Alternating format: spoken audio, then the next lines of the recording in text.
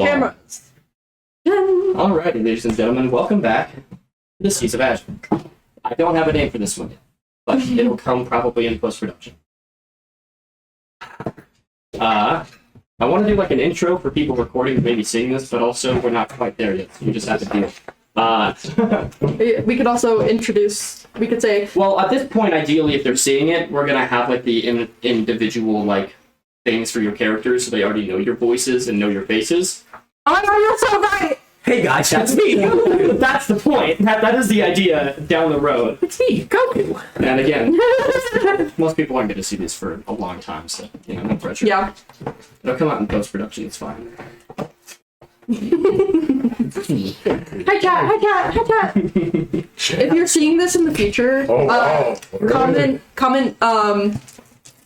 your favorite color. Yeah, comment your favorite. It's green.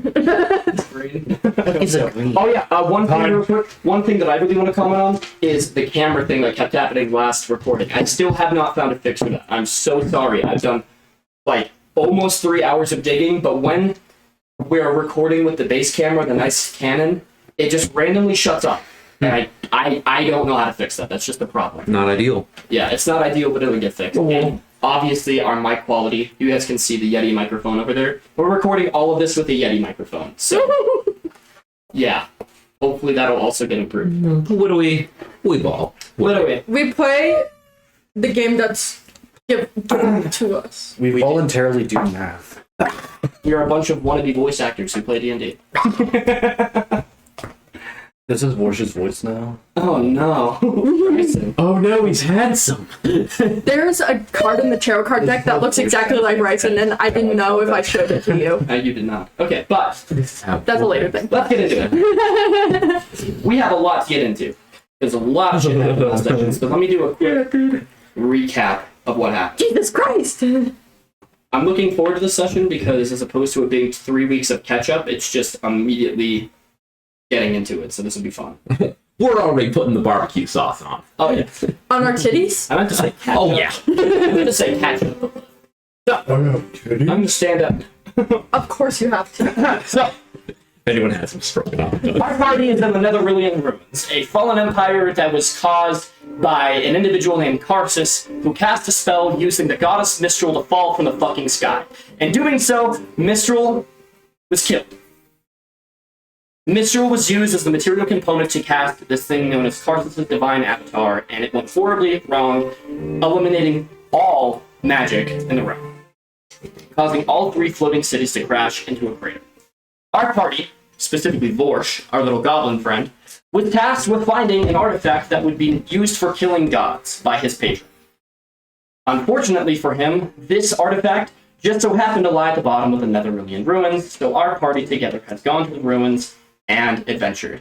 They fought a machine of London Mad, they caused a massive explosion, they met this thing called an Inevitable, which is a machine that's basically sent to patrol and dictate fundamental laws of the material plane and other planes.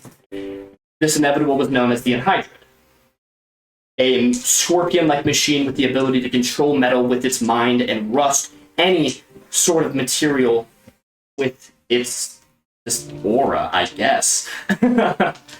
Our party spent some time in Netherrealm, and they went to the 3rd fallen city known as Rylea.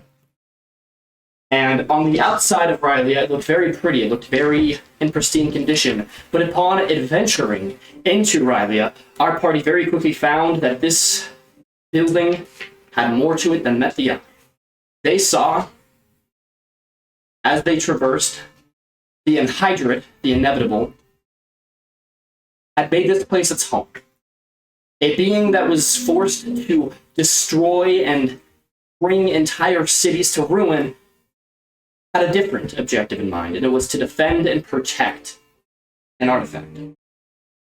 They found that the Unhydrid had some sort of connection with this building and its denizens inside, these tendril-like living machinery that would suck and be able to live on a different plane of existence while sucking the life essence from its victims. With Amir being able to put on sea invisibility, You all managed to actually see these things into the, what was it, astral plane, ethereal plane? Ethereal. Yeah. Ethereal plane, yeah. You were able to see into the ethereal plane and Maybe the avoid these tendrils from killing you. You guys went into a hexagonal maze that the Hydra created to be a twisting, winding trap for these tendrils to consume and kill any who ventured into. But again, with sea invisibility, you were able to navigate this with relative ease. Unfortunately for the DM's countless hours of prep. Effortlessly, you guys continued to you guys did that astonishingly quick. We slayed. And with that, we ended up having an extra long session because you guys got into the next chapter of the Rylea Island. The saga. You entered a massive chamber, yeah, I suppose, with four smaller chambers inside. This was a trial room. Each room standing its own trial to get a key, and upon completing each of the trials, you managed to, get a key and open the door. Crazy. There's a word for it, and I'm trying to It's the Gyroscopes. yeah, gyroscopes. It's the main word. Like, No, it's Labyrinth. I X to complex. Y so That's what I hard was I thinking. feed. I was like, that's what I was thinking. Anyways, This is a complex. anyways, upon getting all the keys, you guys were able to go into another chamber where you found the artifact. This artifact is known as the Hydra Arcanum. A scroll, or series of scrolls, or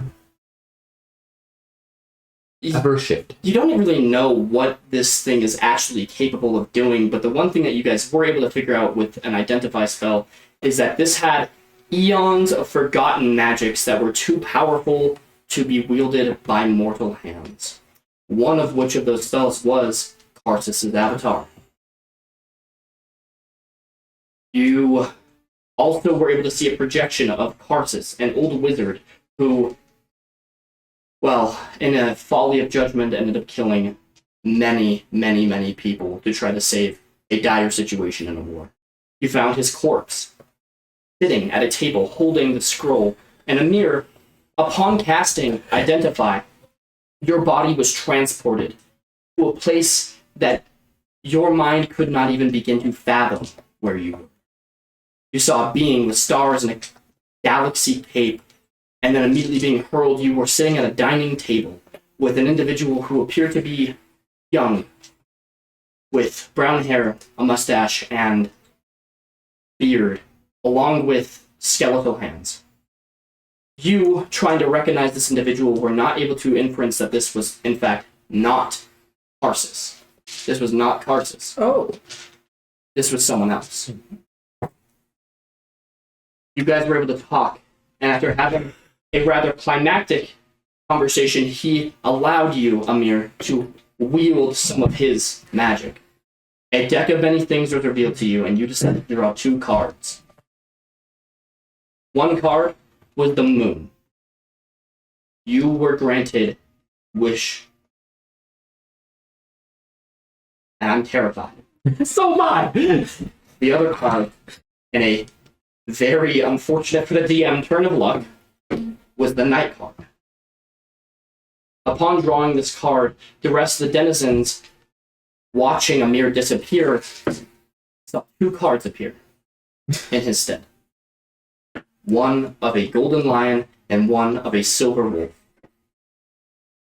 The party, after having a bit of a debacle deciding which one that they would vote on, eventually decided on the silver wolf. And unbeknownst to their knowledge, this is what directly would attribute to which denizen would return to the material plane as a night card. The individual that was chosen was the silver wolf. And from a portal from a different plane of existence, a tiefling appeared. With filed down horns, a tail, and strawberry blonde hair. This individual was known as Rose Windermere, the wife of the deceased Cutler Windermere, who died in the Anhydrix explosion.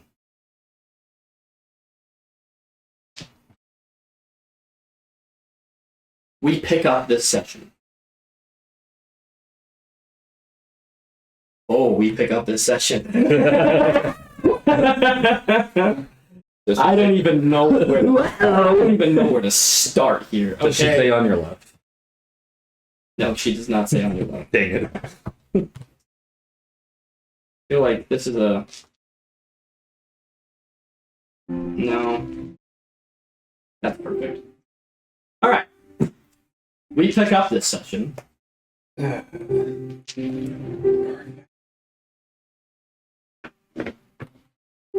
In the vault of the Hydra Arcanum. Can you put that on the floor? It's blocking. Oh. Yeah, it's blocking. Everybody knows cheese balls to make it. That's They always are. Go ahead, I was go ahead and trying try to it. offer some to I'm good, actually. anyone that Okay. We just ate before we came here, so. Thank you, though. So, as I was trying to say.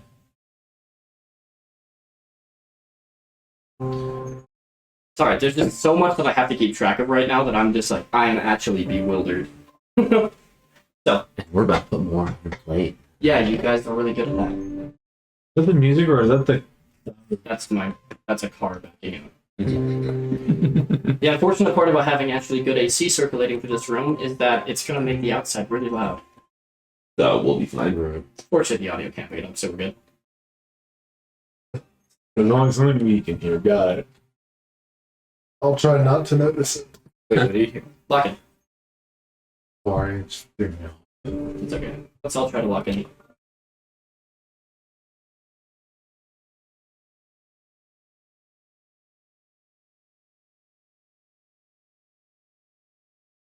The woman looks around, left and right.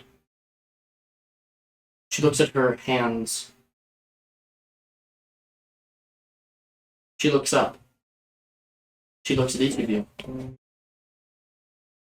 A curious and fearful expression crosses her face.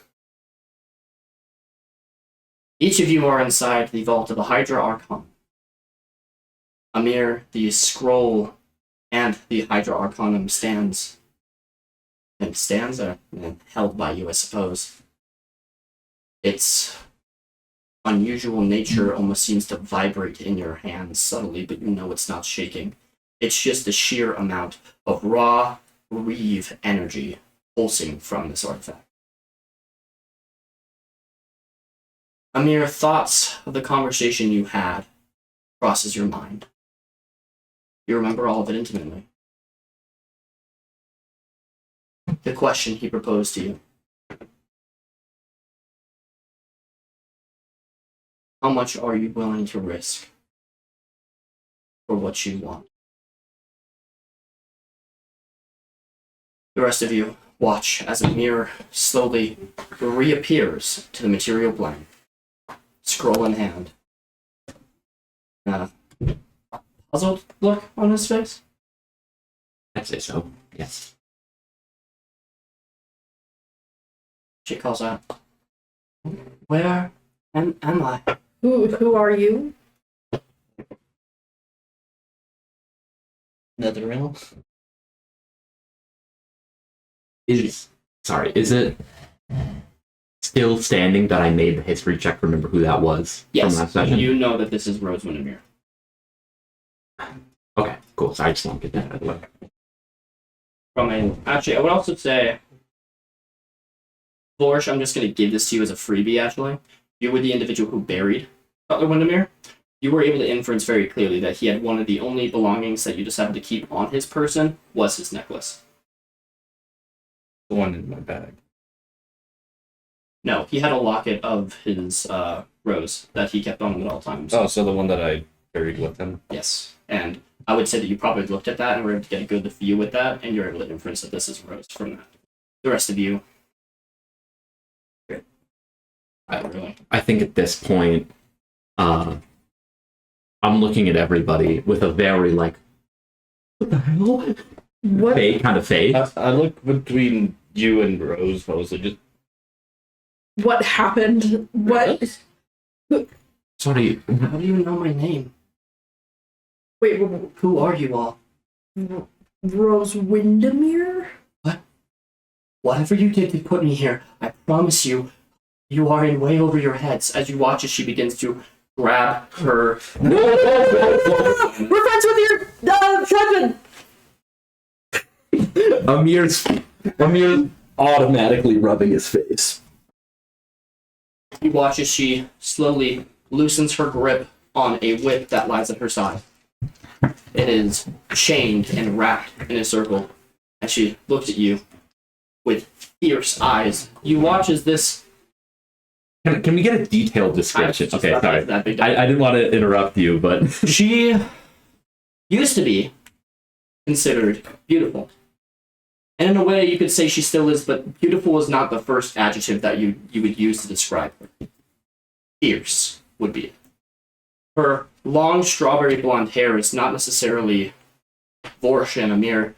From what you knew before, she kind of had bangs that would largely cover the horns on her, adorning her, and long shoulder going down to about mid-back length. Not anymore. Half of her head is buzzed, and she has a long braided hair, like a long braid that goes down to about. No, it's longer than that. Like her lower back. Yeah, lower back at this point, it's grown. Both of her horns at this point have grown in, not filed down. They're actually pretty prominent. They're more prominent than Oliver's. They stick out very fiercely from her head. She has scars adorning her face, not necessarily any major ones, but blemishes of battle and combat. Pockmarks, you could say. She wears armor, and not a dress. It is leather armor. Again, you see scorches of burn marks and battle. This is heavily worn out armor. And she stands at roughly 5'4". She's roughly 5'4". oh, she's Taller than Rain. Oh, we're taller than her. Taller than me. She does have a tail. That's a really important detail. I need to be very careful about this. Oh. I was like, I've got passive perception. Because of our Oliver, this is now a really important detail. Thanks. It is a serpentine-like tail with a arrow tipped. Huh. It is sharp and barbed. I don't know what the fuck I am. I'm sorry. I do. Well, you do. Did you say that? Did you say that, bro? We don't know what the fuck you are. We know. Trust me. What does she? I don't know. I see you, Venus. I see you. What? What? I don't know what you are. The grip loosens from the whip. She looks at you. What this sent you? You don't have permission to shut up like that, bitch. Nothing. We were pretty close with color. Where is he? You watch her face go from confusion and anger to suddenly her eyes widen as a glimmer of hope springs in her face.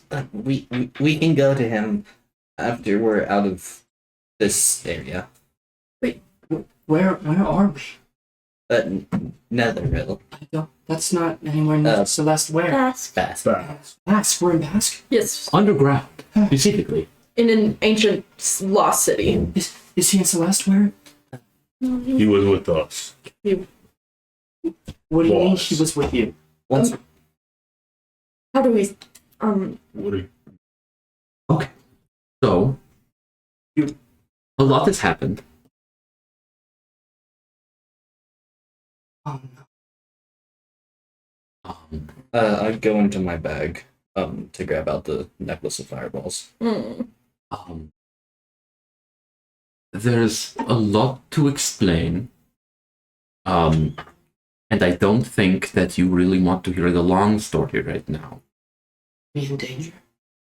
Very much so. If we're not here. She steels herself for a moment. nods her head. And then she sees you, Vorsh, as you pull out the necklace of fireballs as she approaches tenderly. I heard this was yours before you got shot. She approaches you, Vorsh. Her feet hitting the marble as she holds and grabs the necklace from you.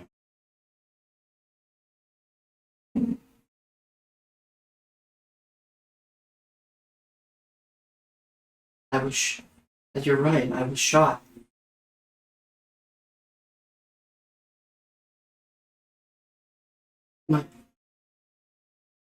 I died. You did. So long ago, How long ago was it for you? I don't know, must have been years. It was back like a year and a couple months. Just out of character. Yeah, that's what I was like. I was gauging if hell works differently in time zones. We wouldn't know. Must have been years.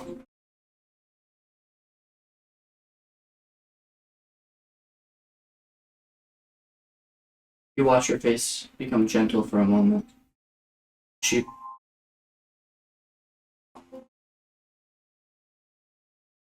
remembers a different time, a time of more peaceful nature. She puts on the necklace. How did I live? I wonder. I can give you the short answer. I've been in Avernus for a long time. Don't need to give the long answer since I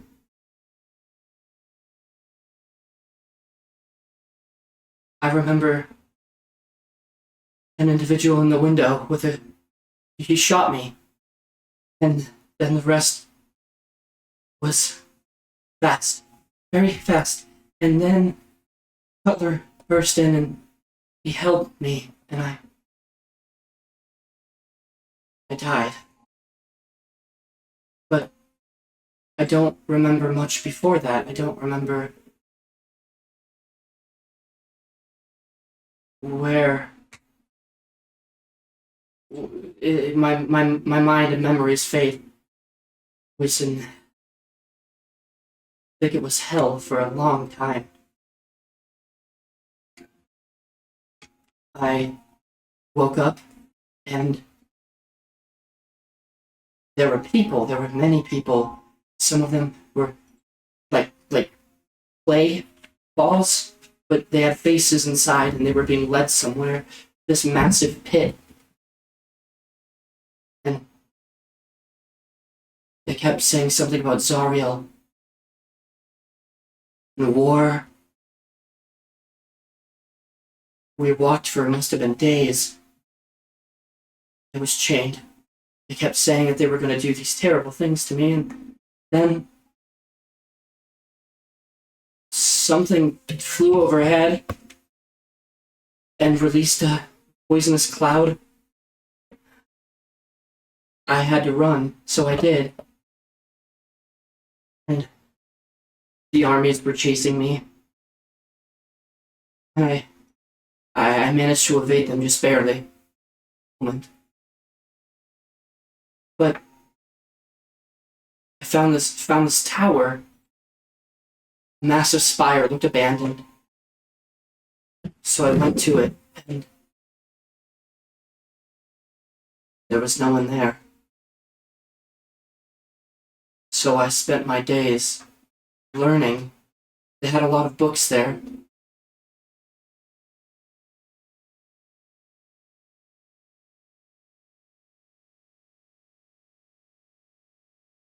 I promised I would find a way out. I had to. I had no choice.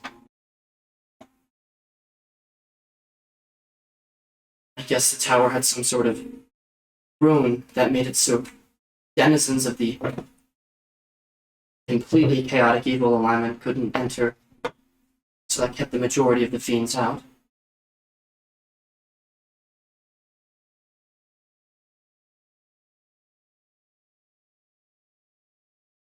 I think I was there for a long time.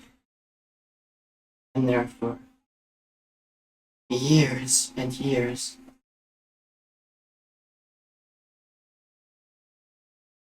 Wait. How long has it been? This may be a shock. It's only been over a year since everything happened. Maybe a year, 3, 4 months. No, that can't be right. That's what we heard from Ignacio. Well, Ignacio or not, I mean, everybody in C's heard about it. My dad? Yes. Your dad is Yeah. alive and Mhm. We're friends with him. It's only been a year. just over a year. Yes. He was there for so many more than that. Time must move differently than. I wouldn't know. Oh, so much. I know so much. I need to tell Ignacio. Butler, where? He's. We will bring you to him, but right now we need a little bit more of your focus. Where is he? He's in these ruins somewhere, but these ruins are And why very big. is he not with you? He You said we're in danger. Where is he? Is he in danger? We have to tell her. He was got by the day. there There was an was explosion. there was an explosion, and A big one. They caught. He didn't make it out. We lost 2 friends just yesterday from it. Cutler being one of them.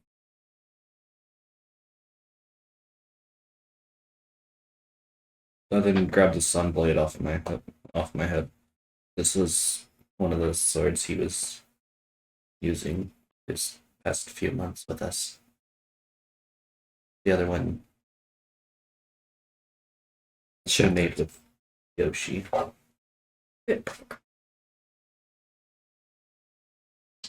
And when you break this news to her, you watch her expression changes. It goes from this curious, fearful creature, as she doesn't cry. Her brow kind of furrows for a moment.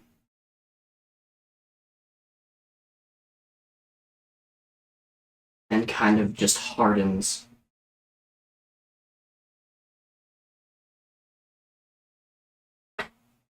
Came all this way for me.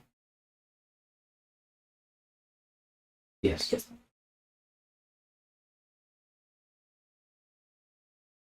He's gone. He did a lot of things for you. Sure he did. You killed the guy that killed you. I'm sure he did.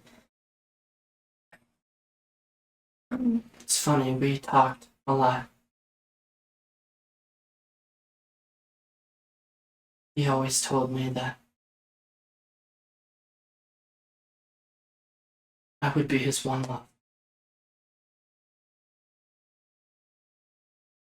I wanted to believe him. Deep down, I really did. He was an elf, a true elf. I was a tiefling. He would outlive me. He would.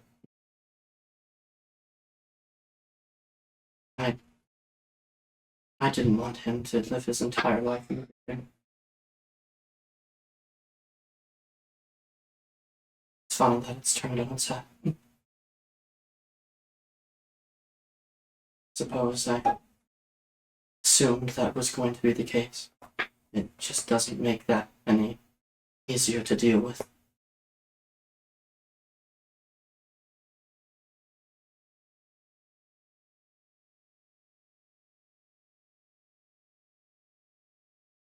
I mean, it's been so long. If you don't mind me asking, could you put a number to it? It's been more than 10 years. I knew that when he saw me eventually, or if we ever saw each other again, we'd both be different people at that point. I had to do a lot of things now that I'm not proud of.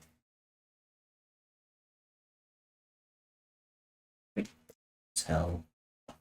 And since you are my saviors from that place, I suppose I do owe you this honesty. But hell changes you. You don't just touch the fires of Avernus and emerge pure. You do what you have to do to survive. And I always expected that if he saw that, he wouldn't be able to come to terms with it.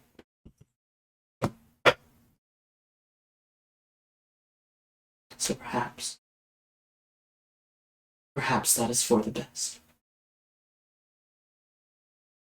I don't think he liked what he saw coming out of the side.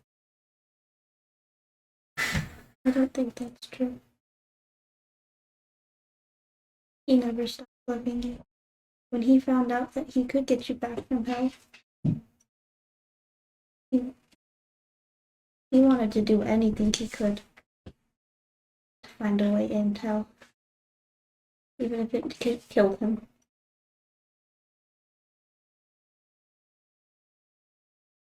And with that, she breaks. Just a little bit. You watch her face go from hardened and scarred to just hearing that she was right. She kind of just like breaks a little bit, not onto her knees. You watch her her lip begin to quiver and her eyes begin to shake. She just kind of tears up for a moment and she kind of pulls up some of the clothing and just kind of hides her face in it for a moment. And a minute or two passes and she just kind of wipes some of the tears and looks at you all again with that hardened expression from before.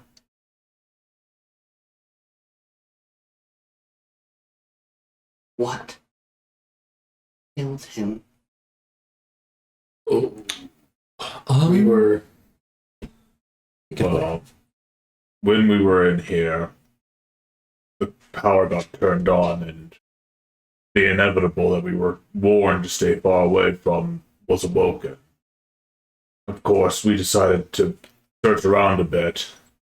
We found these machines, weird machines. We didn't know what any of them did.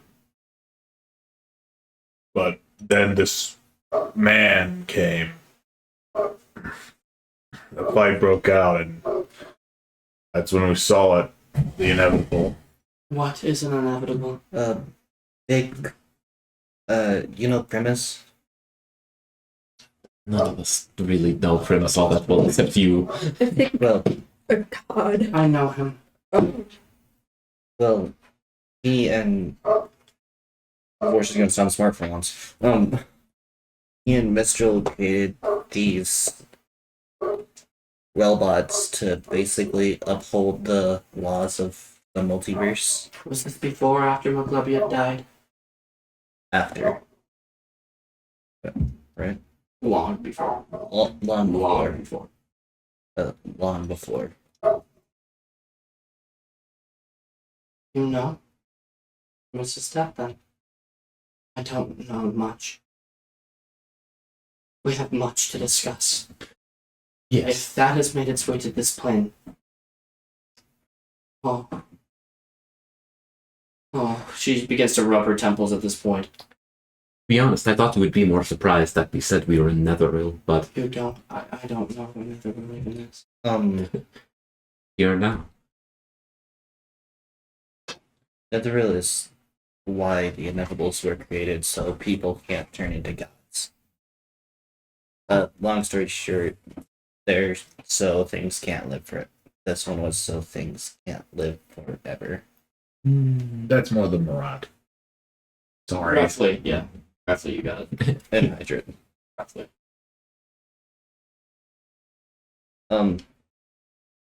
This one was for everything would fall to ruin. All Nothing can structure. last forever. This one. A different kind. This one was specifically created for everything to eventually fade to dust. No man-made structures, no empires would ever outlive the Earth.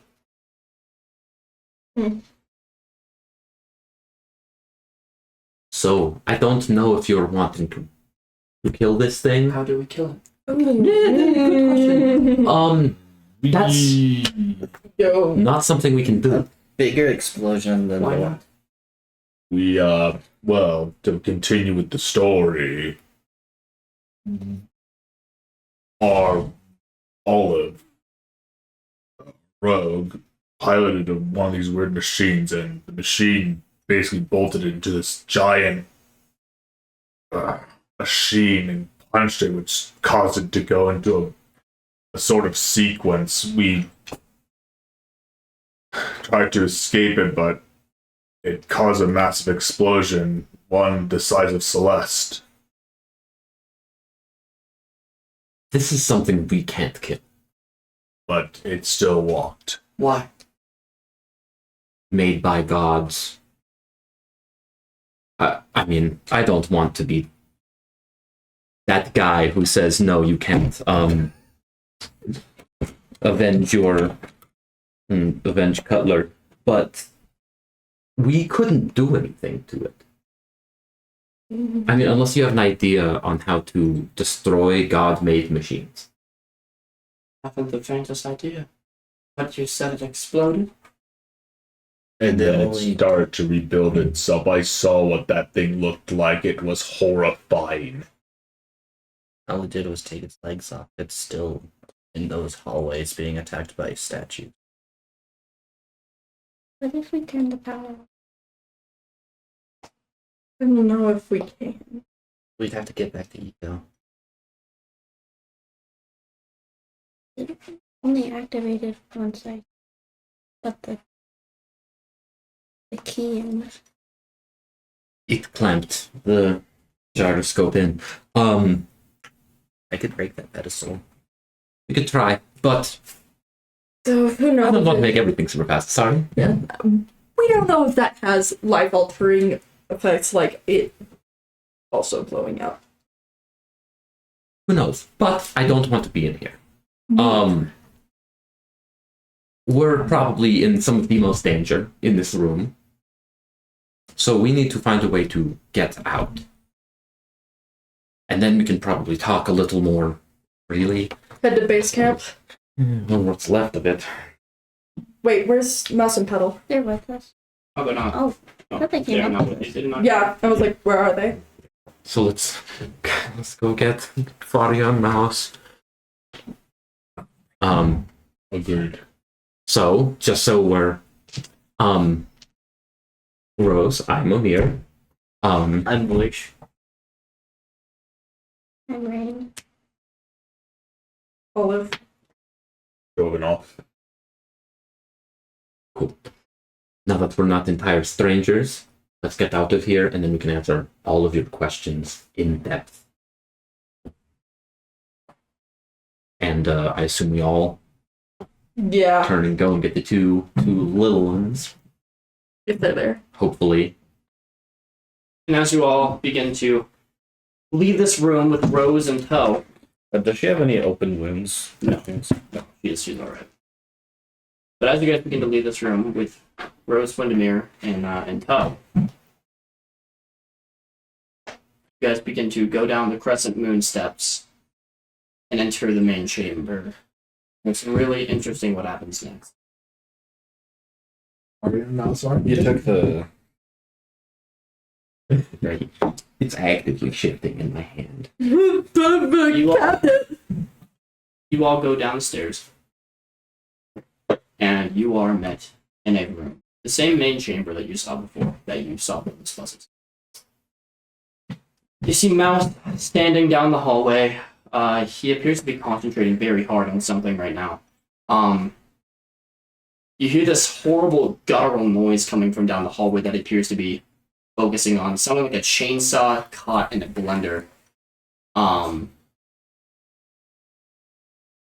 Arya, your daughter, Amir, immediately lights up as you enter the room, and she's like, "Oh, hi, Dad. I'm glad you guys are." Her basics kind of changes when she looks at Rose. She kind of cocks her head for a moment. Who's this? Petal, meet Rose Windermere. And when you say that, you hear a what? Behind you. As he turns around, Oh. and he just looks at all of you for a moment, and he looks at Rose, and he just goes, "How? How?" That's a good question. Okay, so we I'm not entirely sure, Mouse, to be completely honest.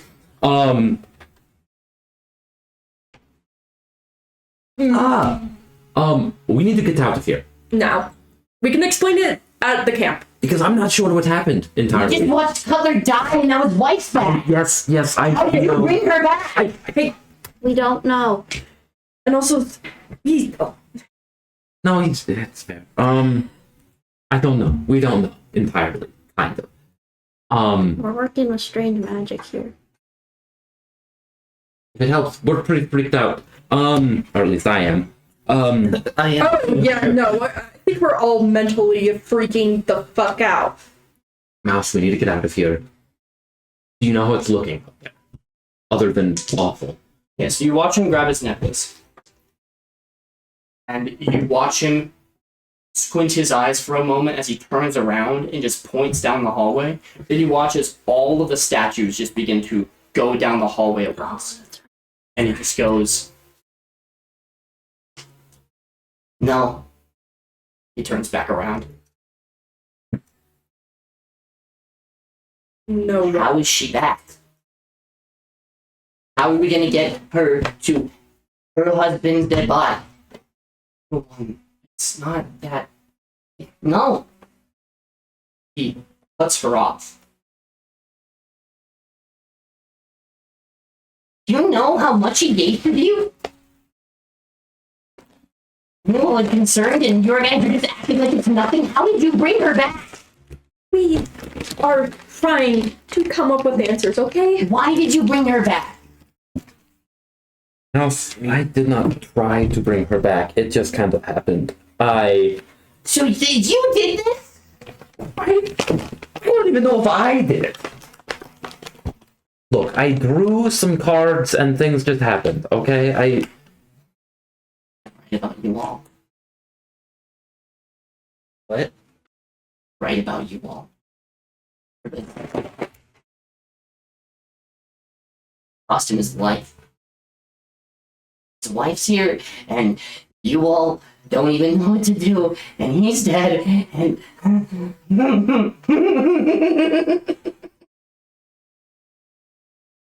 He was right.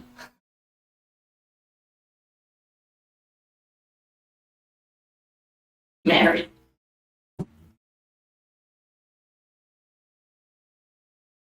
What about Maran? You don't even know where they went. We'll figure it out. Oh, How yeah. many bodies need to die? There. I was right about you guys.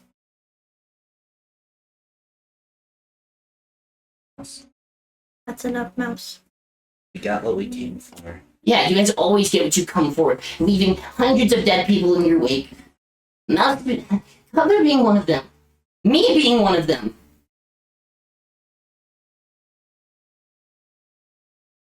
You saved one person. Congratulations, but that one person is gonna be missing half. And he says the other half, and it's at this point you watch as Varia steps in for a moment. It's not fair. He looks at her and says, At least you still have your dad. Must be nice. and at this point, Rose actually steps in for a moment. She looks at Mouse. She kind of just approaches him with these daggers in her eyes for a moment. And she kind of just walks up to him, doesn't say a word. She looks down on this young stowaway. Goes, What? as she smacks him, slaps him with the back of her hand. Whoa. Rose was winces. going to do it. Rain was going to. He winces for a moment. She just says,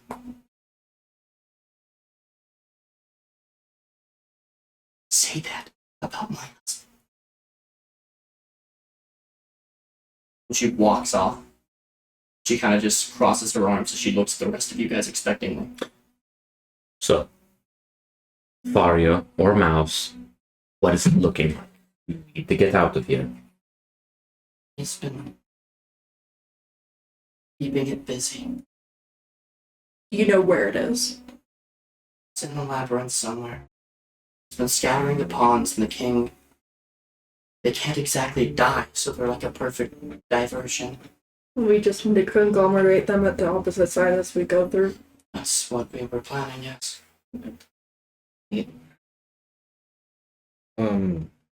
This is the be fast and run situation. And you can still see those little the things. I can do it again. Yes. What's your passive perception? 16? There is something sinister brewing inside of Mouse right now. He has a face that you've never seen before. And Amir, your mind is too focused on how to get out of here, and the rest of you guys are too focused on Rose or Petal or Faria. You notice this. It is...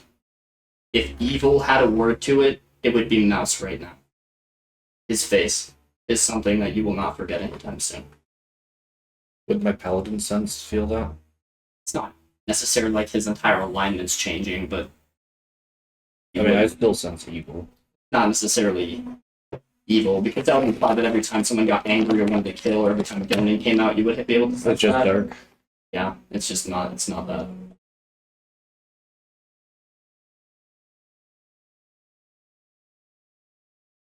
Let's go. Rain's gonna keep her eyes on Mouse. I grabbed my necklace and cast a third level bless on all the players. So everyone at the table now gets a d4 to whatever you want. Hey, I rolled 4. Alrighty. So, we don't exactly know what the labyrinth looks like, so we're kind of banking all of our energy. Well, not our energy, our... Can't you just guide us through it again? No, yes. But I don't know where the hydrant is. I can just hear it. Well, like Arya said, if they bring all the pawns and chess pieces to one side of the labyrinth, then we go. I have my speaker in here. Using it. Then we just try and go as fast and quietly as we can. Exactly. You guys want to use the pawn so much, do it yourself. Place the necklace on the ground.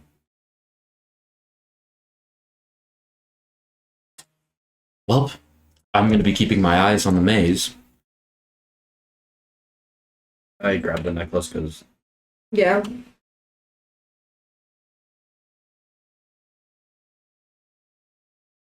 As you pick it up, the mouse is just staring daggers at you the entire time.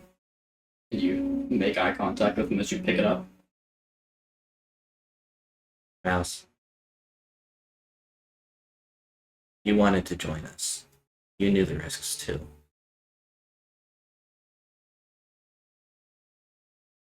I then put on the necklace and start walking, or go to the entrance of the hallway.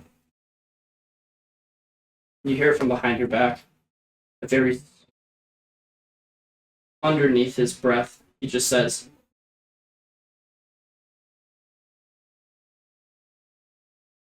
He's gonna try and cast calm emotions on him. I don't give him my saving throw. What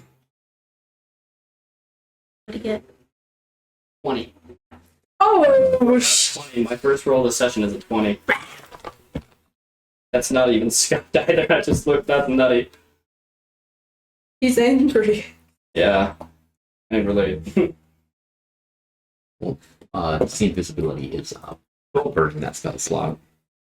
Alright, I need all of you guys to collectively roll stealth. Yeah. Remember, you have blast.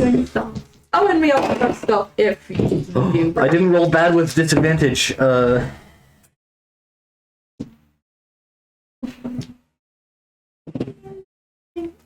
Oh heck it. I don't have a dex mod, so 22. 19. 23. 15. I also have advantage just because of my shoes. I have disadvantage. I still Did anyone get lower than 10? No. Yeah, you did pretty good too. Yeah. You all begin to make your way down this labyrinthian hallway. You guys bank right, you guys bank left. You see these tendrils, but they appear to be writhing a little bit as you look at them. Shuttle little trills happen as you continue to push through. And with all of your guys' successful checks, you guys make it to the end of the hallway.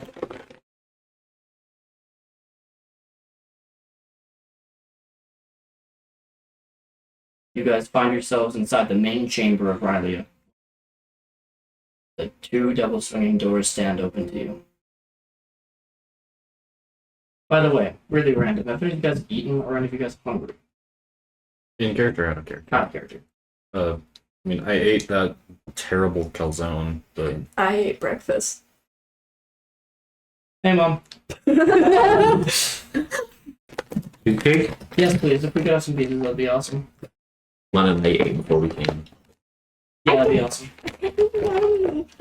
Thank you. Appreciate it.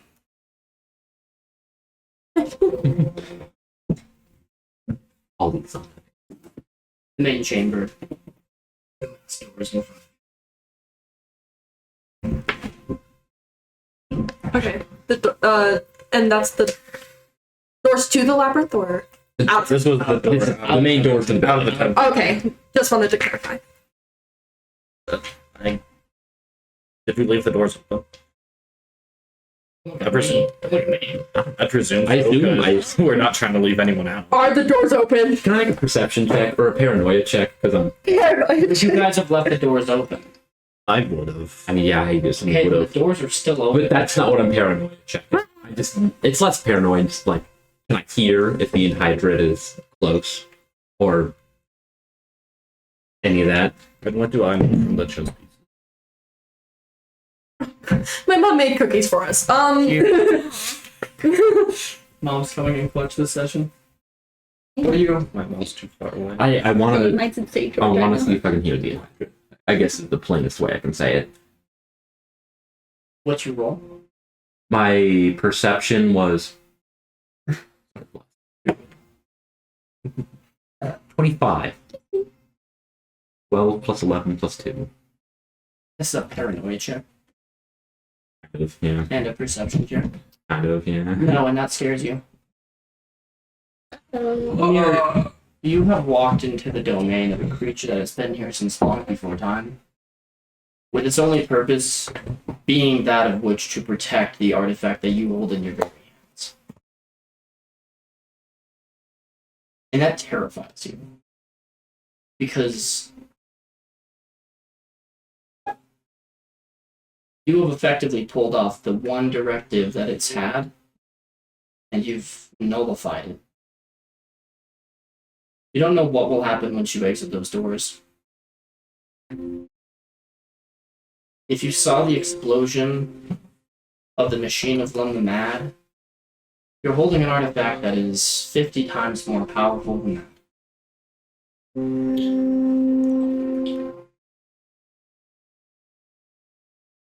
You would be shocked if you were able to leave here without at least some sort of reprimand or consequence. But what that consequence would be, you have no idea. But the anhydrite is gone. Are any rocks on the floor? Like pebbles, we'll say. Investigation.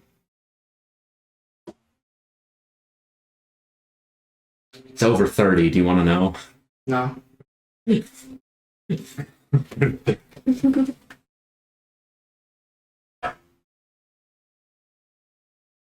Rocks on the ground. Really anything that's like hand size that I can chuck at least 20 feet. Yeah. Okay. There is. Epic. So, I am going to use my magical tinkering on that really quick and have it, we'll say, repeat a sound or a message that loops every time it finishes.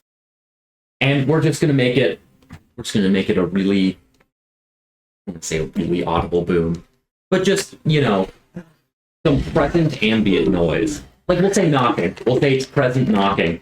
And I'm gonna chuck it outside into the sand. Do you stop it? Sorry, just intrusive thought. You're on the same page. Easy. It is fascinating. Everyone else still can't see the tendrils that you've been seeing. They can't see the meat cave. They can't see the black tendrils that appear to be writhing and holding this building up. They can't see any of it. You can. Everyone else, this is a perfectly pristine palace, and there is some very strong magic making this look very beautiful.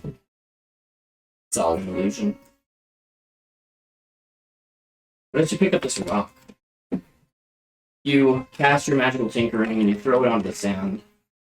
And you probably realistically wouldn't be able to do that because you'd have to open the doors and probably walk about 50 feet to get to the exterior wall. There? Oh, so the sand, sorry. Yeah. Then I'm just chucking outside the doors instead of where the sand is. Just outside the doors? Yeah. And what kind of sound is this thing making? It's like a very, Knocking? but essentially Projecting it. max volumed. Yeah. Okay. Matthew's knocking. Don't. And you start to... You take this rock and you toss it. Starts to make this... Sounding like two pieces of flint and steel smashing together. And nothing happens.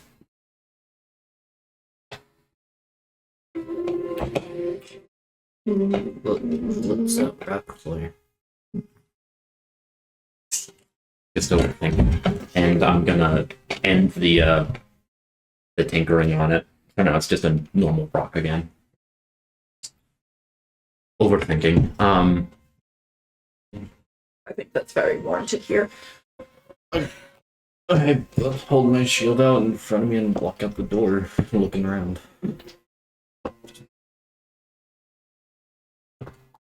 We should keep a heavy eye for anything following up.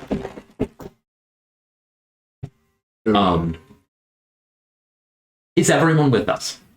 Yeah. Okay, just making sure. Did I get anything from the chess pieces because I'm wearing the necklace? Or... They're being ripped. Make an arcana check. Mouse is with us. Rain's keeping him. 22. Okay, so with 22, Vorsh, He rolled a nat 20. But -1 + you 3. rolled you still rolled a nat 20. Yeah, that's what I wanted to say. Nat 20. Open with that because there's a really important piece of information here that I need to reveal. Get his chest piece. Sorry. There have been no new destroying of the pieces. None of that's new. No. With you attuning to this, you know that there's quite a bit of pieces here, and about half of them have been destroyed. But about suddenly along the way, they just stopped getting destroyed. And they're following your directive, which is to, distract the Anhydrite and lure them away from you. But they cannot seem to find the Anhydrite. They're just kind of walking shamelessly, like shambling mounds up and down the hallways. Unaffected by the tendrils and unaffected by anything that would be killing them. It's like it just kind of vanished. Was it like a slow vanish or an instant vanish? What do you mean? What regard? Like, did all the stuff just stop being destroyed, everything at the same time, or was it just one stop being hurt, then another, then another? They were engaged in a combat, and then they all just stopped. There you go. The chess pieces, or I don't know chesses. The statues aren't. I don't know where Anhydrite is. You call from outside the door, looking into the rest of your party members who are still inside the building. What? What? I tell them to shamble through the halls faster to look, but I doubt that's going to do They start anything. doing that.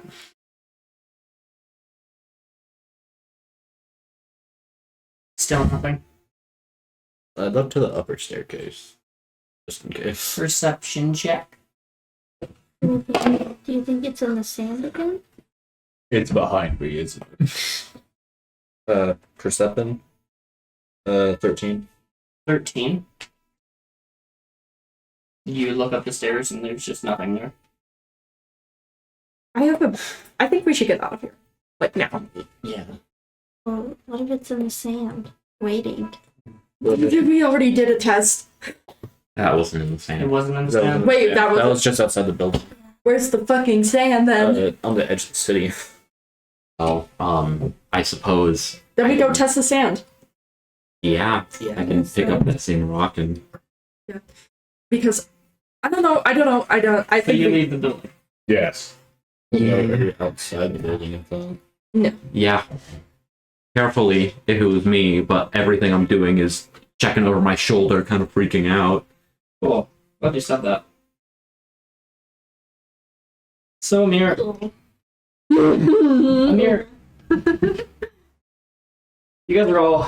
you all begin to make your way outside of the temple. And Amir, you're looking over your shoulder as you said, and your first step leaves the building. And it's at that point you kind of look over your shoulder one last time and just make a perception check.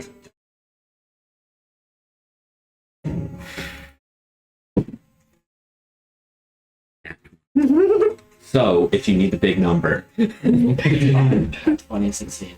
you just heard 3, by the way. Your foot steps outside the door. All of your feet eventually end up leaving. But Amir, you look over your shoulder and you just kind of look one last time, just squint your eyes, and you see something move. Then another thing move. And then another. And then another from down the hallway. They're small. They almost come across as little tiny beads, little tiny wisps. And then you see the tendrils move with it. Like the tendrils appear to be attached to it. And you just kind of keep looking for a moment down this hallway. And then you begin to see something that makes kind of your skin crawl. Because Amir, as you look, as the tendrils begin to slip away, parts of the building begin to fall, sloshing to the floor. Sloshing. The tendrils move and retract into the floor, and you just begin to watch as the building just kind of begins to just slowly dissipate and crumble and nothing. And everyone else, you see nothing.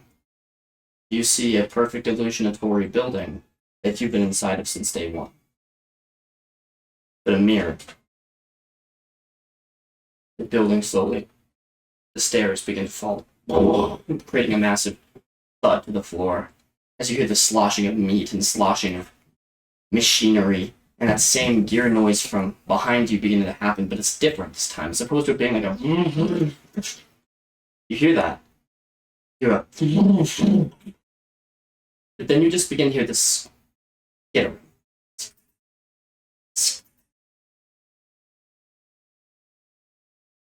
Of something.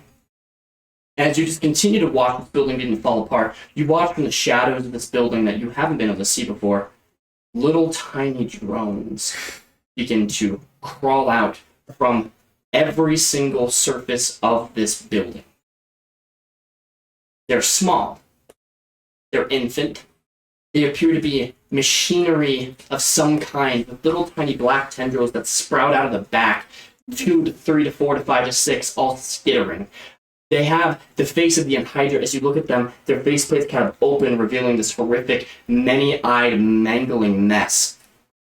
And you see not hundreds, not thousands, but millions of these little things just crawling out from every surface of every building, as eventually you begin to watch the entire big building just begins to collapse, falling to the floor. This entire building was held up by little tiny mites of some kind.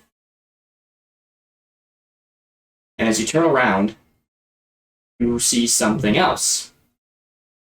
A gigantic cocoon, suspended in the air.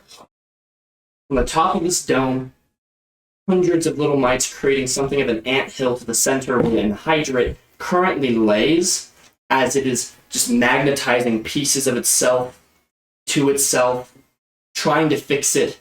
The things fall into the floor, and then you watch as it just does this little as an egg sac falls, and hundreds of these little mites continue to be created and continue to fall out onto the floor. It is disgusting. And that's all an illusion. Or the building is masking that all of that is an illusion. Yeah. There. Oh, that's so disgusting. Yeah. It's so cool. And the second your foot steps outside of this building, Oh, shoot. the illusion ends. So we All of you just turn around to see that you guys have been walking around inside this maggot-infested, mite-infested building the entire time. As you very quickly begin to see something else. As they all begin to just flood towards you.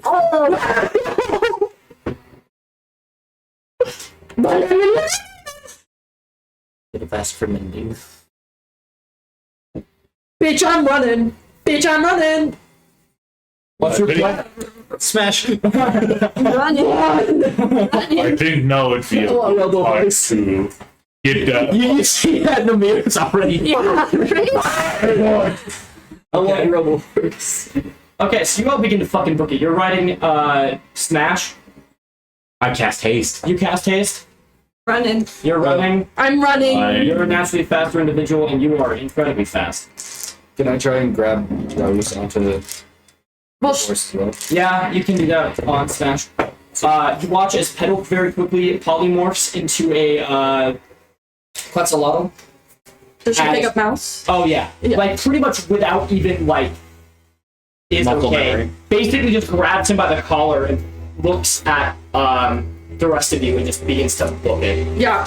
We are booking it. We are booking it. Alright, so I need an acrobatics check from every single one of you, and for sure at disadvantage. Actually, you wouldn't be at disadvantage. You're fine. He's on the fucking horse. Double check if haste gives me advantage on dex saves. Yeah. Athletics, So, Acrobat. we're probably out of bless now because it only lasts for a minute. Acrobatics or athletic? got 10. Acrobatics. Acrobatics. Okay. Got 10. I'm using smashes, so 19. 19. I was like, bless doesn't work. 11. 12. 14. Okay, so all of you. You guys begin to fucking book it. And you very quickly approach the sand, you look down at the sand, and you see a sea of swarming mites and maggots. A fucking sea of them. What do you do?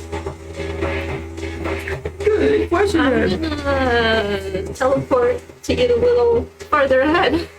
Okay, so you go to the sand, the ocean. Oh. Might, because if you want to leave the way that you came, you kind of have to just pass through this ever-expanding tidal wave of mites. Oh. They go about 30 feet Goodness. ahead of you. They're kind of spewing from this building. Are they So- organic or are they mechanical? Mechanical. Is there Okay. anything I can, like, is there any, like, high? You guys can probably jump. Yeah, that's what I was gonna. Yeah. Yeah. It's about a 30-foot jump. Okay, so you just teleport onto the sands below. It's difficult because it's very uneven surfaces. You are traveling as far as you can, but the rest of you guys, what are you guys doing? Jump. Again, Jump, acrobatics check, acrobatics check, acrobatics check. We're saying screw it to haste, and I'm just gonna use my last spell slot for Oh, levitation. I'll cast a feather fall on everyone. Oh, Like, thank you. I guess levitate. 16. So that's Got 14. So, Yeah. I'll, 16. I'll cast feather fall on. 14. what is the speed of levitation? Yeah. Sorry, just getting rid of my last spell slot. So, Smash. I'm pretty You sure it's too. 10, unfortunately, but I'll double check. Nah, wait, what did you say? Levitate's 20 feet. I'm for just feather double fall, checking. I'm giving it to smash those two. It is 20 feet. And, You're so right.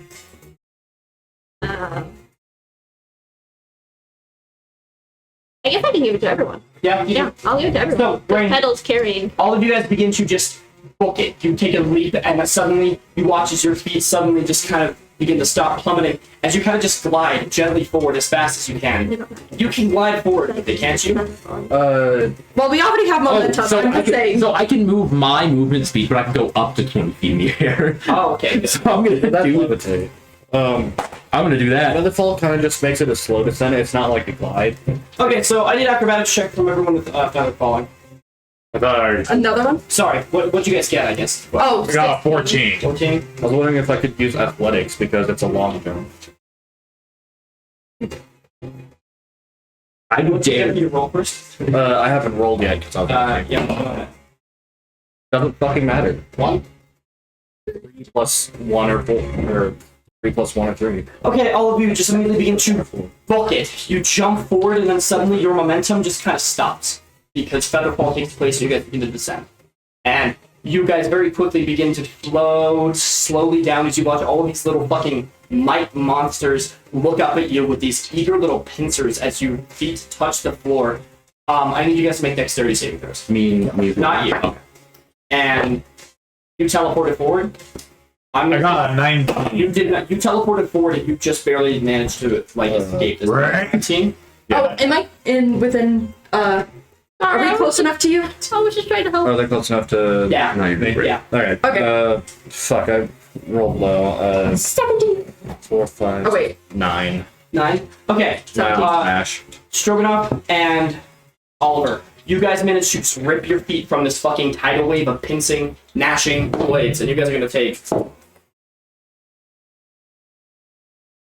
You're gonna take 15 damage. Gonna use a reaction of Goliath Endurance. Yes, 15 damage. But you guys managed to scrape your feet out of this tidal wave as you continue to book it as forward as fast as you 2 can. HP. Yikes! So up. Yeah. Of course, you also take that damage as well. I Hey. didn't know that's smash. Smash wood. So 15? Yeah. Alright, he's still up then. Okay, good.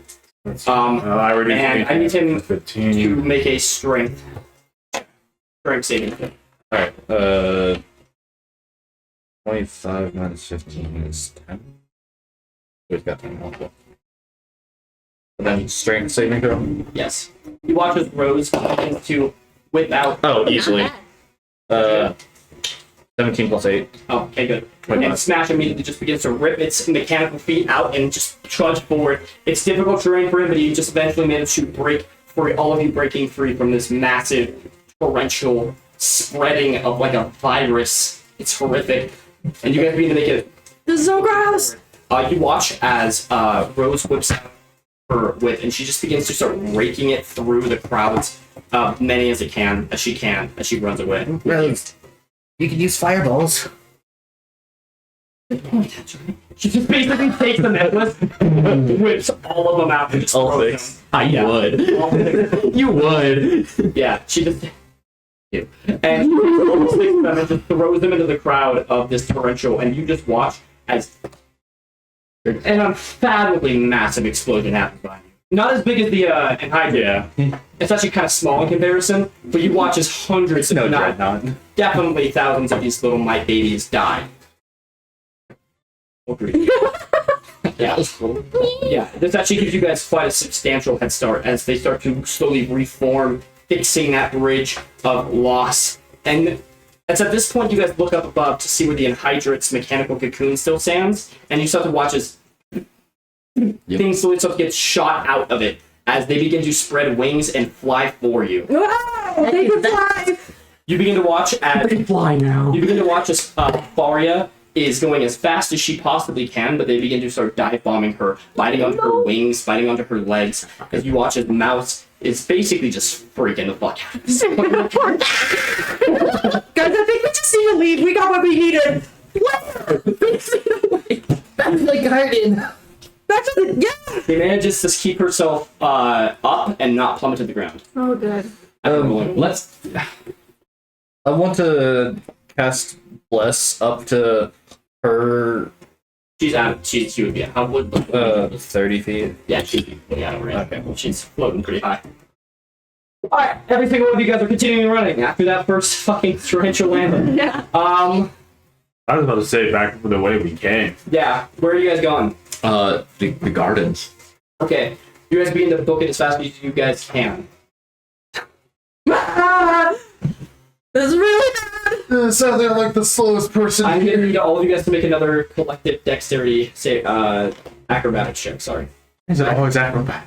Why not athletics? So you guys are going as fast as you can. Yeah, athletics. Acrobatics is.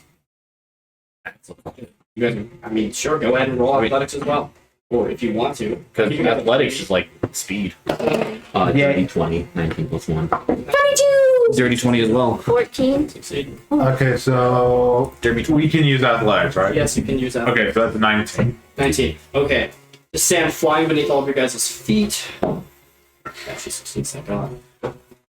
All of you guys book it, and eventually you guys make it to the meadow, pushing through signs of overgrowth, the subtle whirling and humming of the machine that you guys powering the entire underground humming behind you. These creatures are fucking quick. But with all of your guys' collective, speed, you guys managed to run past it. And outrun it just barely. The question is, you guys get to an eventual dead end inside of the botanical garden. If you look up, you see this small, tiny hole that you guys found behind the rock. How are you guys getting up there? Jump, jump, jump, jump, jump, jump. How? Okay, wait. How? How I would like to take It is 45 feet above you. guy bro. Claudia, can you somehow shift and get a rope up there? About, Is there a ledge anywhere up there? yeah, actually, you command Faria as she very quickly puts Mouse on her back as she lands and begins to fly upwards in a boom of speed. She changes out of polymorph. And a beautiful array, she changes out of her Quetz form, slips her tiny little body into the hole, and I'm just gonna say for the sake of brevity, she didn't have Mouse on her when she did that because she'd be fine. Mouse fucking dies. He dropped, and then eventually, after long moments, you guys turn up and look behind you as you watch as this sea of shit continues to get a little too close for comfort until eventually a rope falls. Who's going up first? Actually, it's Mouse. Fuck you all. He's going up first. Yeah, The rest no. of you. I push Well, Rose is there to like it. ledges? Any ledges? No. Okay. It's like a dome, and you guys are like descending to the Oh, top. got it. Got it. So there was something I wanted to do while we were running, if it was possible. I wanted to make a cannon. Okay. Okay. And it not just one that has legs and can crawl on its own. I'm going to have it behind us while we're waiting for everybody to climb up the rope. Okay. And you set it down as it kind of sprouts. He's gonna Jezebel these bitches? It's a flamethrower.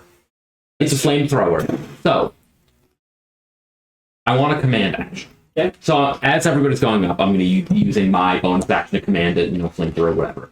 But as an action, I want to have it be a ready action that if any of the mites, I guess, get past them, I'm going to use my ability to explode the cannon. Okay. You slay. Okay. I didn't know you could even do that. That's It's a 9th level thing. sick. You're so slay. So at least 20 feet away from all of us. So it doesn't hit us. Sure. Alright. So, Mouse is up first. Rose is up next. Who's next?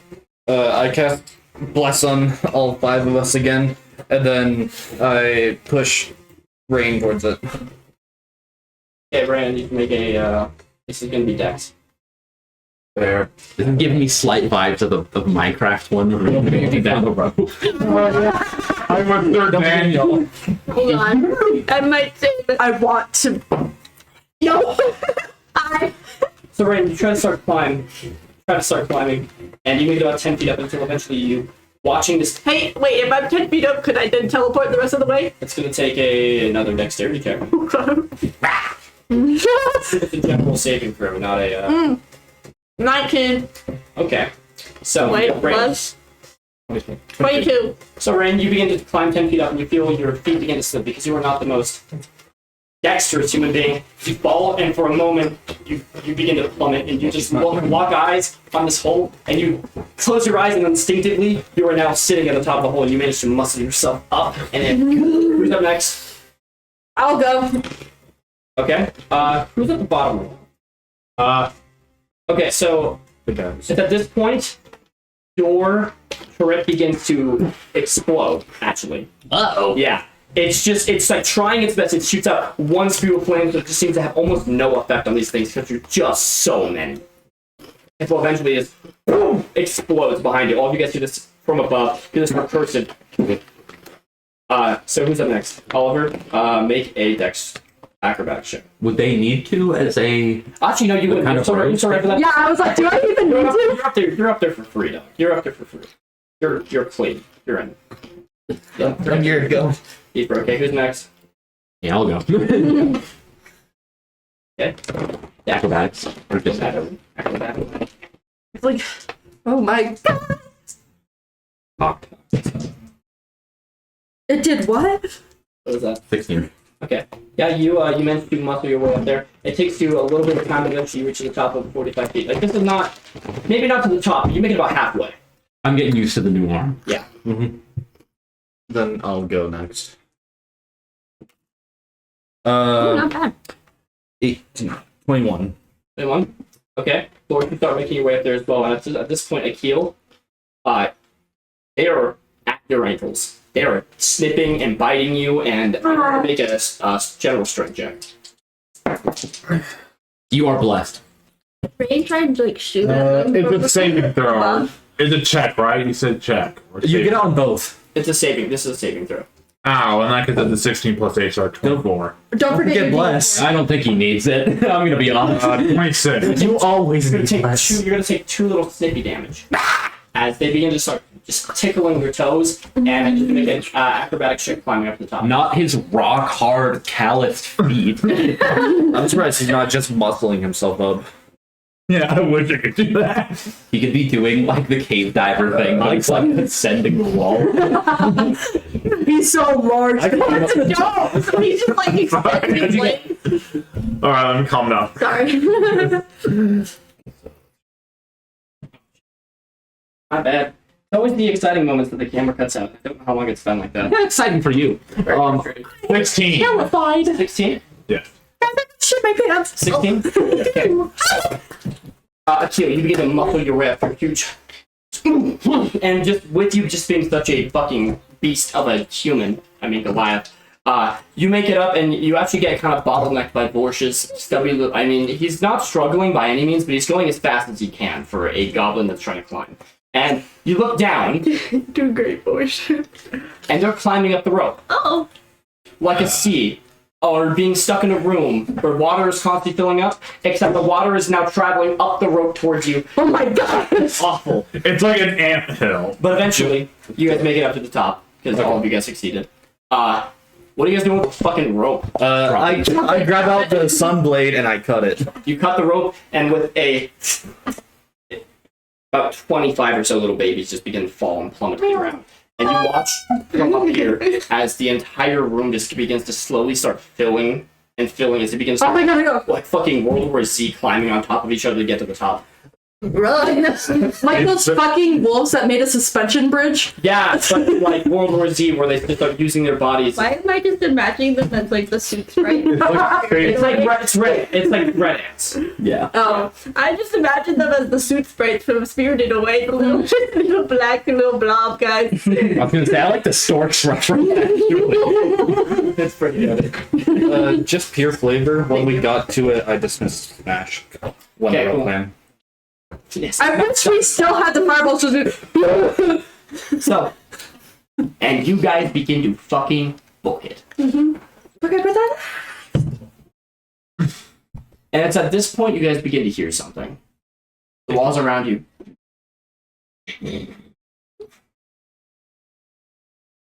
We might have just screwed Bask. I need you guys to make one last, like, dex check. Like a saving throw or just. Yeah.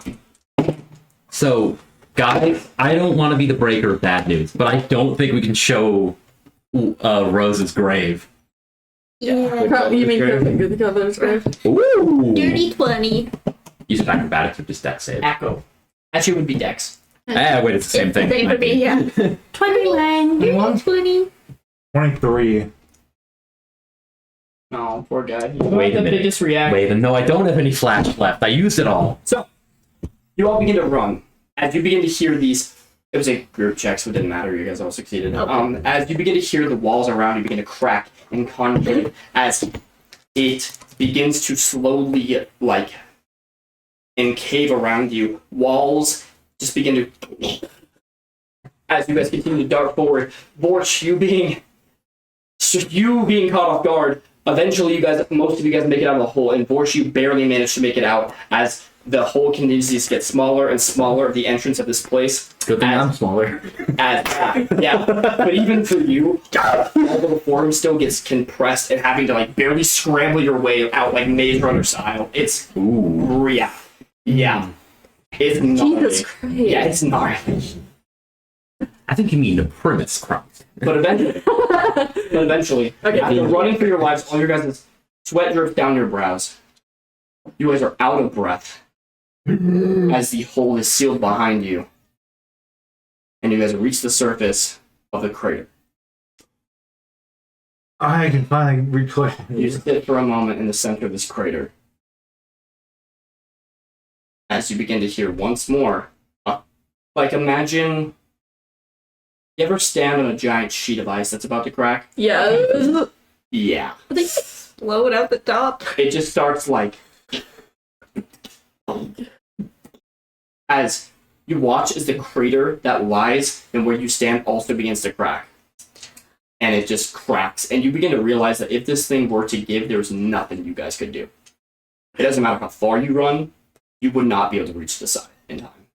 But run you guys do anyways. Until eventually, the cracking stops. As from below, each of you watch as from the cracks that were created, small tufts of sand get blown out. And then suddenly silence.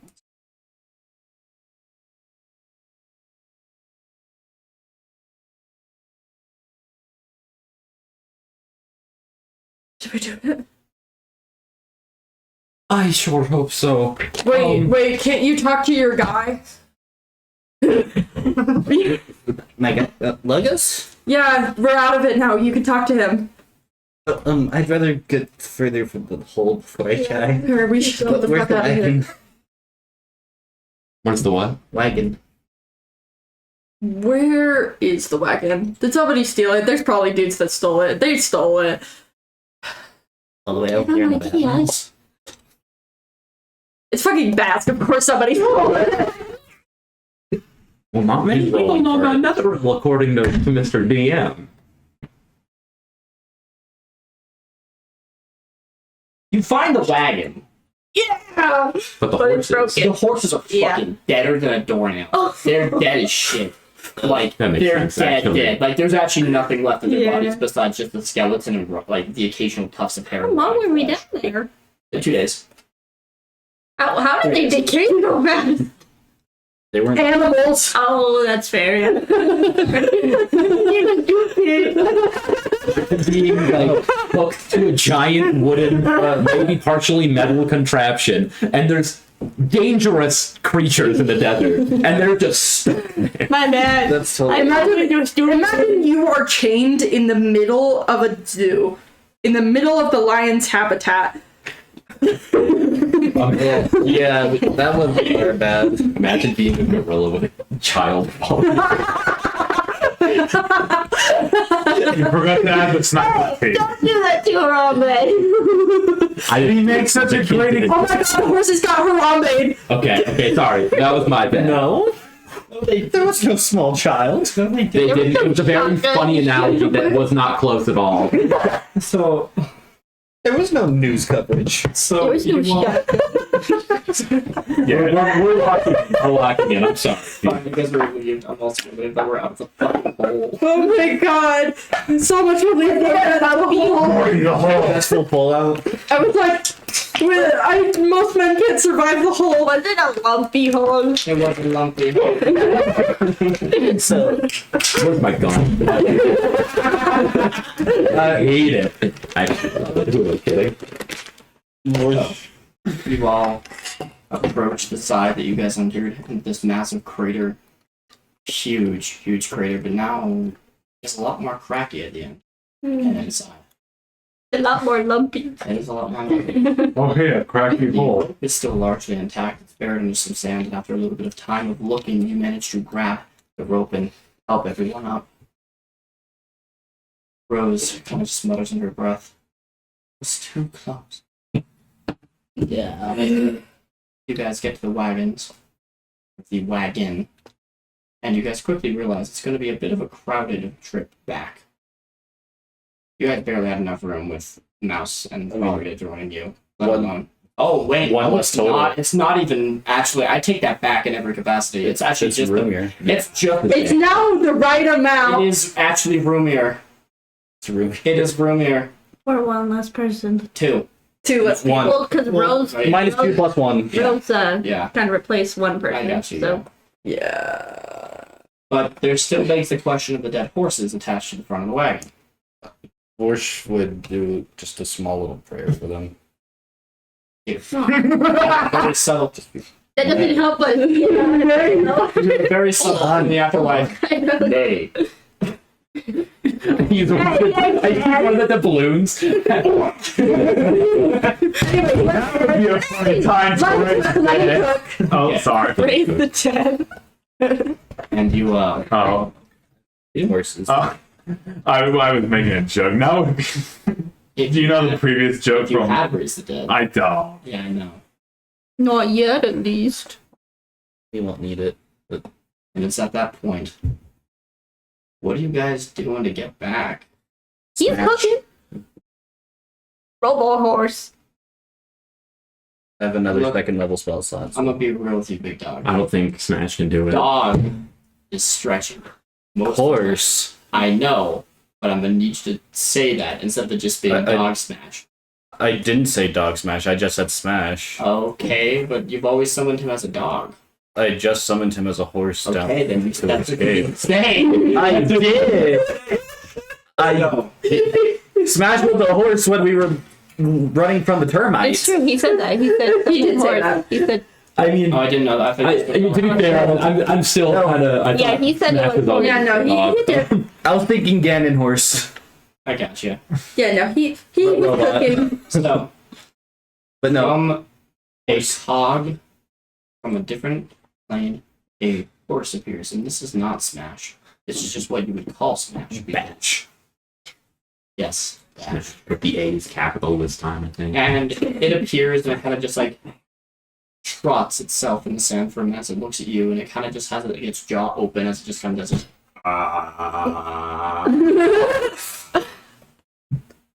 I'll get milk. I don't think horses drink.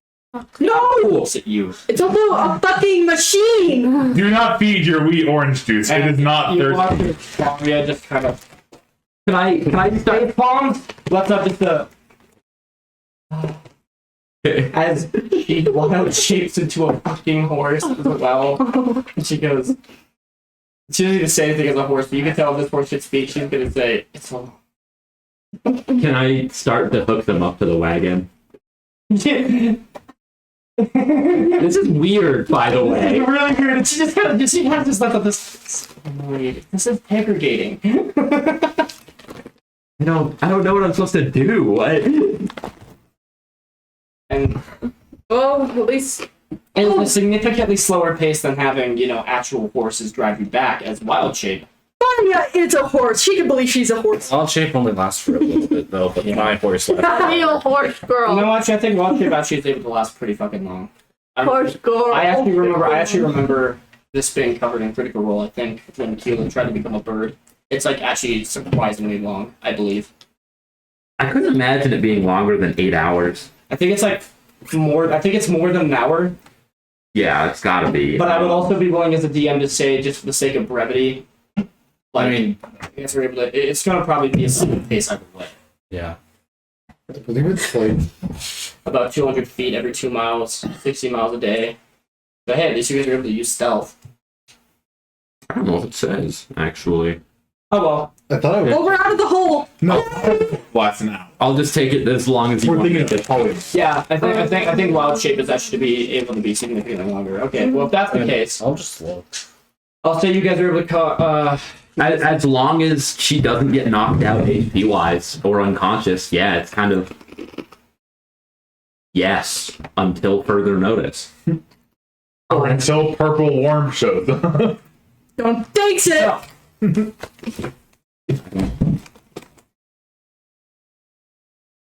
before we continue. Yeah, no duration.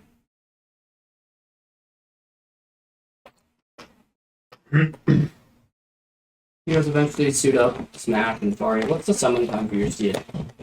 Summon time? Like it's gotta Until be dismissed or killed. Well, summon time, not duration. Casting time. Action. Is it really an action? it's an action, it's nutty. I thought it'd be like a minute. So you guys eventually, after a certain amount of time passes, you guys situate yourselves inside the wagon. And as who's taking the reins? I mean, it's weird because one of them kind of knows what's up, and the other one. I can because I'm controlling Smash anyway.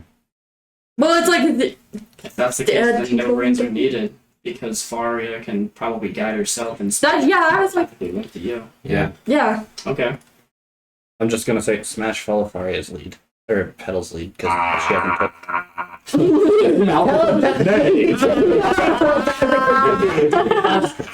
Anyways, It is mine. It is mine. You should. I think I'm still. Is it okay if I sit on Smash just so I can? I won't be steering anything, but I mean, Yeah. and just seeing stuff on the outside, and with somebody who can. sure. I do the I just want to ask. Okay. So you hop on top of Smash. Not Faria, because Yeah. I it's weird that she's still dragging the cart to me. Yeah. The rest of you settle into your wagon, and I just want to ask, what's going through each of your guys' heads right now? out of character. Oh, I. In here. No. Oh, I was just making one quick joke. She already pushes our ship. She can push our wagon. That's fuck. Give yourself inspiration. That's awful. That's fuck. Give yourself inspiration. Why are we not got her more? We already paid her. But everyone, I do Don't pay her. understand. She's on my list. settle into your wagon.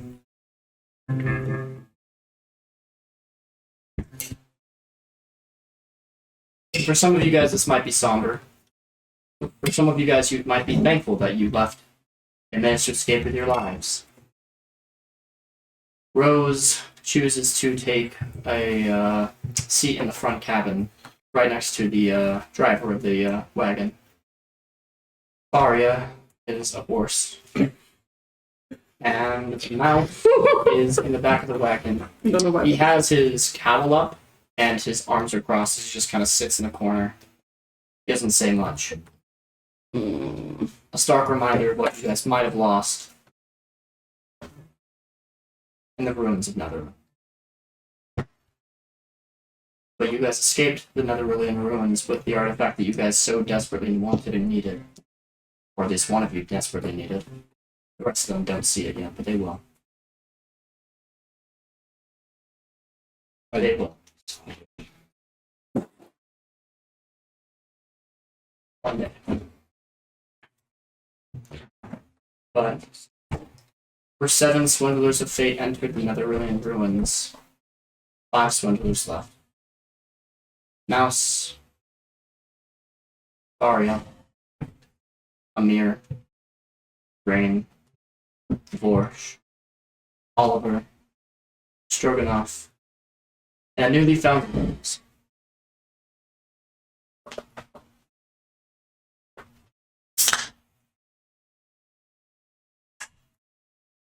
What are you guys feeling?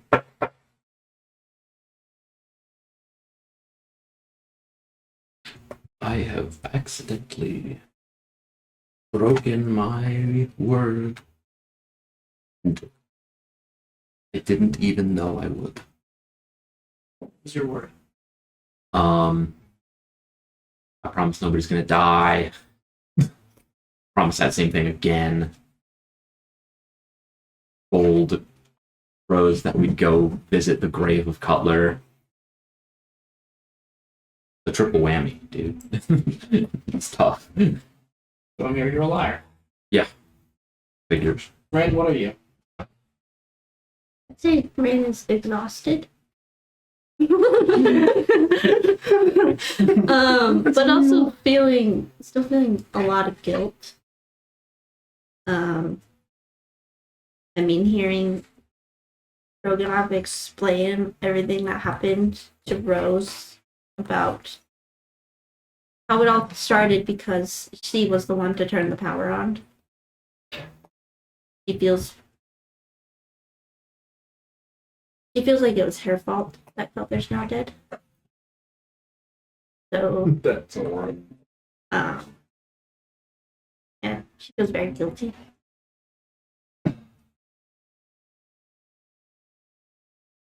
Worship.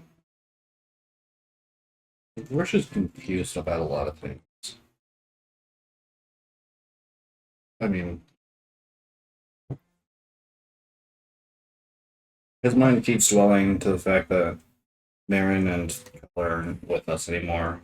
That's its parent, but he's also really focusing on why Mouse called him a coward. So he's sort of sitting towards the back near Mouse, like passively observing him, but also just eating and drinking chocolate milk at the same time. You eat chocolate milk. Eating rations. Oh, okay. Oliver? I feel a lot of things, but they're kind of sat kind of next closer to Rose. I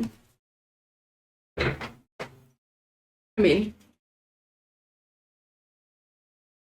Oliver and Tieflings unite. I guess so, but also Oliver and Amir are the know intimate from the letter why she's the way she is, and they know a lot of the information.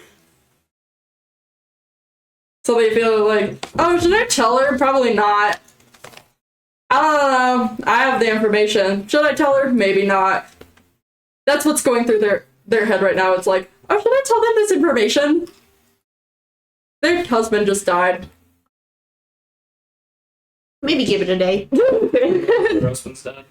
Well, it's like, no, just emotionally, really? like, just like, should I put another bomb on her? Like the deal. Not also the deal, the people who killed her, why she was killed. Stroganoff? What are you doing right now? What are you feeling? He's looking at the crystal that he holds in his hand.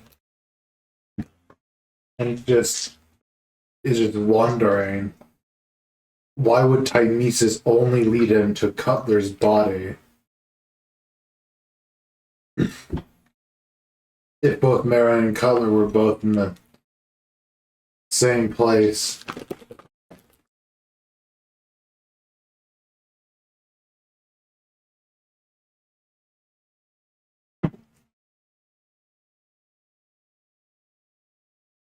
As you look at this crystal,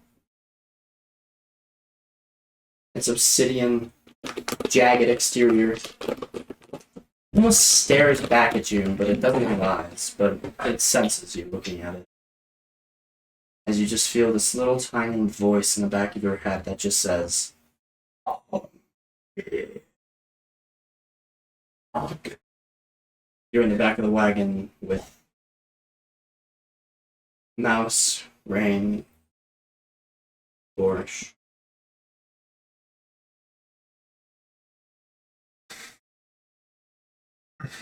Oliver. Rose lets out a heavy sigh. And she just kind of looks at the ground for a moment. She just kind of looks at you and just says, "So, what's your deal? My deal? What's your deal?" Like, why I'm here. She rolls her eyes. I'm sorry. I mean, how did you know him? Oh, we, met at a bar when I was trying to, steal some clothes from somebody. It doesn't sound like him. Well, he was after. I didn't know it was him. He went under another alias. They blamed your death on him. So that sounds like him. He wore a mask trying to find your killer. But the entire seas were after him, thinking that he killed you. They called him the Rose Clipper.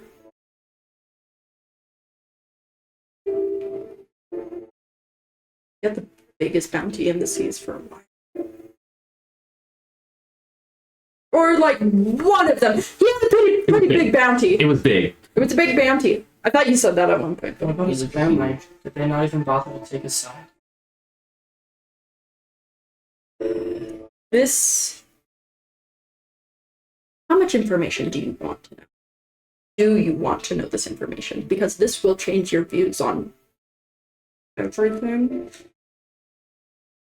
Oliver, I've been gone for something close to 20 years. I would be offended if you didn't tell me everything. Okay. Well, that man who shot you, he wasn't technically the killer. He was the hired help. He was hired to kill you by Jezebel Windermere. His mother? Yes.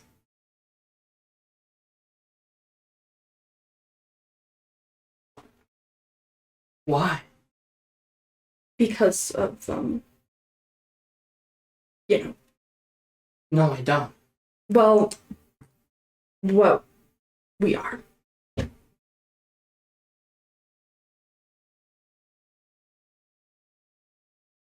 Oh, Very shallow, I know.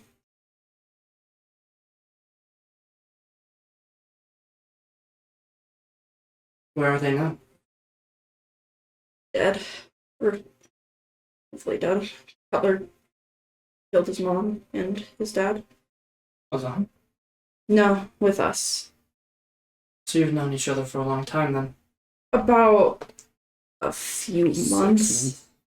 6 months now, I guess. Maybe. 4 to 6. Something like that. Brings you all down here. I don't get it. So what brought you all down here then? Because of, well, I was like, because of what another member of our party needed. No, my dad, where is he? He's still there. Ignacio. He's alive and well, and he's running Celeste. He is rebuilding Celeste.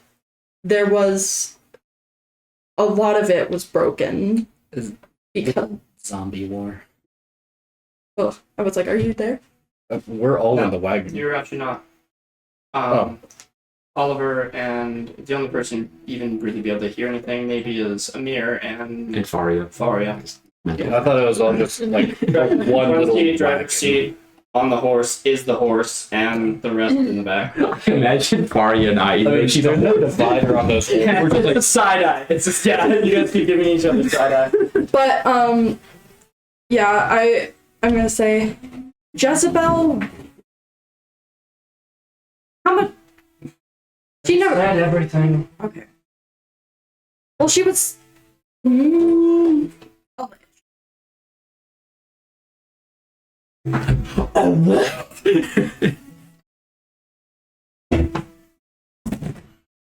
Fucking what?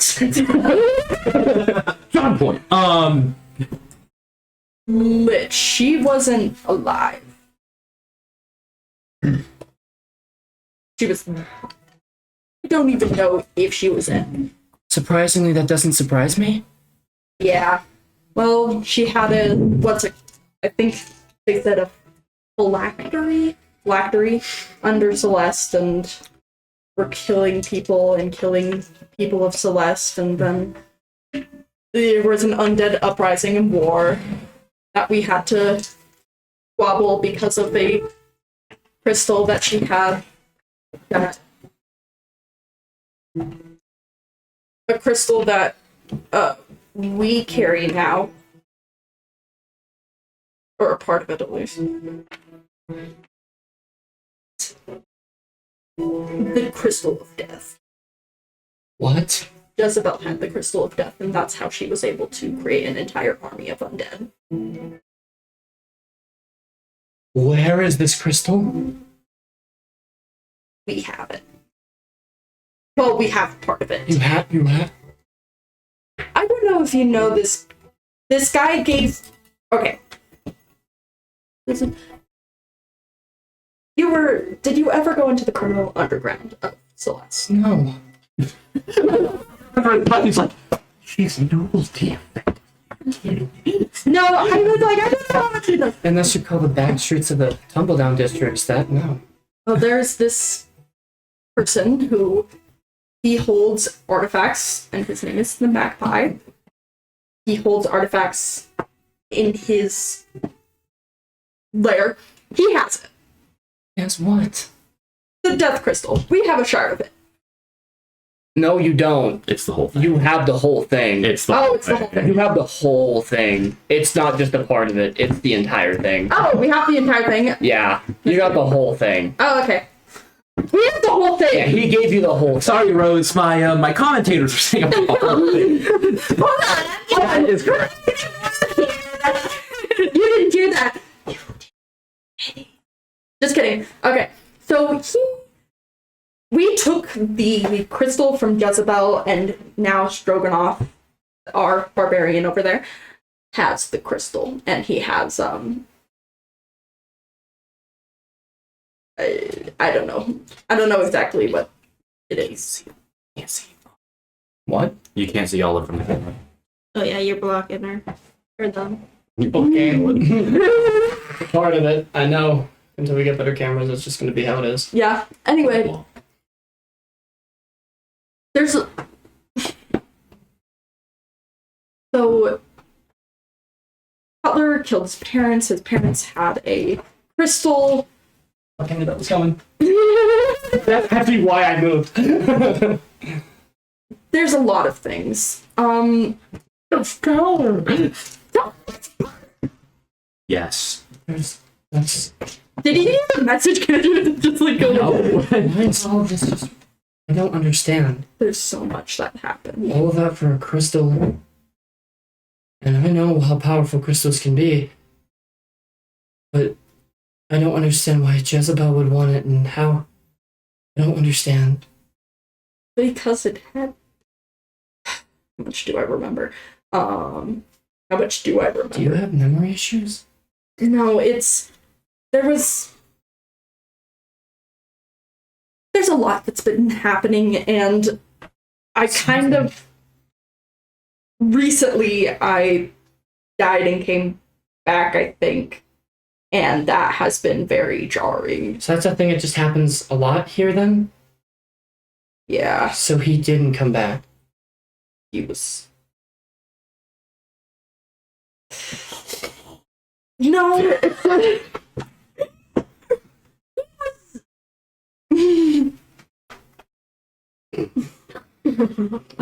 I'm sorry.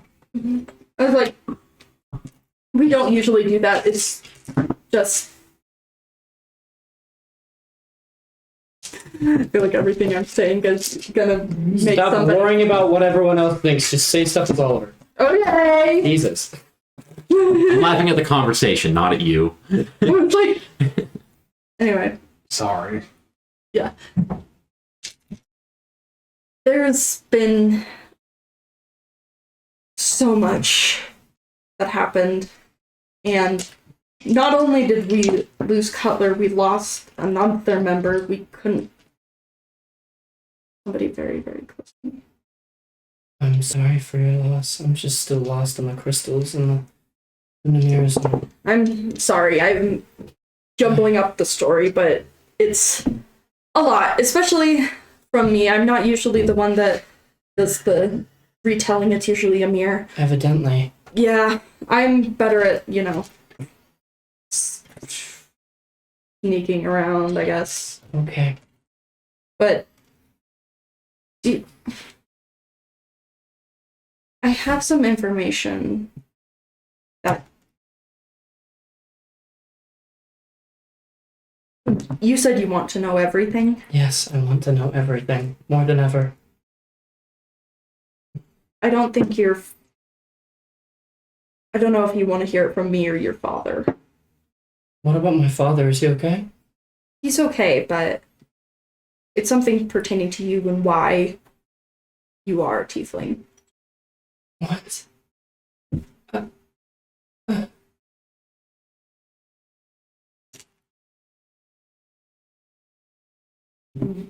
Would you like to know that information? Yes. Yes.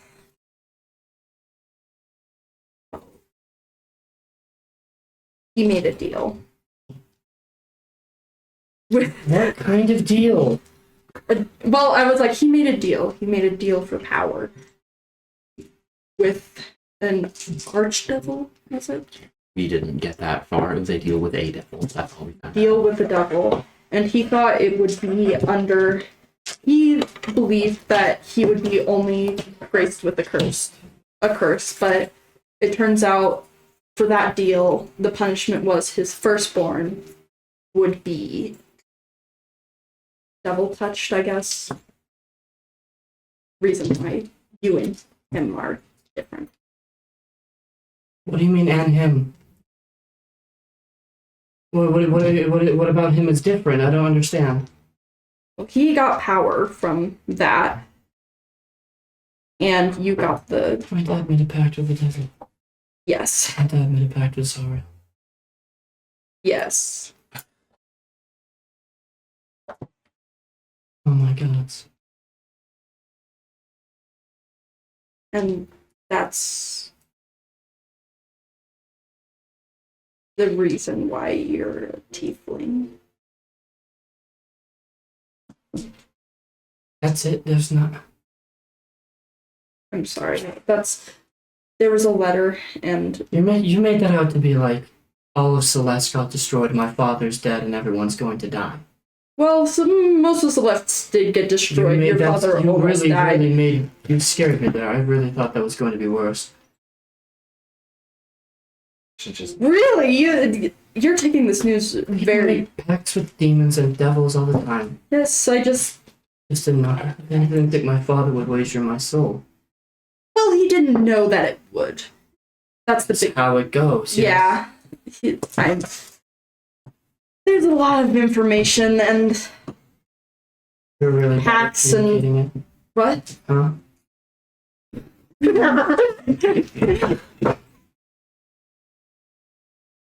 Oh, thank you. Yeah, I'm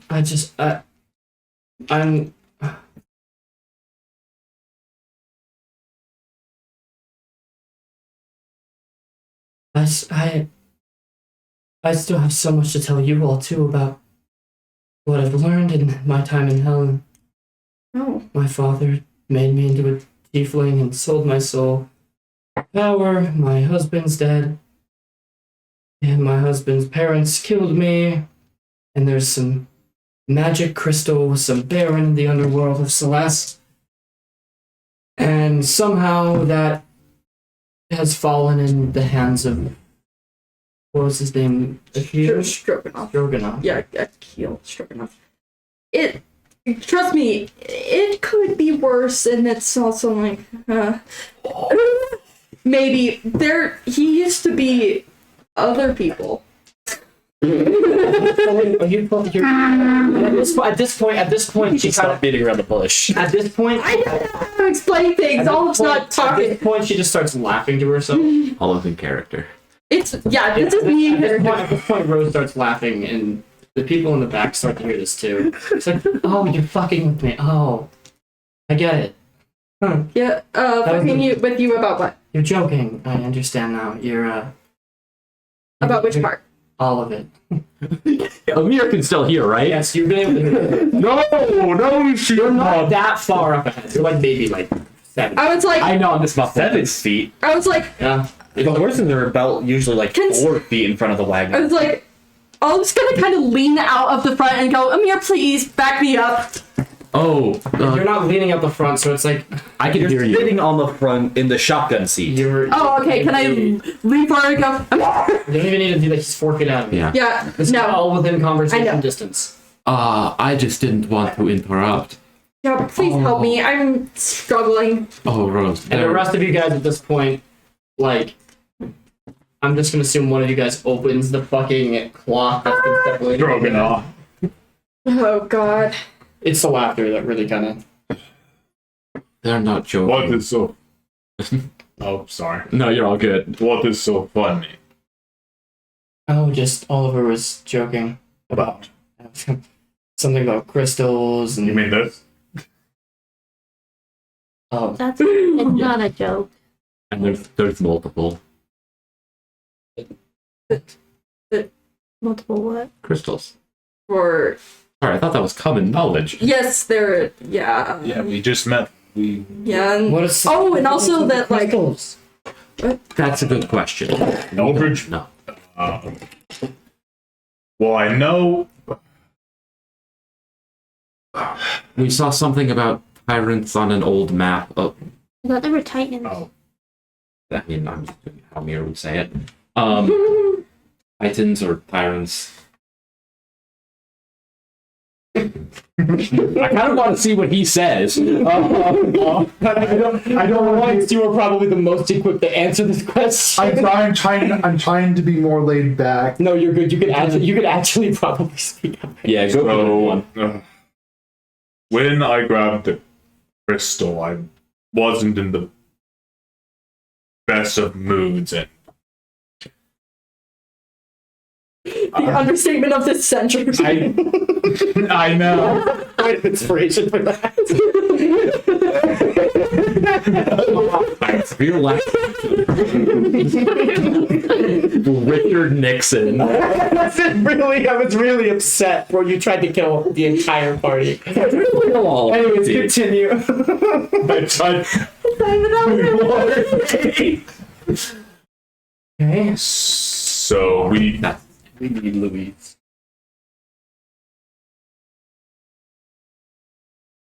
I did things I regretted. Well, that's when she was practically clocked out of living. Really? Oliver. Stroke, you can just say it. It's fine. Please. She's never met us. So after the scuffle that we had, I made a deal with Timesis. What? What? Oh, sorry, right, Timesis. That's the Death Crystal's name. The black What? star of Timesis. I made a deal with him to resurrect both Marin and Oliver. I gave up my very soul. You What does I made a think I deal did? with a primordial. Yes. But the primordial's been dead for years. Well, he's talking to me right now. He's saying he's hungry. What? Do you mean What? you're talking to a primordial? Said that already, did I not? Oh, Why did you only tell it to Cutler? I did tell it to Cutler. Why did you only tell it to Cutler?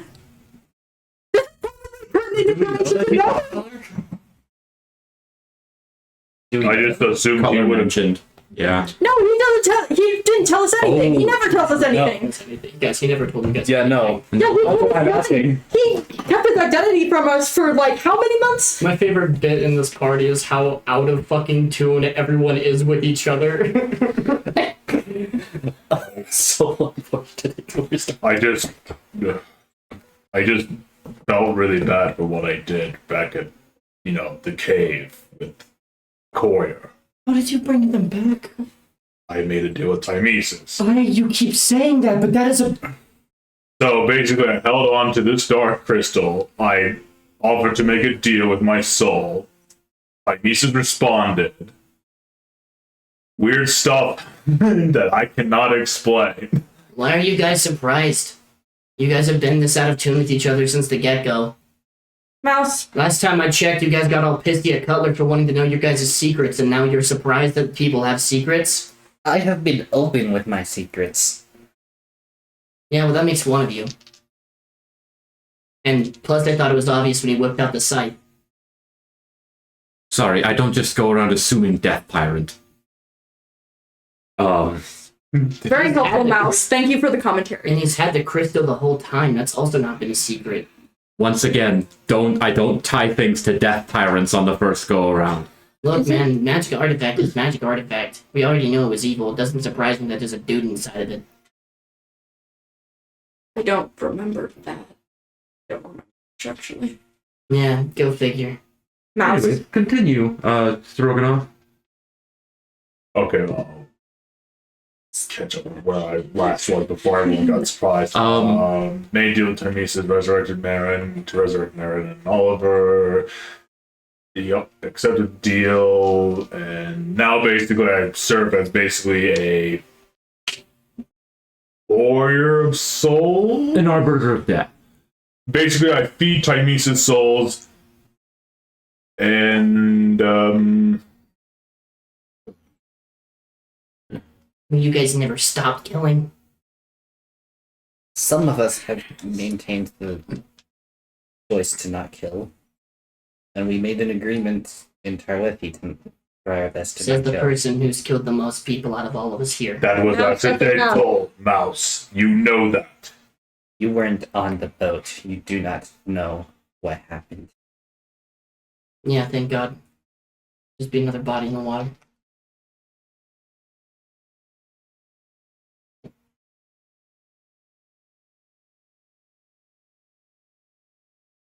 On the ship. Continue, Stroganoff. Weren't He's getting sound- one more thing.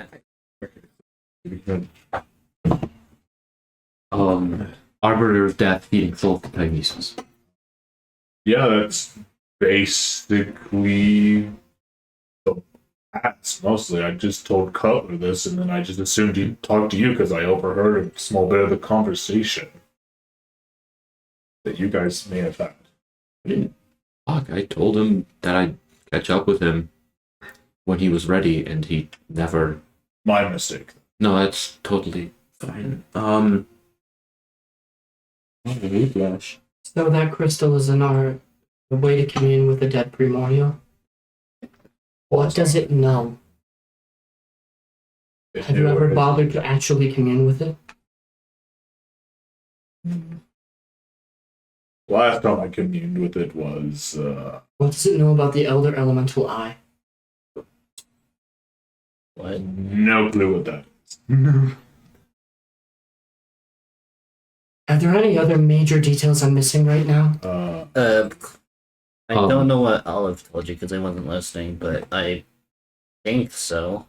Well, since we're talking about crystals, about 4 or 5 months ago, we went to an undocumented island, found a large chunk, about that big, maybe a little bigger, of one radiating very storm-like magic energy, lightning, thunder.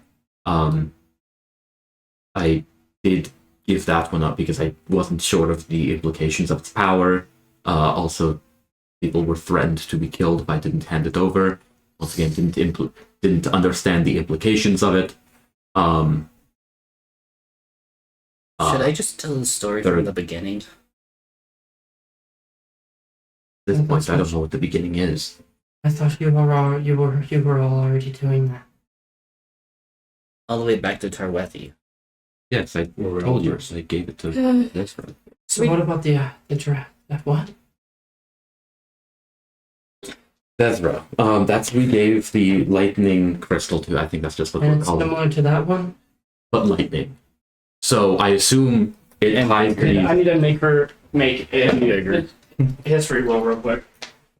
and It was much bigger because I had to strap it to my back. Check it. This is she would even know this. I'm just gonna slowly. Raiden's going through all of her notes right now too. I'm slowly gonna rattle on. I don't know. I mean, we ran into a map when we ran. Well, before we ran into the courier of a map of the old seas of Azure, which was Glar or Glur, however we pronounce it. I Oh, we wrote down didn't the even board. say about the pirate lords. Oh The god. map was titled "The Good Old Days." Yeah, the name was Glar though. Oh. That's what the seas were called. So you know about Glare? You know about Glare? Roughly. I mean, we saw the map like 4 days ago. So is that No, common much kno- longer, like a Is week that ago. common knowledge now? No, Ooh. Oh my god.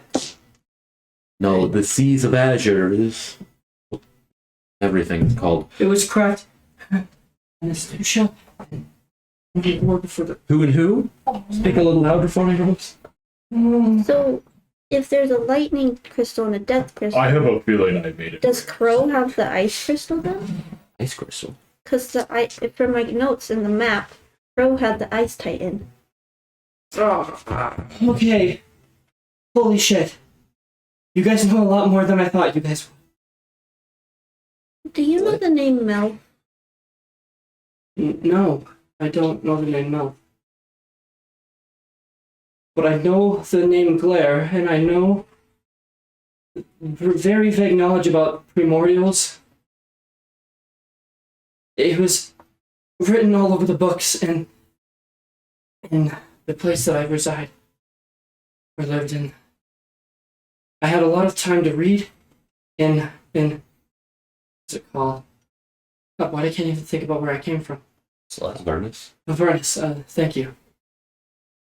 There's so much information, okay. I didn't think we'd be getting this deep into it off the bat. Was planning on starting the full talks when we got back to Basque. Well, we Or had nothing got but back to time. Market. Maybe talking about it on the Dust Devil. Oh, Dust Devil's way out there. Well, yeah, we were gonna go back to Market. Right? Let's Start playing. I need to tell you all something. I at first I didn't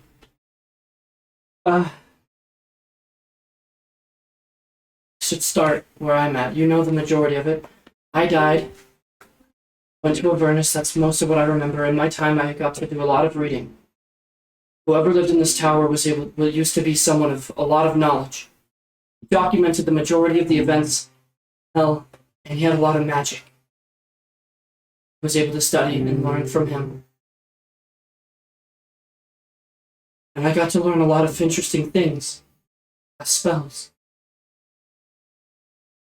But there was once a time where all the denizens of hell were able to be rallied and united as one, under one banner known as the Elder Elemental Eye.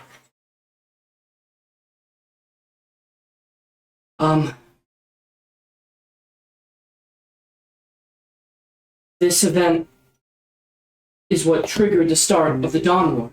They worshipped an individual known as the Elder Elemental Eye, and he had many disciples. One disciple was known as Miska. Miska the Wolf Spider. He was a denizen of hell during that period of time. He's dead now. But him and his armies were able to lead the primordials and many denizens of hell with it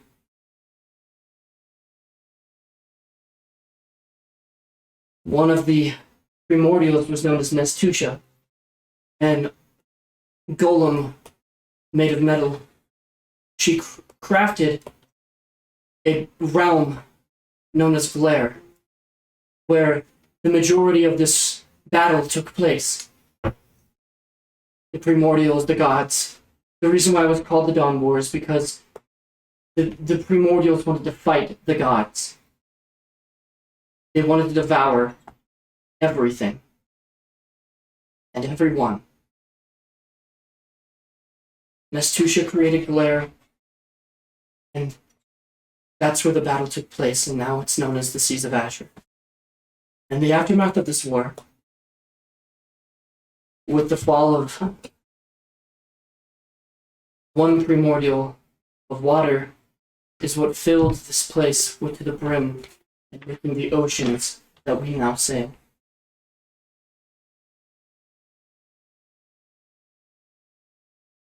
Water what? Sorry.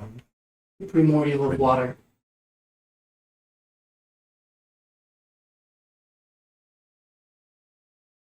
I don't know a lot of details about the Dawn War, but I know a lot of primordials were very influential. And a lot of gods were too. This was before the Abyss was created. After the Abyss was created, sorry, my mistake. But the person whose books I read from, he prophesized and theorized that the Elder Elemental Eye was the individual who created the Abyss, and that's who the denizens of Hell worshipped during the time where they were all unified against the gods in the material plane. He went missing. Before The island. the Elder Elemental Eye went missing, and Miska the Wolf Fighter adopted his reputation and adopted the prowess of Hell before he too was smit.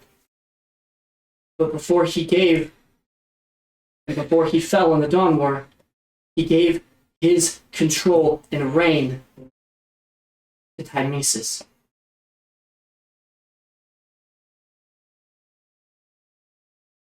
Timesis was the most powerful primordial this realm has ever seen. He himself was the fuel line of all primordials. All primordials were able to leech off of the death that he seeded in the Shadowfell. It consumed and killed gods and any deity, and when that wasn't enough, it went to the abyss of hell and fed twice on their souls. Any deity that died was unable to die and went straight to Timesis instead, and Timesis was the pump for all primordials to continue their wrath. It was only when he fell that the Dawn War was able to be concluded.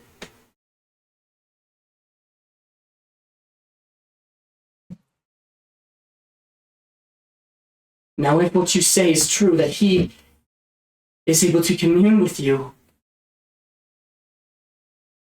he was one of the head generals of the Elder Elemental Eye after he passed and after Miskis passed. And if you say that you found another crystal like you did, I would only assume that is another primordial that you found. The bodies, the islands that we reside on, are the dead bodies of titans. Each of their bodies a stark reminder of the war that they fell in. And if you found a crystal,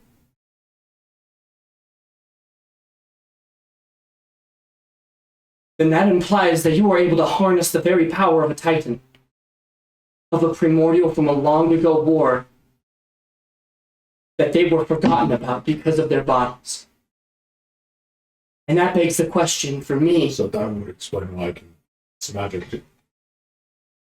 How, or if you found the body of Timesis, is there a residual artifact that would allow you to control the denizens of hell? The abyss and the nine hells unified as one. I remember Not that I can call. The only thing I know about the 9 hells is about a previous curse I won. That gave me multiple different personas. When the 9 hells were united, many demon lords rose to the material plane to take what they could. To fight, to steal. One primordial came from the Feywild itself, before falling in the Feywild. Its most recent death.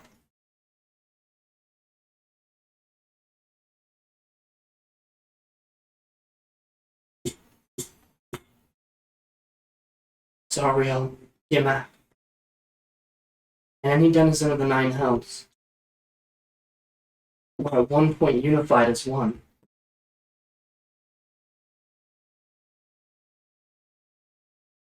This predates the birth of the Abyss. Before the Abyss ever even appeared in the material, in the astral sea. They believe that whoever created the Abyss did something very drastic to cause it to come to be. 3 primordials descended into this abyss for the first time. Demon lords used to be primordials.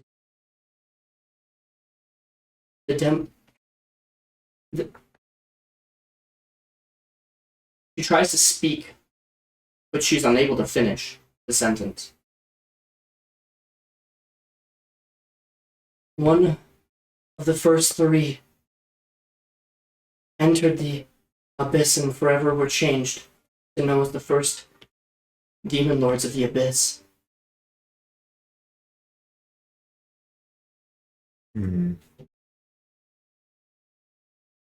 Okay. My character wouldn't know what she's talking about, but I think I might have an idea. No, it's not a particularly hard name to come up with if you know anything about D&D.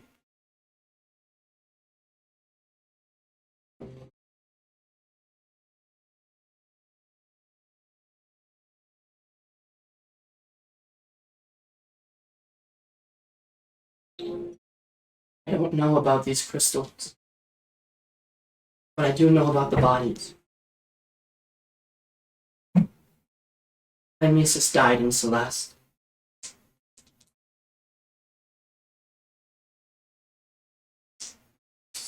Body corroded and became the mountains and rivers that we now lived on. Is that why the map we found said Death Titan died here? I wasn't there, but I would assume so. So for Mystique, the Lightning Titan died there. And Crow, the Ice Titan. That's where Milford. Where she went there. Who's Mouth? Jezebel. Melf and Jezebel are the same person. No, She's. If she was the Lich, she was able to be alive for a long time. Mm-hmm. she So you think she was trying to collect the stones? Yeah. possibly. She The courier was also. yeah, the Whom? courier also knew the crystals. Lord. The Pirate Lord, he used grafting. So she traveled with a crew of pirate lords to collect. It says here from a journal I found that she was the one to keep the crystal.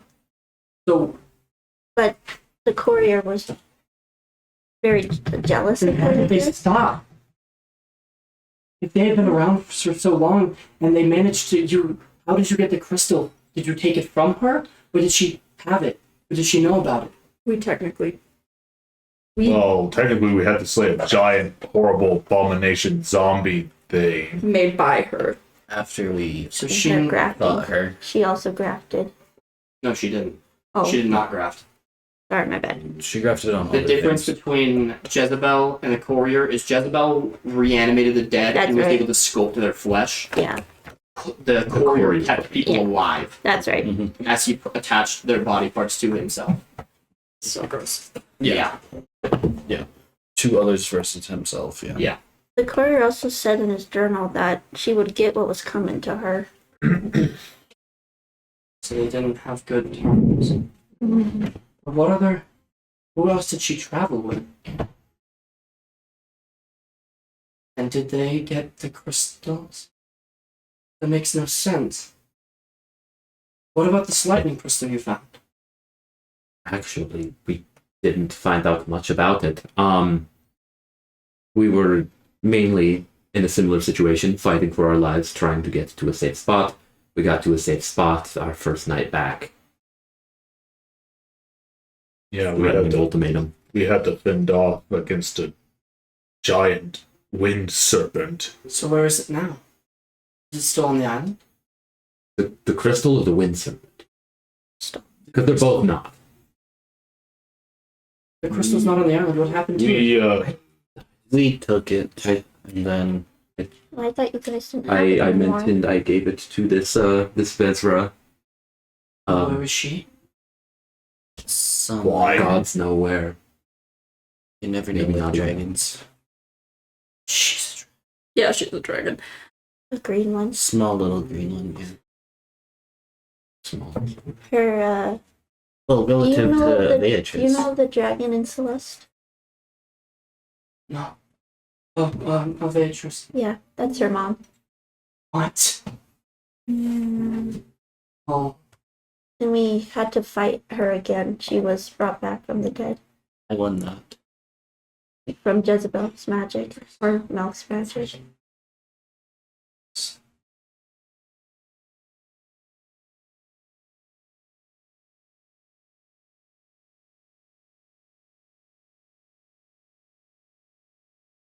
and this individual you met that gave you the crystal, why? Was he a part of the crew too?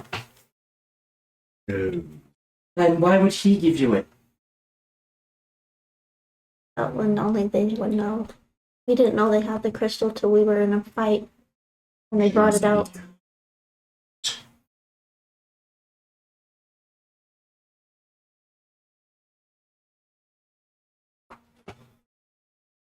Still so many unanswered questions. What do you need answered? Answers we don't have. The answers we All don't of the have. answers to stuff. So they all sailed together. But they weren't able to get all the crystals. Mm. Or the primordial artifacts, I suppose. Primordial essence? Did you would know Must have got free lore. that. No. No, I filled out like 2 pages. I know, I'm like right.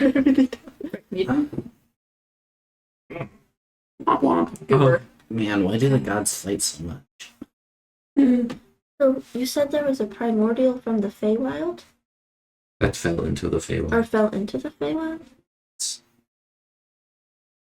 What kind were they?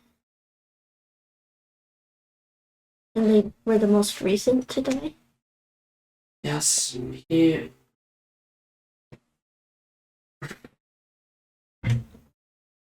was strange. For most primordials manifested elements, earth, wind, fire. As the war progressed, some primordials would interbreed and create new magics and new primordials this earth has never seen. And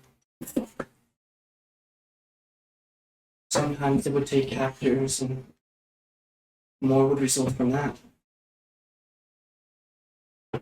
There were an uncountable amount of primordials, but there were only so many that perished in the war. So we're cleaning up after another god war. It seems someone else came before you and tried already.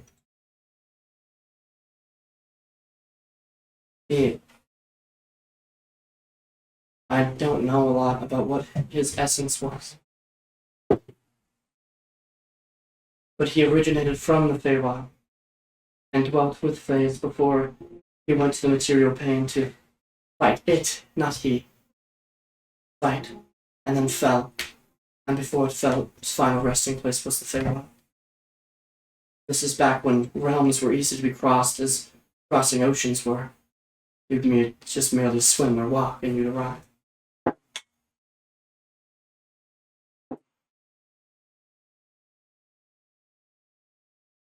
This is what gave the gods their popularity. Champions of humanity, rallied under one banner, to fight the primordials, and they did not stand a chance. They were woefully outnumbered. But when you had deities like Bane and Baal, and even good and evil deities alike uniting under one banner,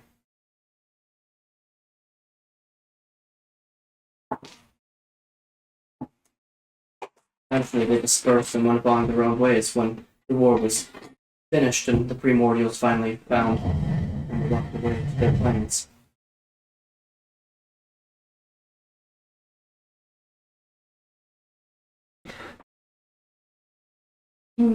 This is so much. Sounds a lot bigger than the Magoopiad look. That's small. I disagree. That was eons ago, thousands and thousands of years ago, before the material plane even was known as the material plane. Well, I just said it was bigger. Maybe. But odds are, it's been relatively undisturbed for must be millions of years until now. And I would imagine if it's gone this long without being disturbed, something stopped them. Otherwise, they would have succeeded.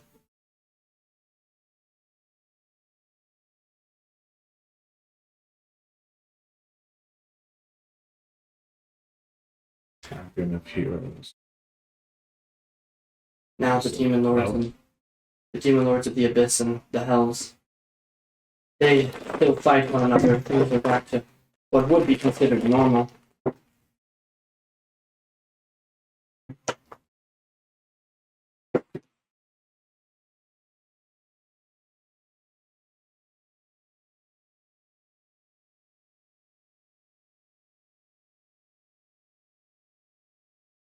I do have one question. When you said, like, he wrote the books, who is that he? Did it say an author?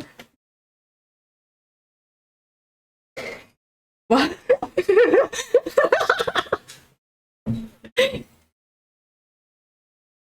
Yeah, he did. His name would be Mordecai. His name would be Mordecai.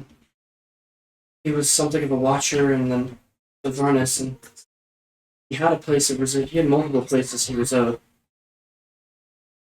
He was extremely powerful, but he appeared to have abandoned his post. Luckily for me. Luckily for you. Oh goodness, God, that's so much information.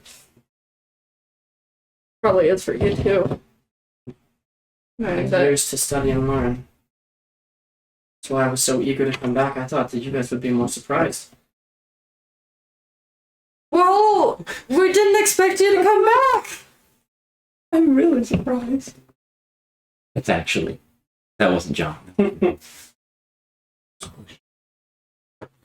Yeah. You're definitely thinking years out, and probably Cutler would have done it alone because he liked doing that. Or he would have tried to find you in hell and save you. That was his plan anyway.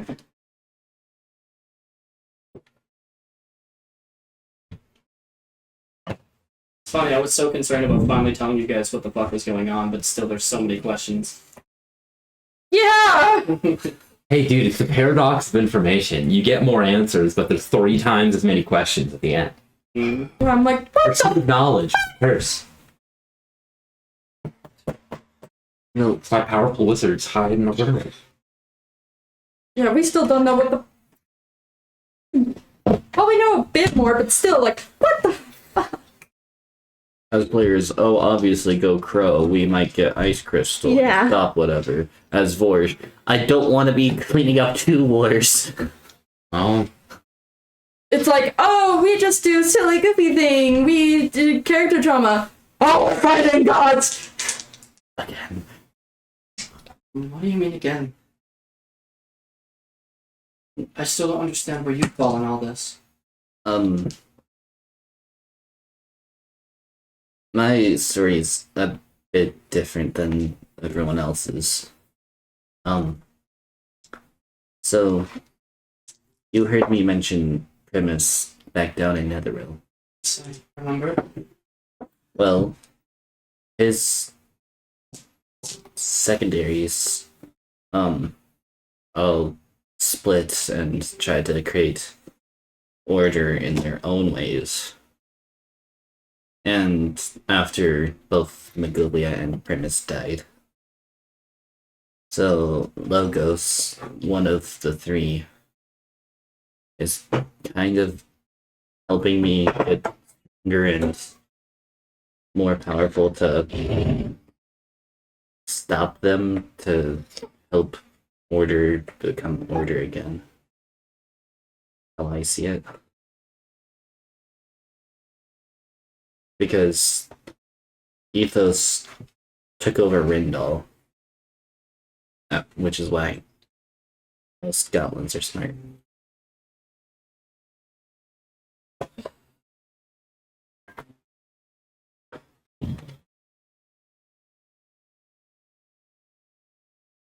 See. It's also how I didn't die after blowing up the dreadnought. So you're its champion. Yeah. See.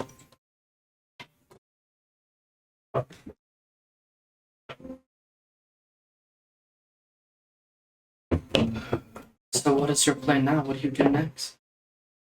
First we find a tavern. Then we get rest. Then we go back to the boat. So there's nothing else here for us to do. So where's our first stop? Market. It's the closest town. I'm guessing your mom would have us again.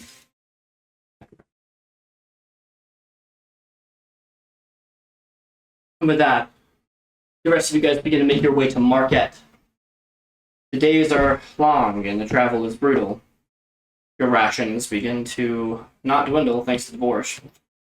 Right? You still have that spell? Yeah, after a long rest I can create food and water. So we lose like one day. Yeah, you guys lose one day.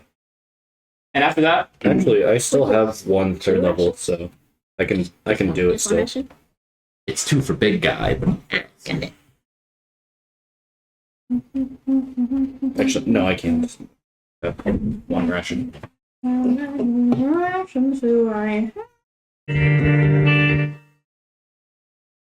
so, you all travel.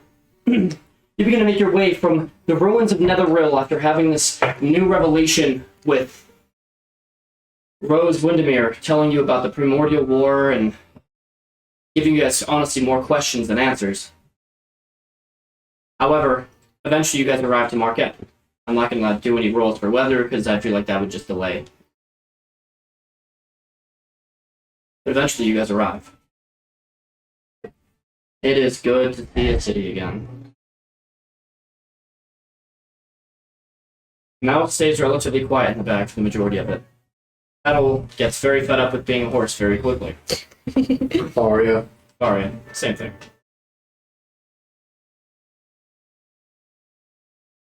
City of Marquette, a huge, multifaceted walled city. The exterior wall, the most defensive, the second most interior wall, guarding the rich, luxurious, quote-unquote, middle class, and the most interior wall being the most wealthy of them all.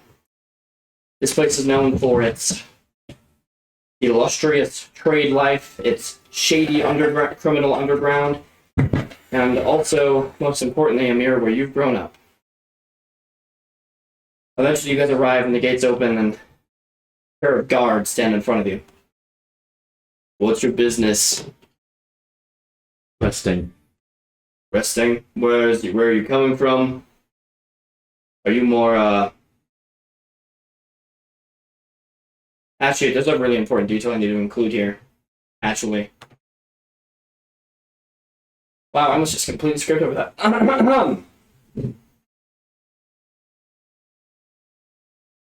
As you guys begin to approach Marquette, usually there's a pretty long queue to enter a city. You know, you have to get your paperwork figured out, you have to figure out where you're coming from, what your business is here.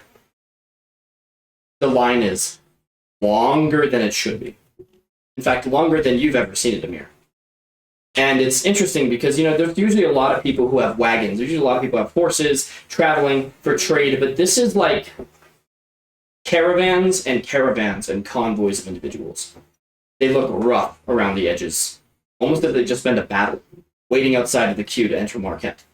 Eventually, you guys wait and enter the front of the queue, where the individual asks you again, purpose of visit. Resting and trade. We're coming from an Healy. From an Healy. Oh. I'm sorry about what happened. We've been getting a lot of, what's the word? Vagrants? No. Vagabonds? Refugees. That's what happened. What happened?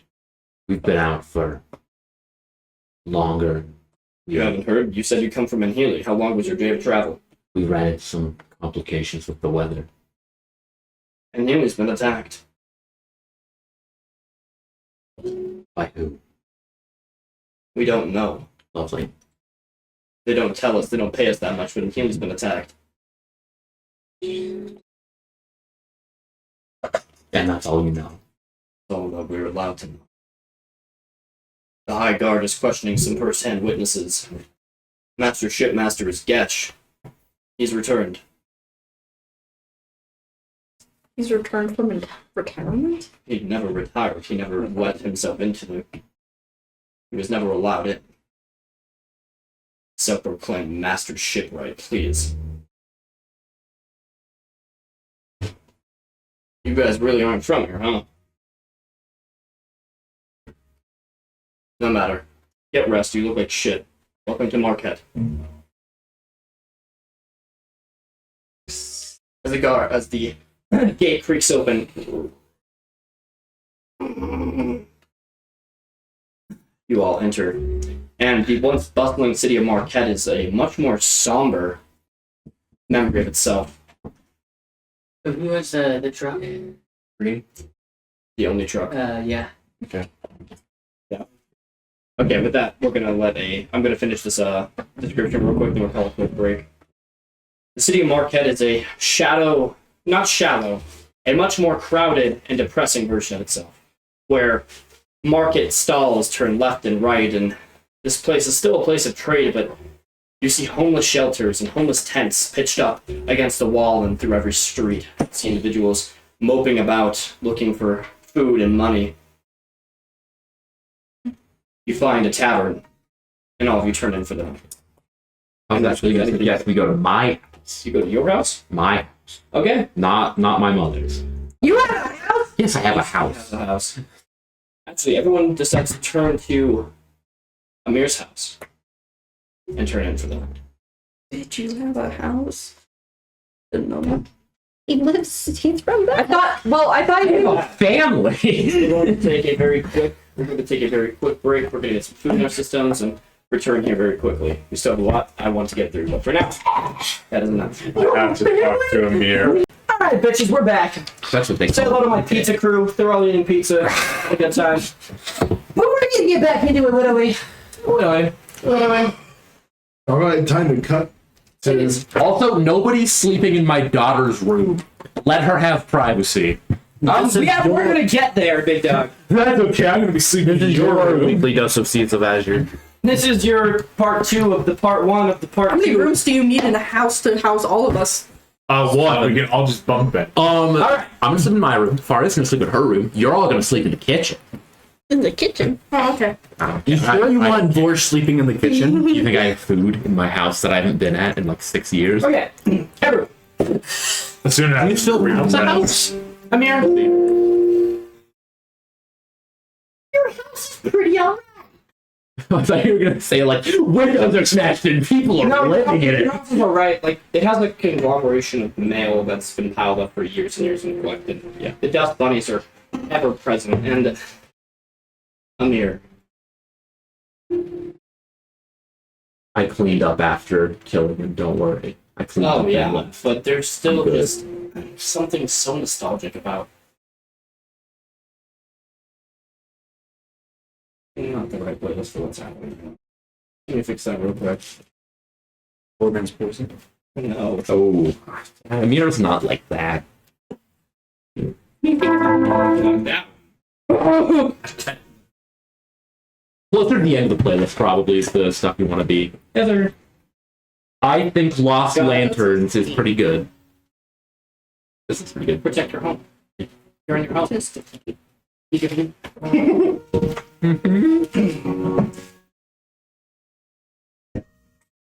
Amir. Your door reaches the handle. Sorry, you're Bro, all of Azure dies. Mouth is in the bag. Holy shit, my bad. Alright, sorry. Oh. His door is handling right now.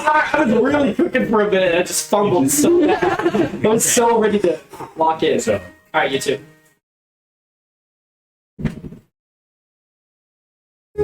I forget, some of the Petson ones pop off out of nowhere.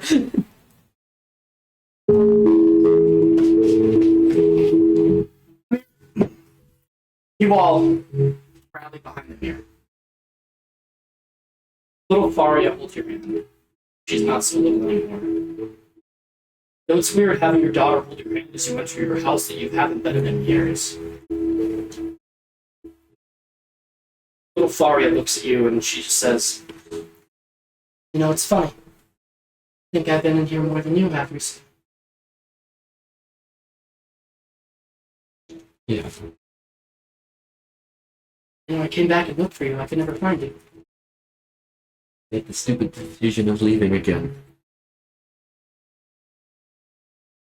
It's good to be back. And Amir, as you reach for the door handle, you open it. It makes this noise as it flies open. Memories of you and your wife and happier times begin to flood your mind. You walk in the living room. A luxurious couch stands there. The kitchen. You go into the kitchen and you see your wife. Apron. Golden sunshine shining through the windows. She looks at you and just says, "Welcome home." Immediately as you blink, she's gone. The smell of cooking still fills your nose. You take a look to your right and you see the same stairway that goes to your basement. And though you don't like to think about it often, a darker time, the last time you actually chose to kill someone. Stairs to your right, again, going even further, reaching up the second story. As the rest of the party eventually filters their way in, you guys begin to settle in. Faria's room and your room is upstairs. The basement is... Well, someone who's really feeling not great, they can sleep down there, I guess. Living room could house a few people. I mean, we only have a few. Rose confides herself in a nearby tap. Mouse is the last one through the door. He hasn't taken off his cowl since everything. His hands are in his pockets, and though you can't tell what's going through his mind, he's reluctant to enter. He looks at the front step into your house. And he meets your gaze. Staring at the front step, he eventually locks eyes with you. You can barely see his eyes through his matted hair and his dark cowl, but you can see it. Two little black pupils staring back at you from an ocean of darkness that dwells within him. He doesn't say anything. He just looks expectingly. Furniture is free game. Kitchen as well. Feel free to use the appliances. Just don't burn anything down. If anybody has anything to say that might cause contention, take it outside. Not in my home. They roll persuasion.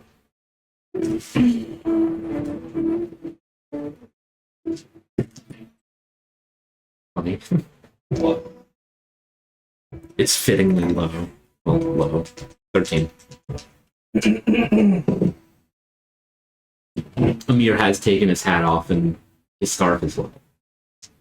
Mouse looks at you as you say this. He looks at whoever else is behind him. And I'm not looking at Mouse when I say that. I'm glazing over everyone. Even Paddle. So you turn his back to him. I turned around to everyone. He looks at everyone else for a minute.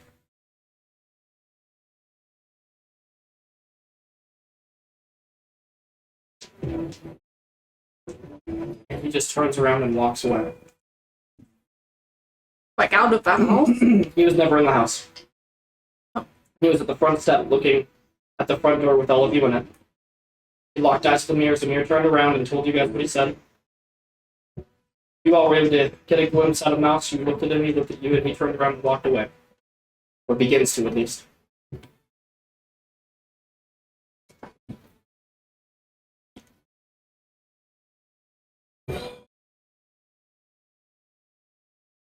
Stroganoff also heads outside, mainly to check up on Mouse. He approaches the front gate. As his hand hovers over the front gate, he begins to open it. And he hears your footsteps approaching from behind, and he stops for a moment. Not turning around to meet your gaze, but he just stays there, hand on the gate nonetheless.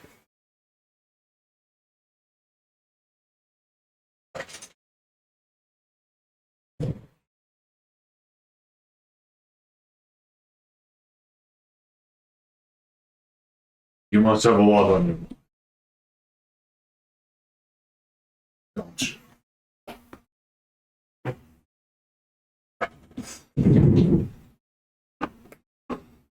He doesn't respond. His hand's still hovering over the door. Figures.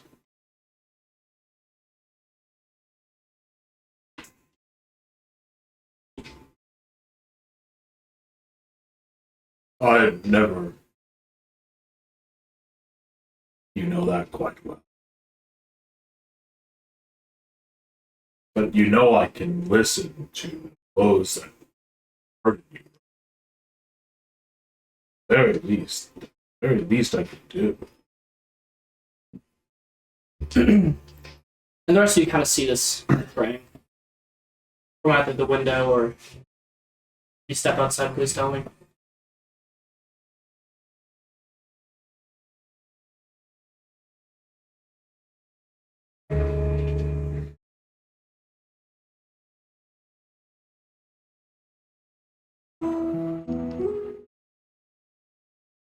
Hey, listen to your players more. It's all over the place, to be fair.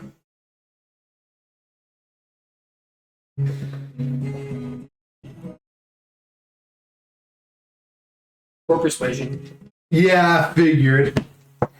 Watch me utterly fail I this. can't flash it.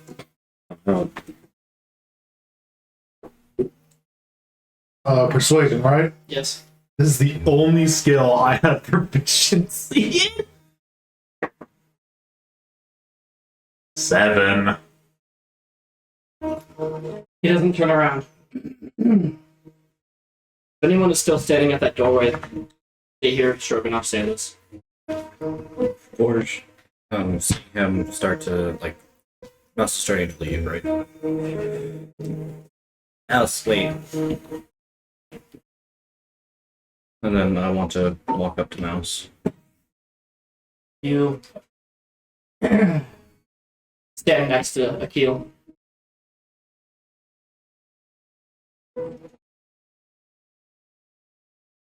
I then grab my gold pouch and grab about 10, even though I can't count. Please come here in the morning, okay? Get yourself a good tavern. I know you need space, but you're still part of this crew until we get back to with you. We can talk then about if you want to stay with us, given all the loss that we just had. Roll persuasion with advantage. 13 plus 11, I believe. This is 24, I think. Yes. That's 21. No, plus 11, 24. No, you guys are so right. But persuasion? Oh, it's only plus 8. 21.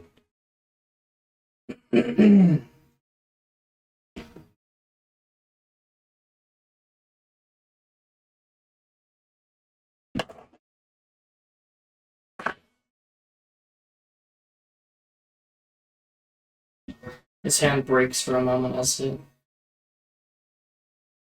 hesitates to open the fence.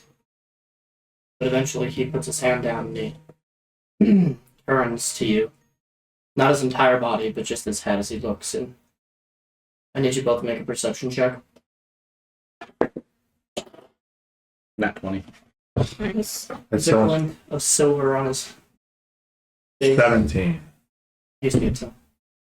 There's a glint of silver on his face as his back still faces you. He turns his head to you. He's wearing Cutler's mask. He handed. No, he has it. I don't think he gave it to you. I think he held on to it. I think that's one of the only things he wanted from Cutler. Yeah, that's the That only is thing he the took. one. Okay. I thought he handed that to me when I gave him. No. Tried to. Yeah. I remember he said he took it and thinks, He- this he is just- stupid magic. You see this squint as he has it just to both of you. For just being a mask, it was still very expressive. Please don't do anything reckless. You hear his voice break. Hey. He just opens the door and walks away. I hold out the 8 gold that I grabbed. He doesn't take it. I'm gonna message him. Keep your gun loaded. Check your pockets.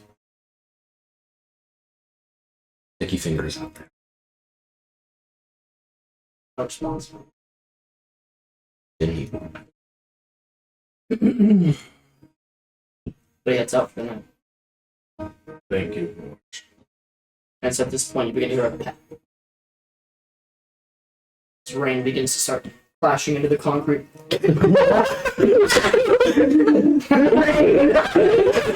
Hundreds of rain begin to fall from the sky. Is that what you used your wish for? It's raining, man! It's raining. Anyways, Baywalk tastes good. Huh? that's right. I don't know where that came from. As the rain begins to just start paddling against the street as he begins to walk away. I pull up my hood and then go back inside and take it back off because I don't want to be wet. Just see the time is yours.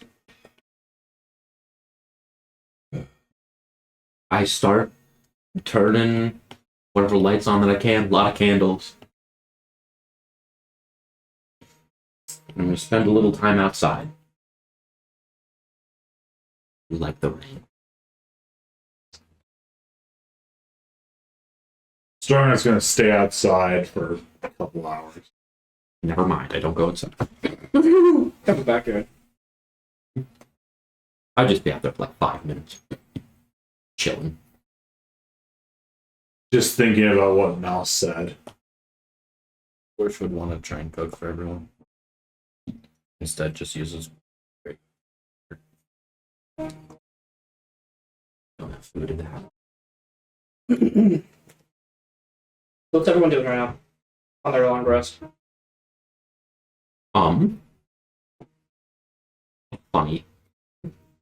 I actually Prepared to receive a couch. If you use anything in my house, I'm gonna make you sleep outside. Again. I actually want to get one of my bags. It's magic item stuff. We can just do it later. Just capture the whole thing. You're making bad over I'll just do that probably beginning sleep or wake up. But I'm gonna check in and pedal, make sure she's doing all right. You open the door. I knock first. No response. But no response.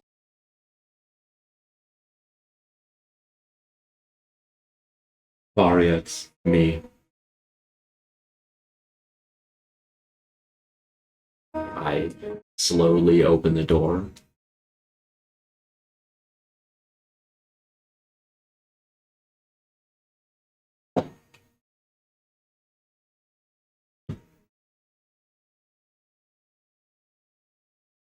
She's in her room. Her hand is touching a desk that you remember her studying at many times before. Her hand just kind of sits there, her back's to you as well. Just seems to be lost in thought.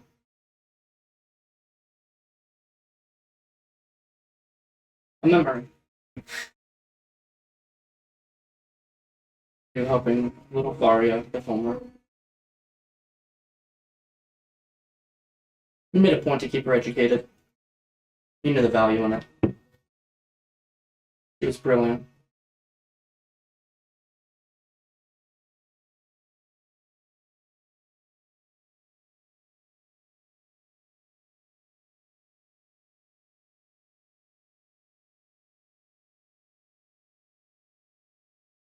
I remember how many hours you toiled away.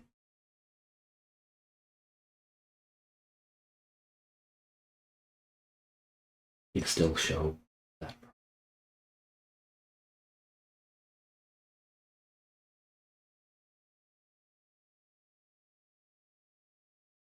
Make a perception check. Unless you're not done. That was it. 6.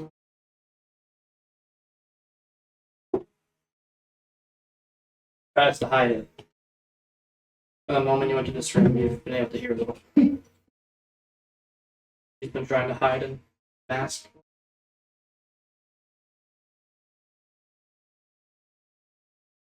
Eventually, her hand just kind of lets go of the table. She just kind of looks at you and dude, she's devastated.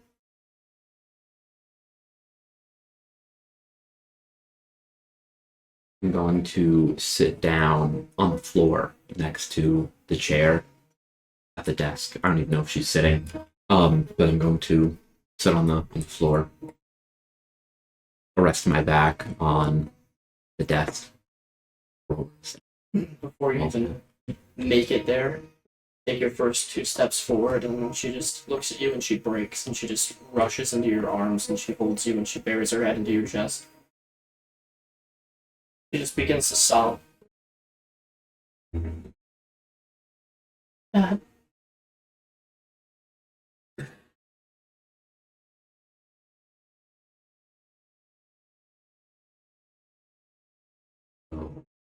And when his voice drops, he's gonna drop his visage that he's been keeping for years on end. Finally, really let the changeling skin breathe again.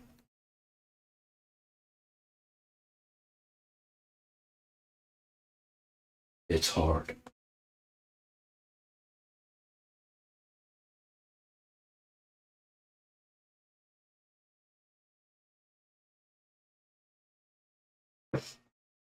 Which mouse you're worried about?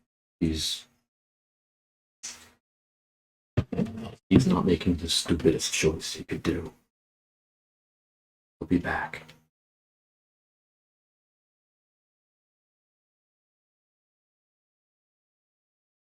That's right.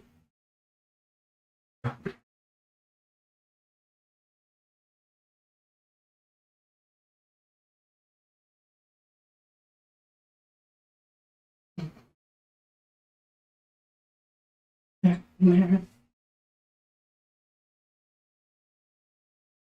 What am I gonna do?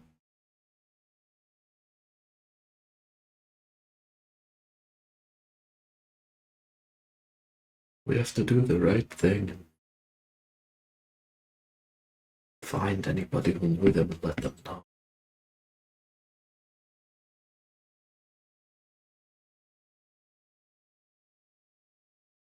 We can't forget them. What was Sergey?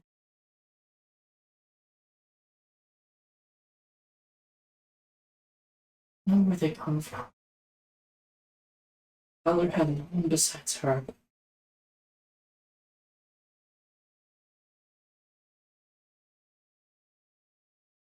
And if we can't find anybody, we carry on.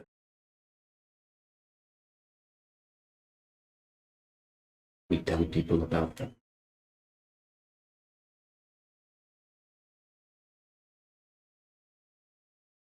People aren't really dead until you stop talking about them. And I'm gonna take out the picture that I took in the bar using Magpie's camera.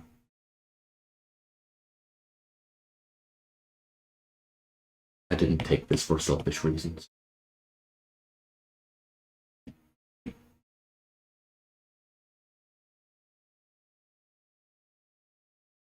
I do have one regret about it, though. We didn't get Mouse in the picture.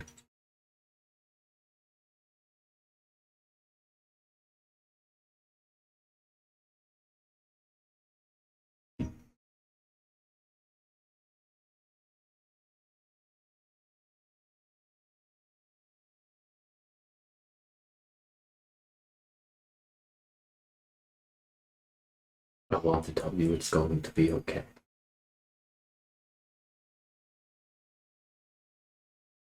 But with all of this happening, I don't know if I can lie to you. Honest. Broken a lot of those.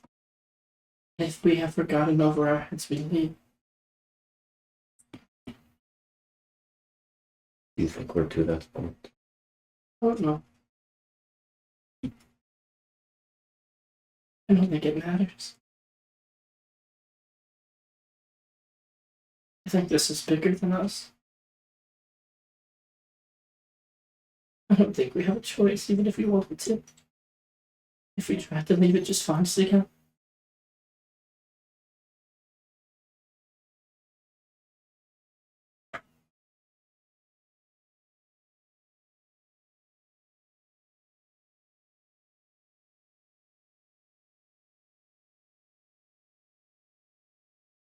Sure. First. I think she would know what to do. Yes, sir.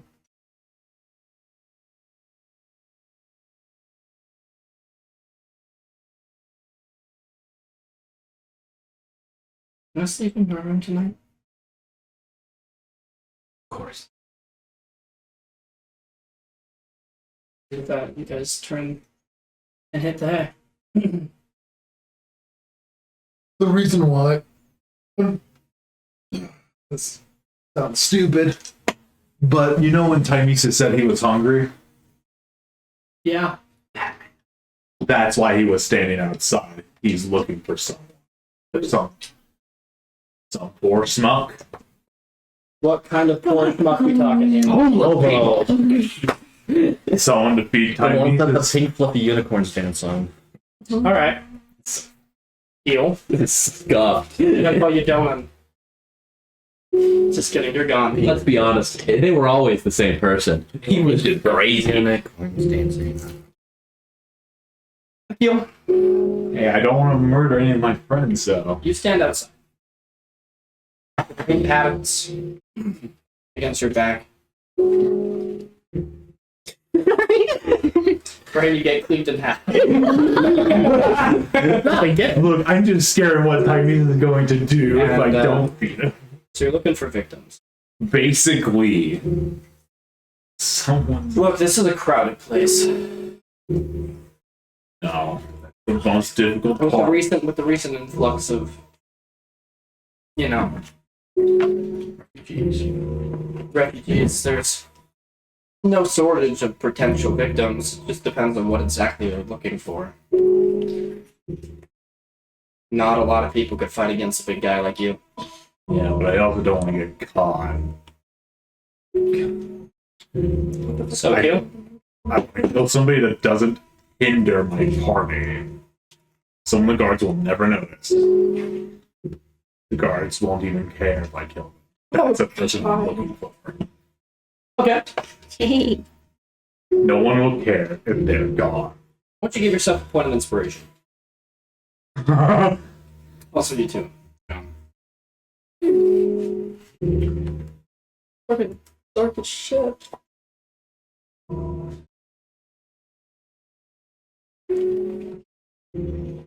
Yeah. Roll investigation check.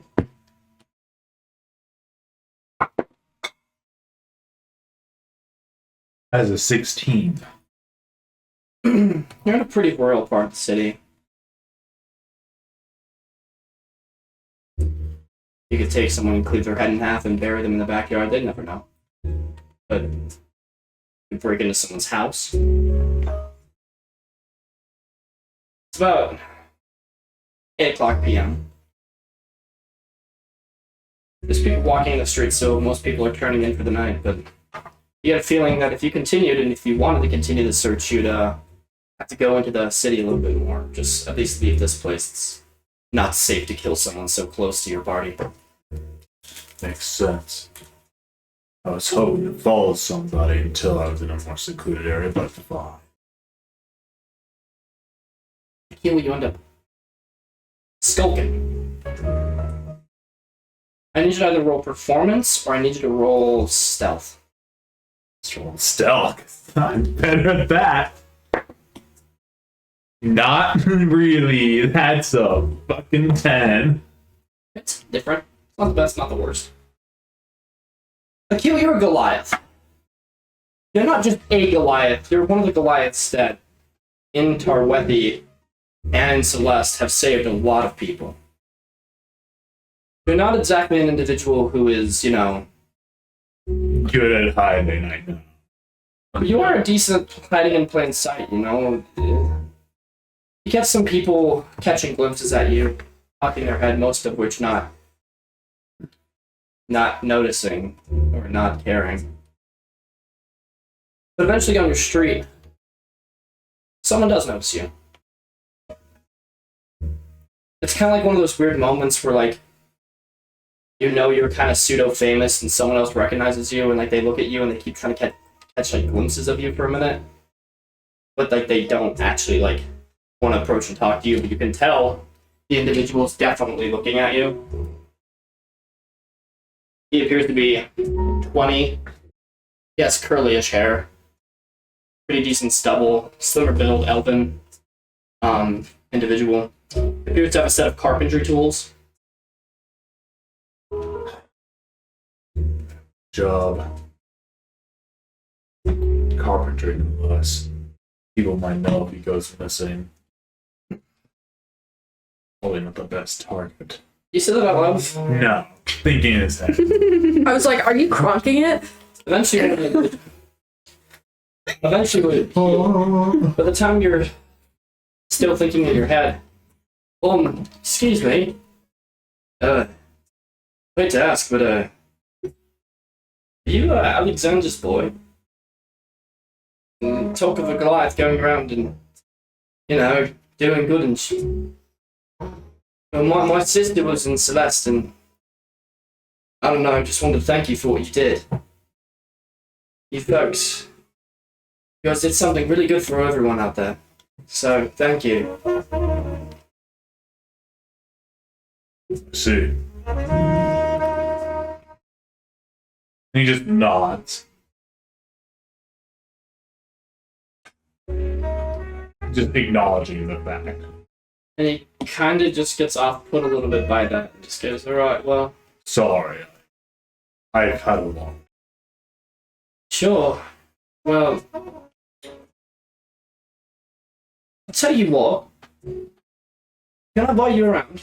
Drink or something? Drink or something? You know. I mean, it's the least we can do to repay you, really. I mean, you know. I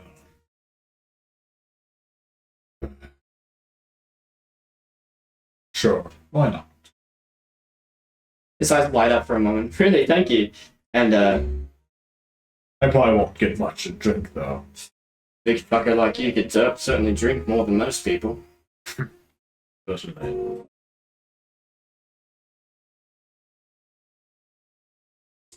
Well, I know a place just down the street. It's rather cheap. You won't have any too many issues with it. And he takes you to kind of a ramshackle part of town. You know, not really like ramshackle per se, but just kind of, you know, it's not the best. It's not particularly bad. You know, it just kind of is.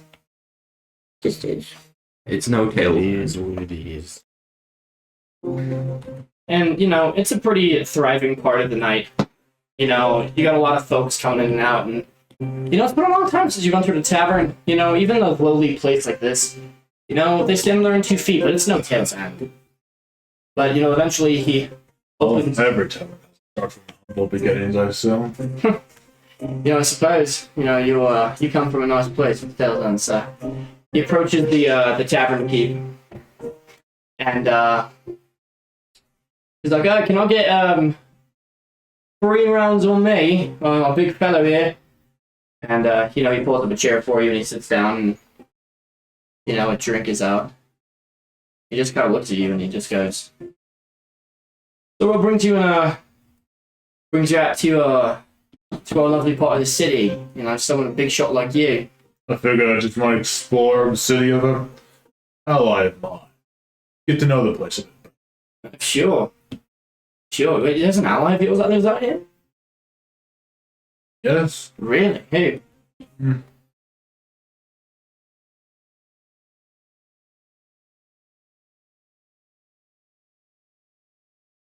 Kind of how to respond.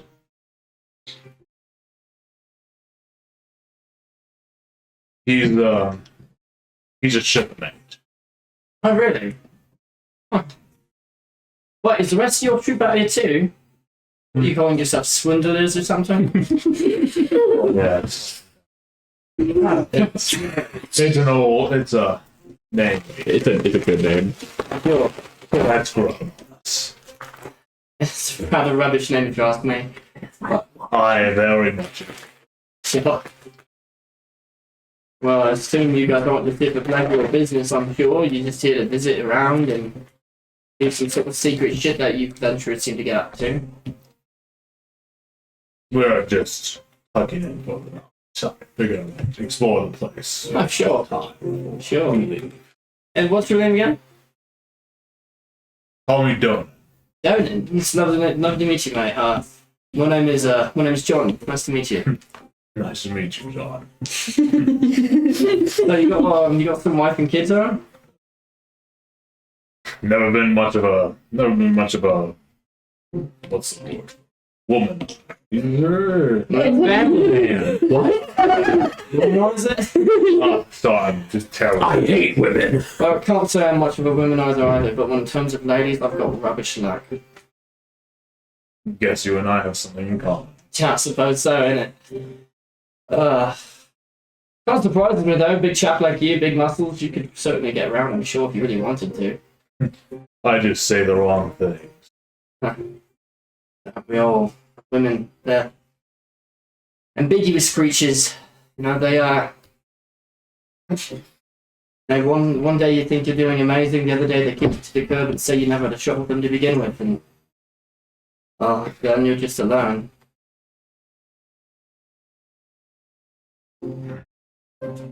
See. Did you time that? Oh. I must have.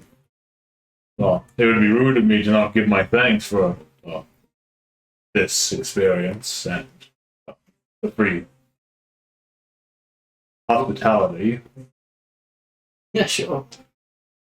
I mean, really, it's the least I could do for everything you've done for us. Oh. It's just the consequences of circumstance. Circumstances sure are something. Reckon your party and your group ends up getting a lot of those. That's the most interesting thing that's happened to me for months. Usually I just go to work, sleep. Go to work, sleep. Bit mundane. Oh, sometimes consistency is better than adventure. So, Getting out, I would kill for the life that you guys have. Going on adventures, the fame, the glory of it all. I mean, come on, I can't be all that bad. Sure, I have to kill the well, actually, there's a lot of undead out in Celeste. That would be rather miserable. But no thanks. I think I'll just stick to my life. you understand. I suppose so. So don't. Sometimes you have to do things you know. Well, you know, can't really relate to that one. I mean, the last mistake I made was downing one too many beers. Yeah, life of the high and mighty as a bad We all fell off the wagon sometimes. Sure, sure. Well, I'll tell you what, mate. I think I'm gonna go hit the hay before I've got to go relieve the proverbial basilisk. Hey, did you guys ever fix the tavern or the restrooms? The tavern keeper replies, "No, you just pee in the back alley as usual." Right. Well, if you don't mind me, he just gets up and starts making his way towards the back door. The piss floor. He waits for about 12-ish seconds, Okay. and then it's like, ooh, I also really need to go. Before standing up and proceed to go in the back alley. And You see John, quite literally, with his pants down. He's currently relieving himself. And I need to roll stealth first. Oh God. while he's being man, come on. Just me. Well, I guess I'm not doing this silent. What? That's a 6. It hit all my dice. So, you kind of open the door and it kind of thuds shut and he kind of looks over his shoulder. It's like, oh, big guy, hello. Sorry, I also need to use the restroom. Oh, sure, well, just wait for a minute. I mean, you can, sure. He just goes, piss. Pissing. A few moments pass. It's like, Go on, finish up. Like it's like so like just for context, like if you've ever been to like an actual like bar, this is very similar to like a guys shut the fuck up. Sorry, we're laughing at some getting rude. So it's kind of They might not even get murdered if I fuck up badly. it's kind of interesting. It's kind of interesting though, because like There might not be a murder. there's a sewer grate that goes across the side of the building, so like it's like, you know, if you're a dude and you have to relieve your business, you just kind of pee in the sewer grate, drips out of the, you know, wherever it needs to go. oh, the ultimate tits It's very similar to like a commuter, you know. Okay, is he still looking at me? No, no. Okay. Is there anyone else around? No, it's just you and It's you and John. John seems like a chill guy. How you gotta name him that, man?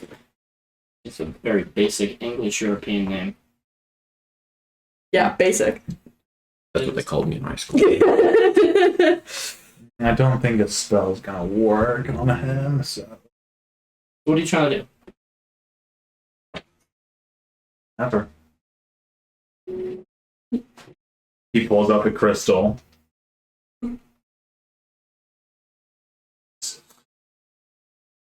As he pulls up the great axe and turns it into the scythe.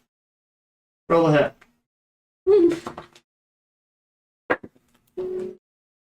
Not one. 18 Plus. It hits. plus 9. Roll damage. Well, let's see. Poor bastard.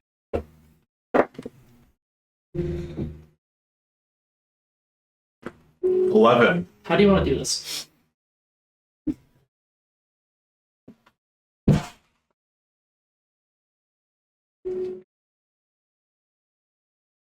You take your scythe. It's interesting whenever you summon this thing because you hold the crystal in your hands. And as you approach, And as you make up this pathetic lie, you just hear this voice that says, yes, yes, yes. And you grab the crystal and it just materializes in your hands as immediately with one clean swipe, the head is gone. It plops to the ground and it makes this horrific His blood begins to spew out of the neck socket. Eventually, he just kind of slops to his side and half of his body plummets into the gutter. The head, stuck in this perpetual, and forever will be, face of surprise and terror. For a split moment, he felt something. As he does it absorb the soul, Oh, yeah. he desummons the weapon. A little black puff of smoke grabs something that would be going to heaven or hell. It doesn't matter. It's either way. One place it's going now is the void of darkness. It's going. I hope I was. And he just books it. As you just kind of put your hands in your pockets and you just kind of walk down the alleyway and you look left and right and nobody sees you. So you think. Because about halfway down the road, you don't even leave the alleyway. Really? One day? You couldn't quit it for one fucking day. Man, I thought the whole point of you bringing them back was so that he wouldn't come back. I thought you did all of this to save people, not just continue to kill them. Kira, click.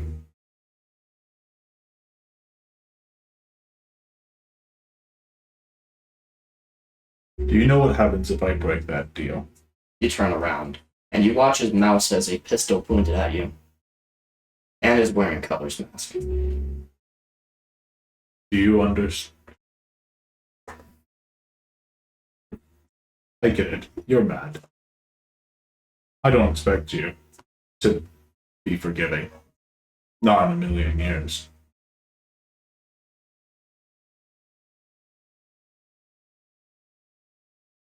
I don't do this for sick kicks and pleasures. I do it because I have to do it. Because if I don't, everyone I care about will die.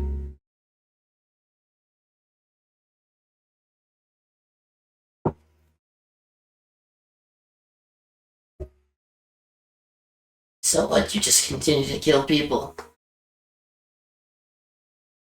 You just continue to go down this path of killing people over and over again, and you just live with that for the rest of your life? I have to. Something's gonna give. What would your father think of you right now? He would be ashamed. He grew up with you. You used to be just this peaceful tavern keeper. Not this. I looked up to you. I looked up to all of you. Now, all of you are just killers and murderers and bad people. And I used to think that the good people. I used to think the good people were actually good people and that there could be good people, but you showed me the wrong. That is wrong. And I spent a lot of time thinking about it. And maybe, just maybe, you guys would pull out of it. And the cover's dead, Marin's missing. And you're killing people again. And it turns out, after all this time, the only person that ever spoke a modicum of truth in this adventure was a fucking thief I met for 5 minutes who didn't show his face just like fucking Cutler. And he was right. You know what he told me when you guys were finding your way towards me in the sewer? He said, watch yourself, kid. They're not what you think. All of them. And he was right. I left because I had a feeling it was going to be either you or Oliver. And I was right. You stopped me, and I thought that I would be wrong.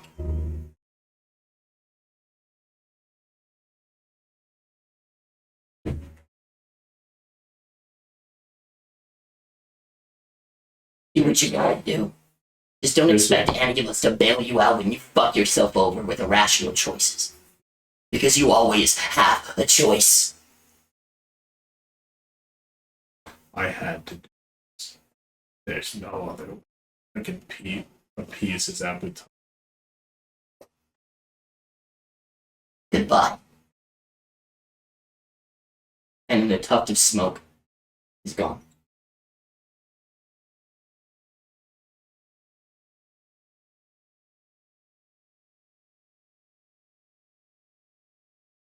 Just don't die. Goodbye. Be mad. Angry. At least you'll be alive to do it. That's all that matters. That's all that ever matters. As he walks back. So a point of inspiration. That was killer. That was really fucking well done. Gonna text. Say text me. Another point you said? Yeah. Oh yeah. These are positive reinforcement for being a bad guy for the DM because that was so cool storytelling wise. You guys, we can't. And you had a very good point, by the way.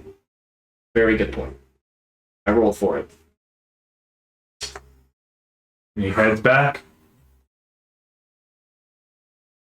And the rest of you guys suffer the effects of a long rest. Yippee. And I don't, or do? Creating food. Oh, you do. Okay. So that encounter. Eventually, Donan, Akil returns. Well, we're at D&D. I don't know what to expect. Sorry. Ethan keeps spam calling me. I have to be like, dude, just text. Sorry. It's okay. Send him a gif slapping him.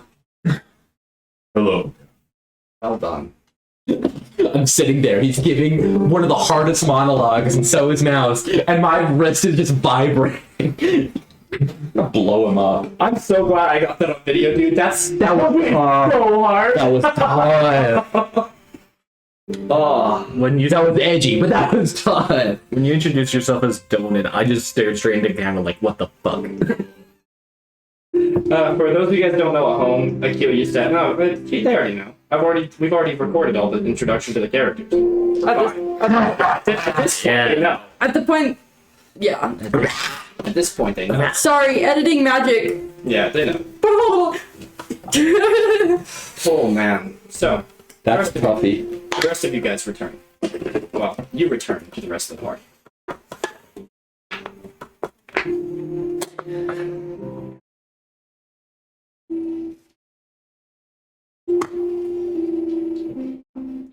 And Mouse has lost one of his only personality traits of the group. It's all because of. Not just because of you. Because actions have consequences. And I It's all am over who with. chooses to follow through with those consequences as opposed to being a softy about it. I try to play my NPCs as real as they could be.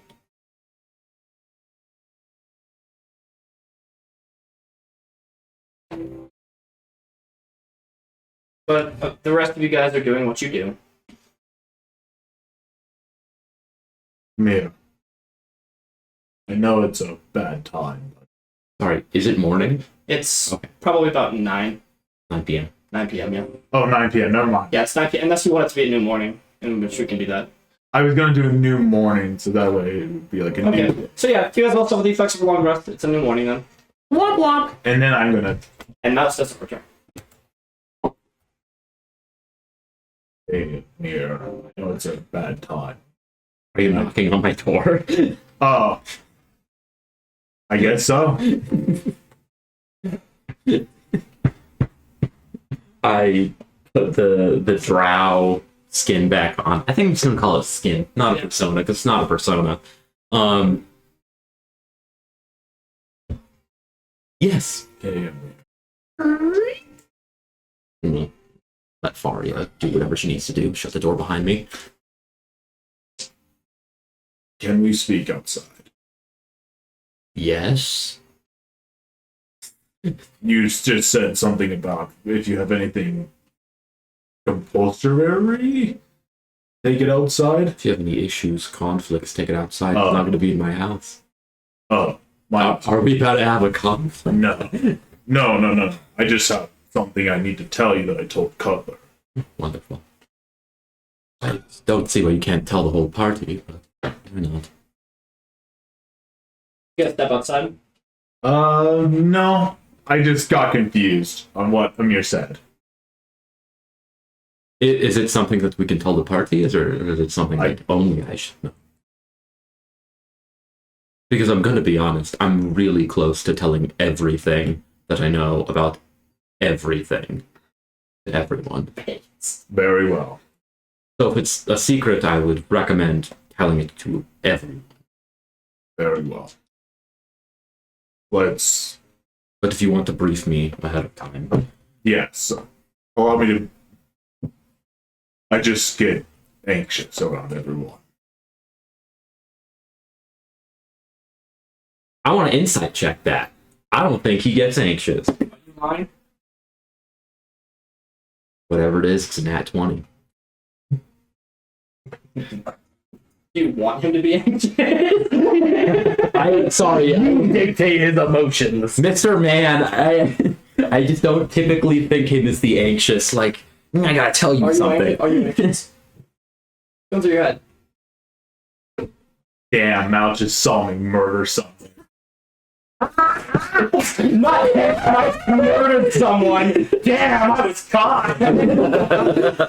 Why? You think I was ever caught? Probably. What, Days you later. hurt Oliver or something?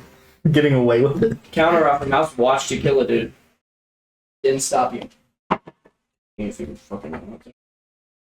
No.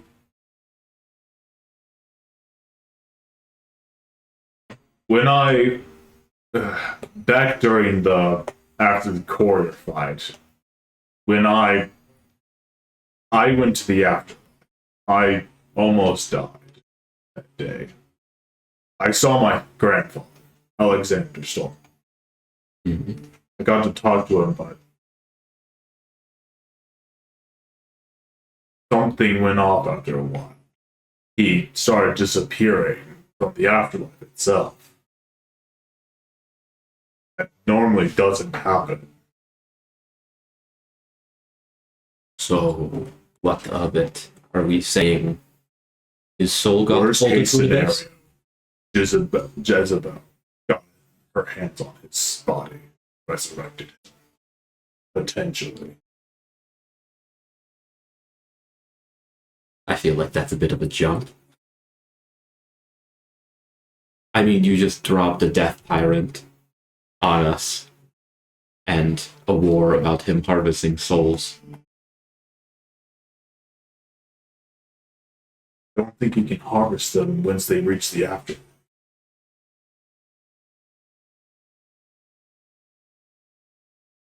I mean, So he had to be resurrected by someone. That's the only name that comes to my mind. I feel like just disappearing is a bit too inconclusive to say Jezebel. Somebody who we... But it's still an issue. Oh, very much so.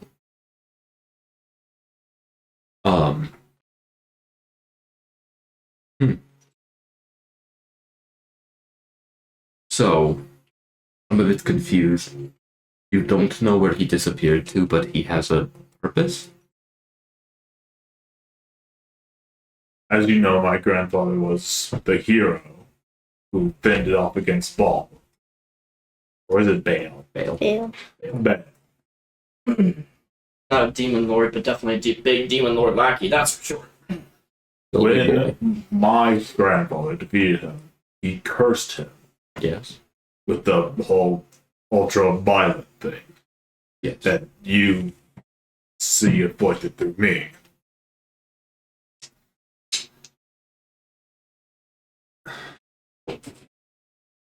I don't know if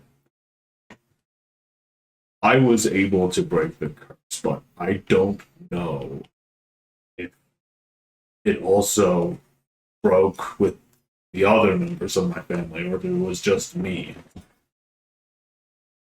So him disappearing from the afterlife is an issue.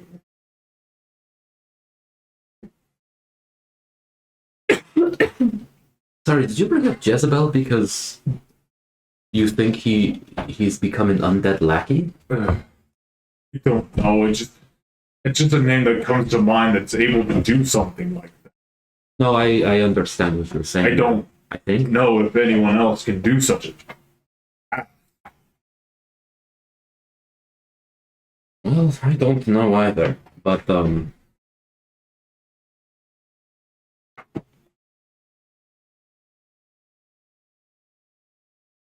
I suppose I don't know if Cutler asked this, but what do you think we should do?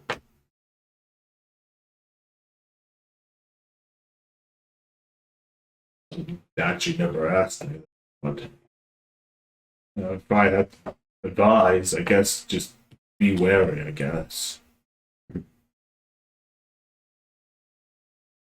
I know it's not the best advice I can give, but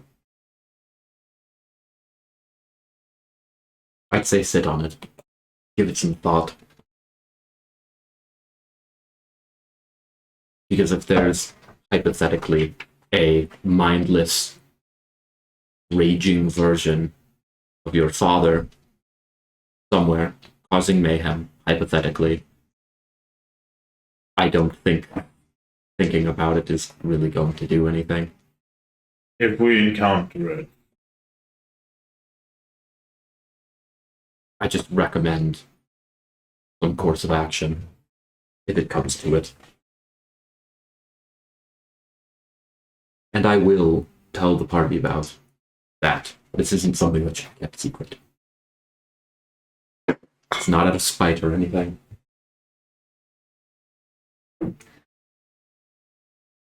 and you know how I also mentioned about Timesis.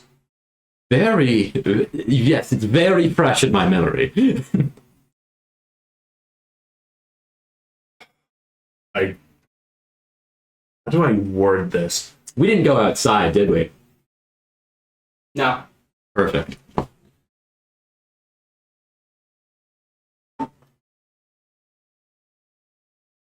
I just don't know what happens if I don't appease his appetite.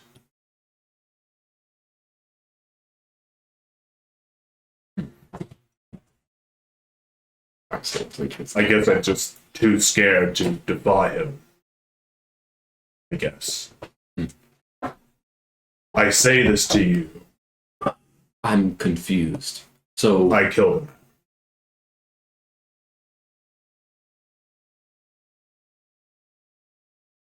when? Last night. Why? To appease Timesis. So that he doesn't kill you all. Something similar. Or that hot tune abomination doesn't show up again. You saw what that thing did, Marin, to your own daughter. Akil. Sorry. I shouldn't have brought her up. No, I'm glad you did. That was stupid. Your passive perception. 12. Since you guys haven't left the house, Rain and Oliver, you guys can hear this. So you can't.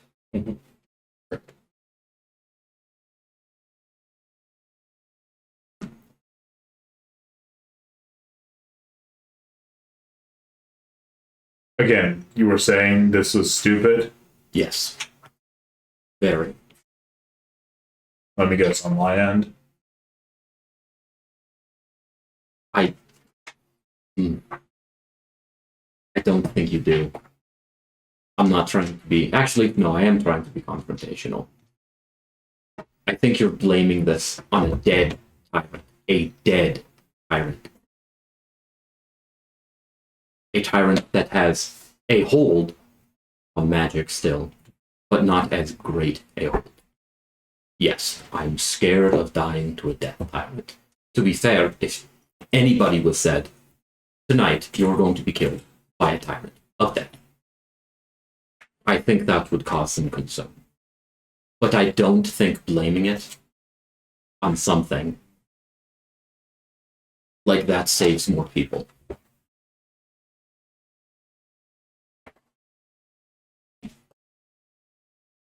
Why does killing somebody who I don't even know, why does that save more people? Well, it seems to only be satisfied with just a single soul every now and then. Why didn't you kill me? Why killing my friends? Why didn't you kill Oliver? Why didn't you kill Ray? Why didn't you kill Borsch? Don't want to hurt any of you. Not again.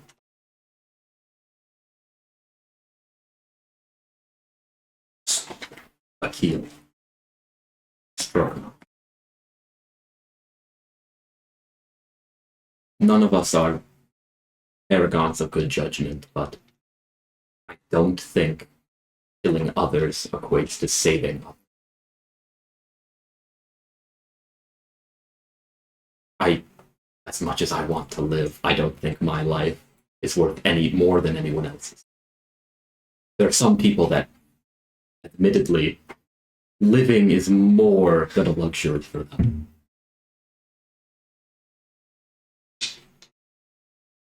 But if you kill, let's say, tens of people just to save us, what are you actually saving?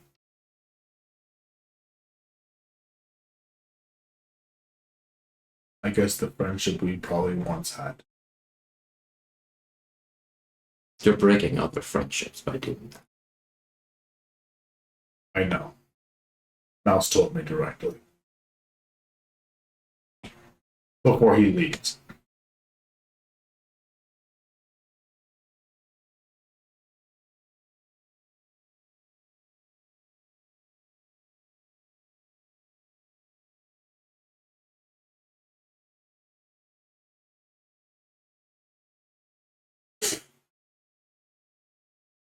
Oliver and Rain, you guys can hear this too.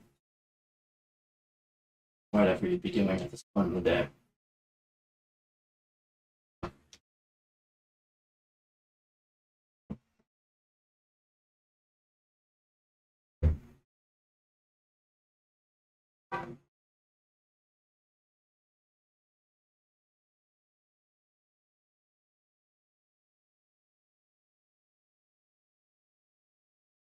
Rain's gonna go back to her room. It's No, hold on. Just stand at the door like... She's going to pull out her stuff to try and communicate with Archfey. it will get to that. Mr. Dad Pimp, Lord Rob. Fuck that shit. This is more important. I'll be right back. So what was the conclusion of that encounter real quick? Did you leave the house or just leave the stairs? Stairs. Before just deciding to just start breaking down. Do you leave the house? He goes to the backyard. Okay. Oliver, what the fuck are you doing? They're having an existential crisis. Lovely. Well, no, it's probably everybody else's stuff is more important than it. So that was like yeah. Disagree strongly with that statement. That doesn't make you any less of an important character here. You're very passive. I am. Stop it. Oh, okay. Sorry, do you have a diaphragm? Yeah. Use it. Death Okay. um. Well, they don't know. I don't know. Maybe they. You just had nothing. Both of you guys just had nothing to say about that whole situation. I know you do, Rain. Well, they're no. This is the thing. They just like thinking should they stay with the party? Yeah, that sounds about right. Well, it's like, hey, the only person who I was like, Vorsha's getting up there, but their person is gone.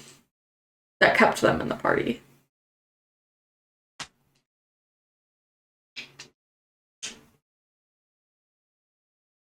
And kept them going. So. Right. They are kind of thinking on what to do next. So none of you guys have seen Borshaw Morning, by the way. Just wanted to point that out. Rain. First thing that happened was I woke up and I got Yeah, I understand. I understand. Yeah. So Rain, let's talk about it. I'm not great with All right. Fairy Daddy. All right, Rain. We love Fairy Daddy. So you pull out your chalks, you pull out your things, you pull out your gunky spunk, and you spray it all over the place. And by that I mean you pull out your chalks, your incense, and your Feywildy, occulty things, because you're a warlock and you're hot. Are you a crystal girly? Are you a crystal girl? Yeah. Oh, fuck That's all I yeah. need to know. Fuck yeah, you are. Alright. Your chakra is gonna get so aligned. Shut the fuck up.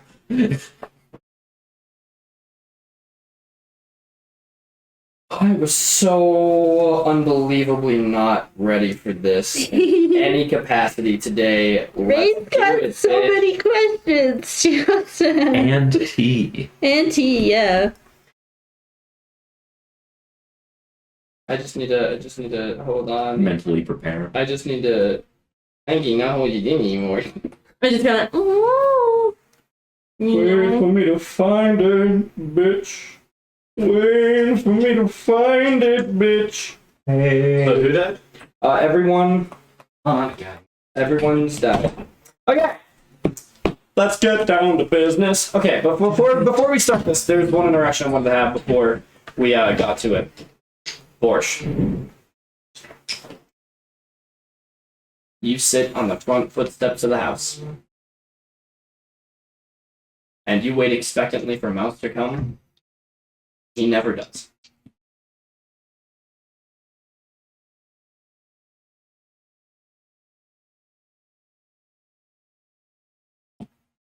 Great. Eventually, you hear the door open behind you. Varia sits on the steps next to you. She waits with you. Varia. Okay.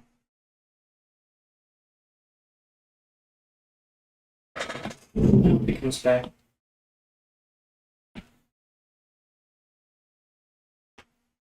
I hope so too. I've been sitting here wondering if I should send Smash out to go find him, but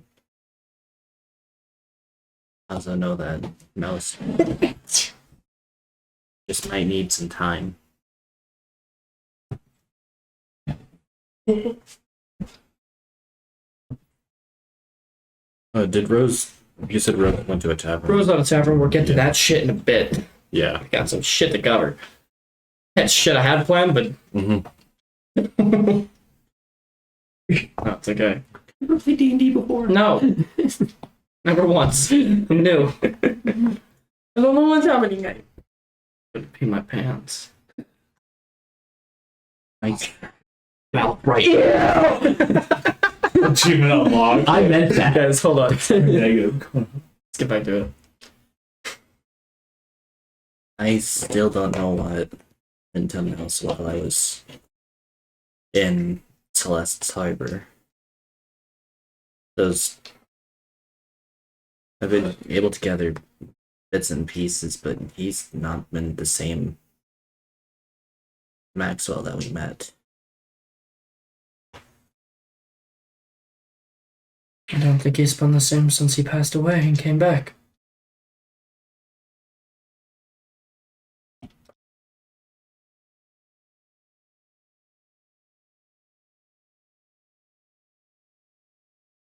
I think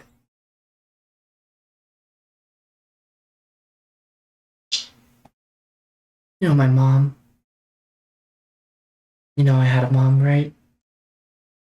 Our secrets are so kept to each other that I forget who actually knows that. Well, you're alive, so I just figured you had one. Well, me and Amir are trying to get her back. That's why we're here. And some of the reasons why I liked Cutler so much.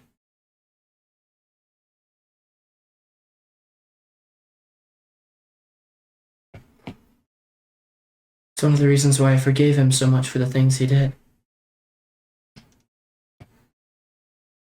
And you know what, in a really fucked up way, I don't disagree with Magpie. And I didn't like him. But we've met a lot of people who are saying the same things that he did. It's just not realistic that we go through this whole adventure and not kill. It's just not possible. The reality, Vorsh, is you just need to choose what's worth killing. And who.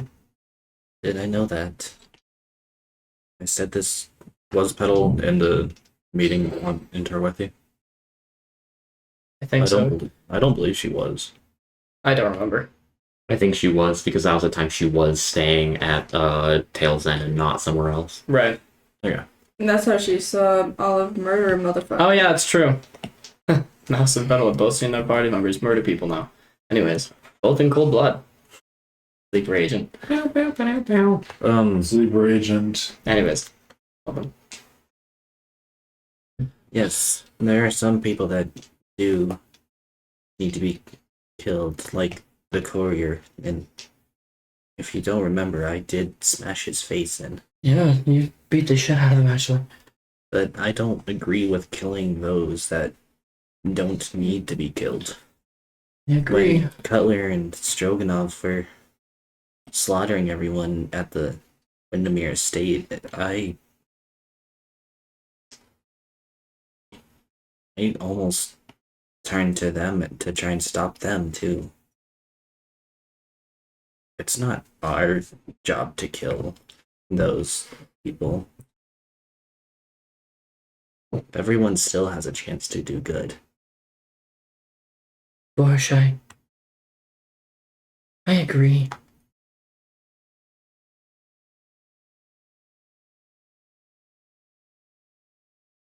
And I hate to say this, but can we just think about this realistically and rationally for a minute? My father doesn't like killing. Rain doesn't like killing. I don't like killing. But we are a group of exceptional people. You have a god who is looking out for you. Stroganoff is the son of Alexander Stormheart. Oliver is some sort of sleeper agent. Rain is the deity of an archfey, and Amir is my father. They get paid to sleep? No. Vorsh, what I'm saying is all of us are fucked. Every single one of us, we are so screwed. But we are also unfathomably lucky to even be here. You have too much on your shoulders to simply pass and not prioritize yourself over other people. And I would say the same excuse for Stroganoff and Oliver. Whatever our purpose is here is greater than most people. And there has to be some rhyme or reason to that, right?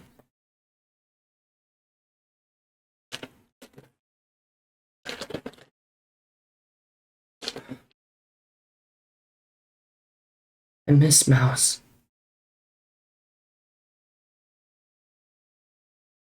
I don't think he's gonna come back. But part of me wants to go out and join him. If he doesn't, and find him. But I don't want to leave my dad. Not after I just got him.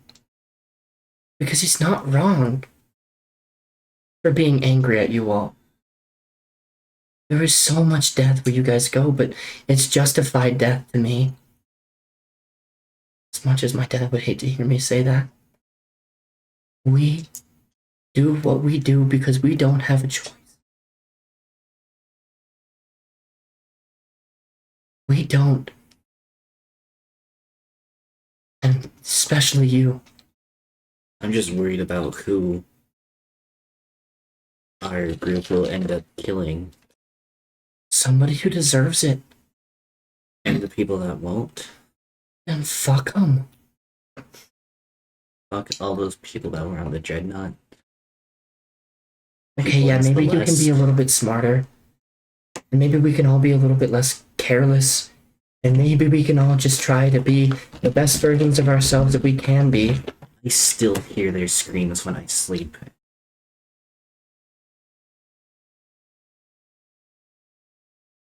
I try and hold myself to be someone that people can go to when they're in need, but end up killing so many with just one mistake. And that has been my entire life, making mistake after mistake, hurting so many people because I just can't seem to think. Okay, but here's the thing. You can say one word that justifies it. Mistake. You're not Oliver, you're not a killer, you're not doing these things because you have to. You're not doing these things because you don't have a choice. You're choosing not to, and it just happens by byproduct because you don't know any better. How could you have known? If you wanted them to die, then that's one thing, but you don't.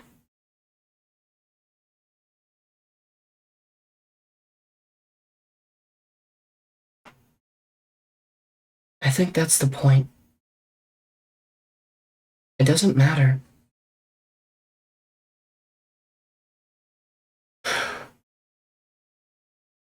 Like I said, we're just in over our heads. I don't think anyone here has a reason to be with each other. And I want to fix that, but I don't know how. Because I like you guys. Mouse did too, though we won't admit it. Because you guys are my friends. It's not because my dad's here. It's not just because the weave told me to stay. It's just because I like you guys. That's my reason too. Though I can't trust Sturovanov. I think you guys just gotta get over it. And just like each other and stay with each other because that's what it is. And I think a lot of things will get a lot more simple for you all when you guys start doing that. Because it becomes less of doing a choice because someone told you to, and more just traveling with each other and trusting each other. And you guys don't trust each other at all. At all. You guys are hardly friends. And when you guys do get along, you guys change your mind at the last minute. It's like bipolar. I don't know. I do put my trust in them. Sometimes it feels like I am the only one doing that. It's because you are. Besides my dad, I guess, but the others gotta get their heads out of their asses. Here's the clue.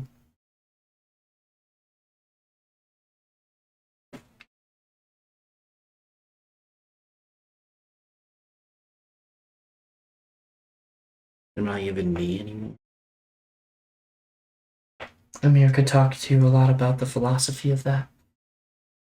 But I can just say, in the way that you have not stopped drinking that chocolate milk since you got it. Yes, you are the same you. It's infinite. Yes, it looks very cool. Can I change it to white milk sometime? I'm gonna go find out what's going on in the city now. When you guys are done moping, let's go. It's fair, you guys earned it. Y'all almost died multiple times. I don't want to go and try to die again. For fun. Just let's try to kill more people this time that deserve to be killed. For fun. Or we can lock them up and have them serve their time. That too.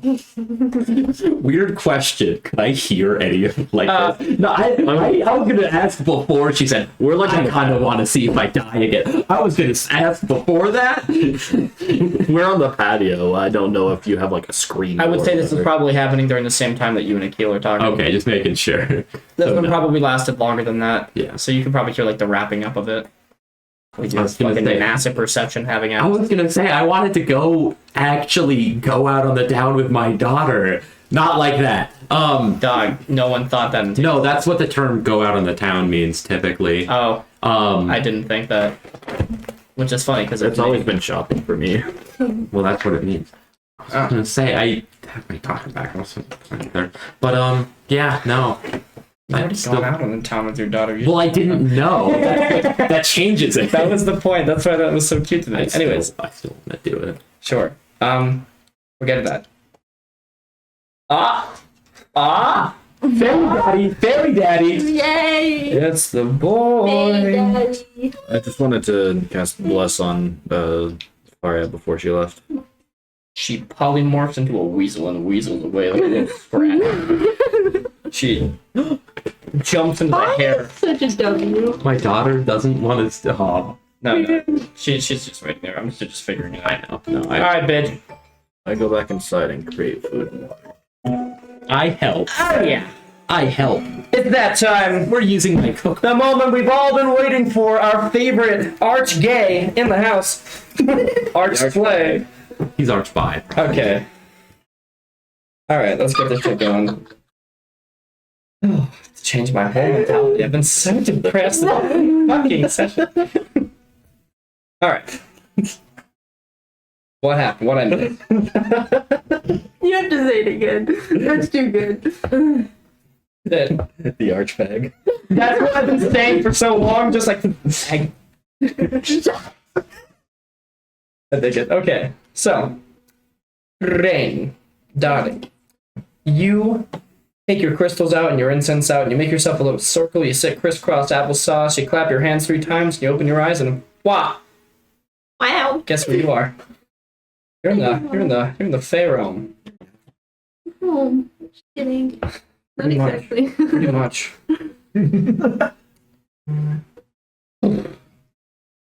Well, Rain. I have to render this place again. It's been so long. Okay. It's been months. It's been actually months. I'm I don't like, know. I need to talk to him again. It's Yeah, been a it's been a while. long time. I'm gonna struggle to get into this character. Alright. Let's actually take this seriously for a sec. Actually, let's take this less seriously. We're taking this whole thing a bit too seriously. Let's get a little silly with it. We're playing D&D. Rain, you open your eyes. And you see the same kind of Mad Hatter-esque scenario you've been quite familiar with. You see a massive tree of elusive bark that shimmers with iridescence and branches that cover like a canopy of this beautiful green shimmering emerald green, the same of which your sword shines. Under this canopy you see a table full of doodads and odds and bods and all sorts of phantasmal little thing-thongs. No actual thongs though, just tea and a lot of food and chairs, but you've never seen them actually be occupied before. Wait, what? Sitting at the end of this table is a twonk, for lack of a better description, an individual who is rather strapping, but his clothing, hair, and just whole entire demeanor just seems a little bit flamboyant and suave. This individual has blonde hair and beautiful insectoid eyes. Kind of think like a fly, but they shimmer and gleam with both fascination and also just kind of foreboding power. It's like looking into the stars, eyes of a galaxy or an exploding sun. He has wings that stick out from his back, multiple different pairs of wings, one moth and one butterfly-like, and he has 2 antennae that stick out of his forehead.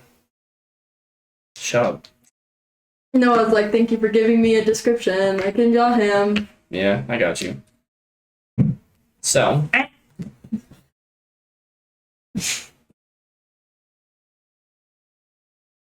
He turns to you. Oh my god! Take a seat! I missed you so much! How long has it been?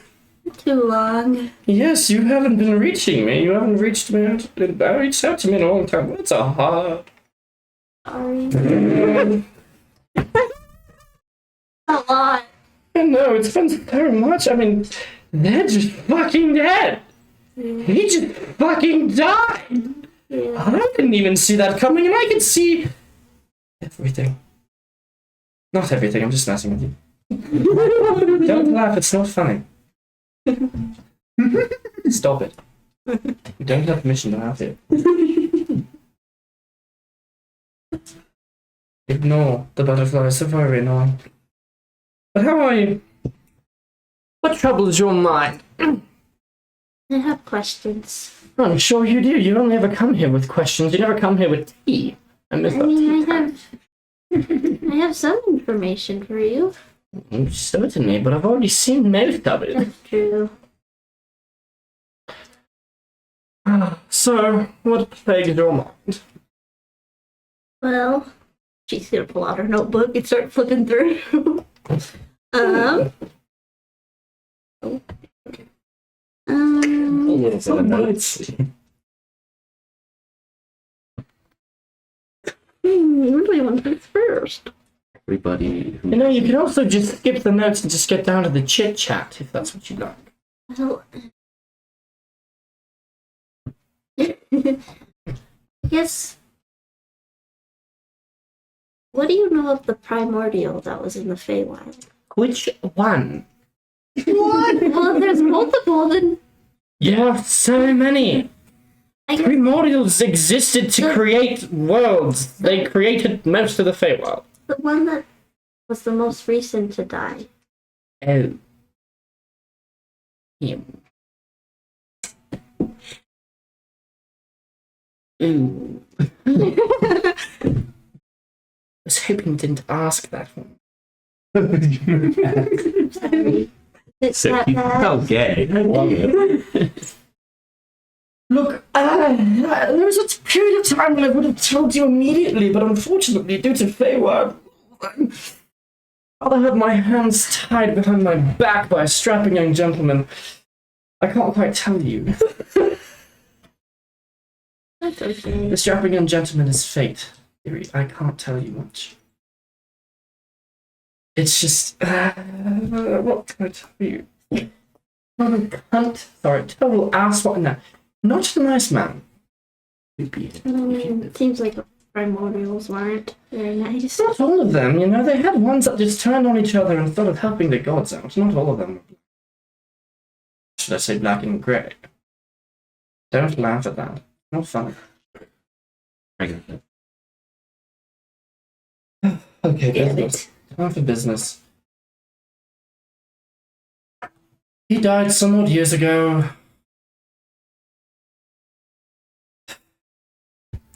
He caused all sorts of havoc, and the one thing I can't tell you is, unlike most primordials, he had things to do with the mind. Able to sway people with their words, bargains, and things of that matter. Yes, you understand why. There you go. Yeah, it's not very fun. Remember that giant ball that connected you all together that I keep fucking telling you about, but you don't tell everyone? Yeah. That's the ball. The more you look, the more you find out why you all are traveling together. You found one primordial, done. You found another. And one's been dangling around the neck of you this whole time and you haven't even seen it. Not you. It's the others.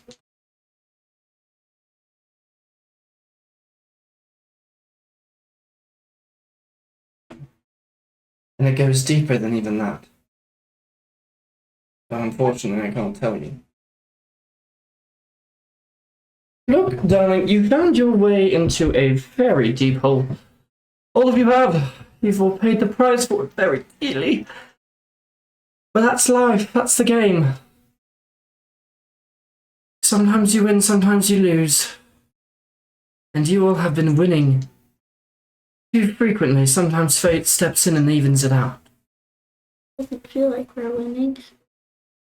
Darling, you met a fucking inevitable. And you broke it. A machine that was built to fundamentally kill people like me. You and your friends destroyed it. To a degree. As much as those things can. You've probably come closer to showing that thing the right hand of God than anyone has ever shown it. If that thing is capable of fearing fear, you instilled it. And that's a victory. So what? 2 of your friends exploded. My condolences. You're alive, and that's all I care about. And together we can fix this world together. I just don't know what I'm supposed to do. Your best. Darling, your best. And also speak more. For fuck's sake, your head is buried in that book 24/7. Everyone else is There's just so much information. getting at each other's throats the whole fucking time, and I'm just like, Rain, darling, you have the right head on your shoulders. I tried. They don't listen. Yes, they do. And if so, you need to take the sword I gave them, extend it in their asshole, until they fucking listen. Swear, the people who need to be talking the most in this group don't, and never have.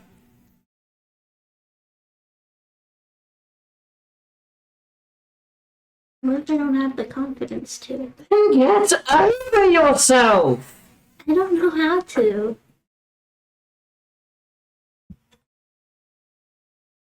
Just do it.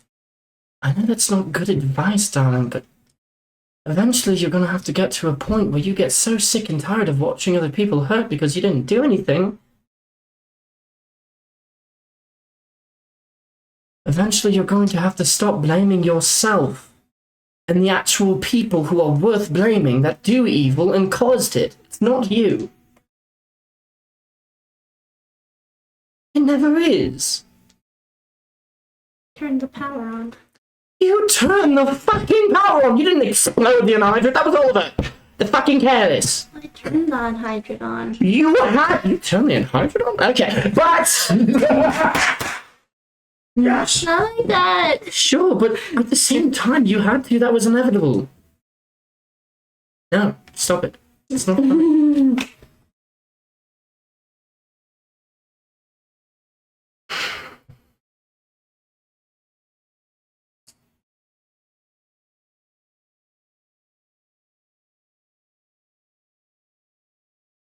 And you're still trying to find excuses to blame yourself. It's adorable, but you have to stop. You turn the power on. You help your friends. You try to be a voice of reason for them and they don't listen. That's not on you, that's on them. So what? People don't listen, so you just stop trying to be good because they don't? No, you be good anyways because it's what you are, darling. It's what you are. Regardless of if people listen or not, you're good. And I just wish you were more loud about it. I'll try. You always do, darling. You always do.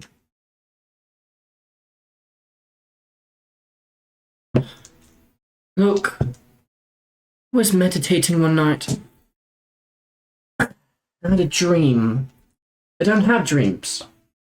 Archfey, when they have dreams, it's premonitions of a mistake. But the funny thing about it is it wasn't my mistake unless you were a mistake, and I don't think you are. Hope.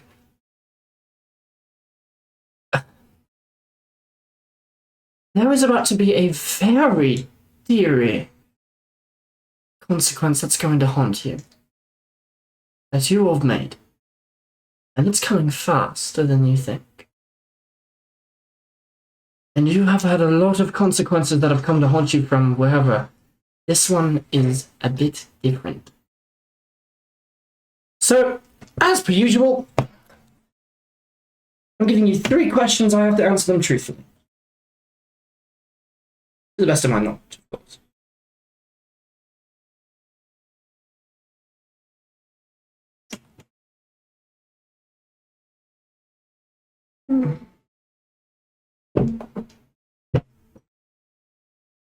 No pressure, it's okay.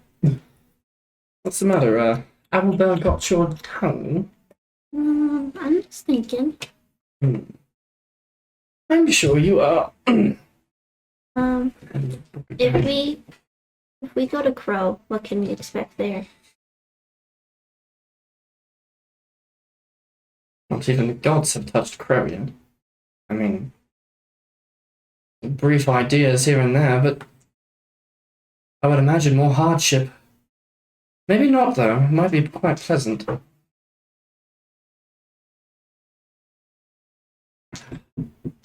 lot of snow, ice, maybe. Possibly primordial. You already knew that, though. That adds up. I would say not urgent things.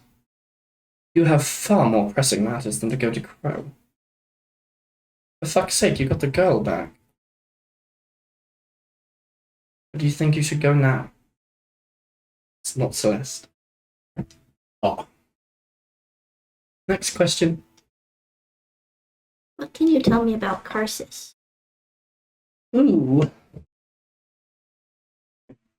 That's a name I haven't heard in a very long time. I wasn't even around when he was around. He outdates even me. But Karsus was bold, from what the fairies tell me. And the others. He was the best wizard this plane has ever seen. Cast a spell using the goddess Mistral, killed her, obliterated her to fucking smithereens.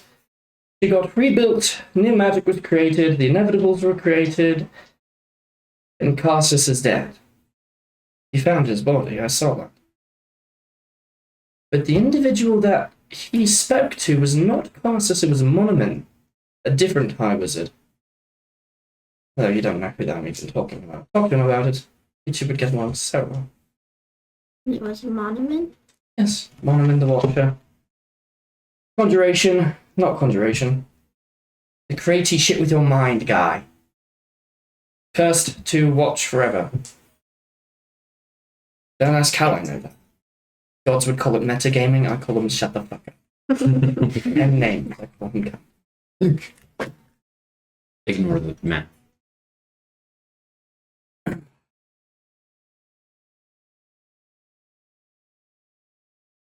His magic was unstable. The magic that obliterated the queen, Mistral, was a dastardly thing. It had a 50-50 chance. Half would work out, half wouldn't. He got the former. Didn't work out. Spell fizzled. Didn't matter that it was Mistral or not. The truth is, he was wielding magic that was too powerful for even him, and he killed Mistral doing it. There was a chance that it actually worked out. He rolled the tables. Last question, darling. Why did you choose to save me?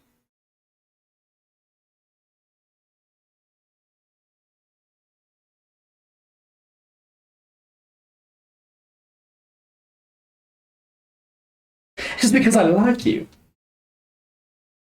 You fascinated me. A lot of individuals get lost in the weave and disappear forever. You were different than most I've met.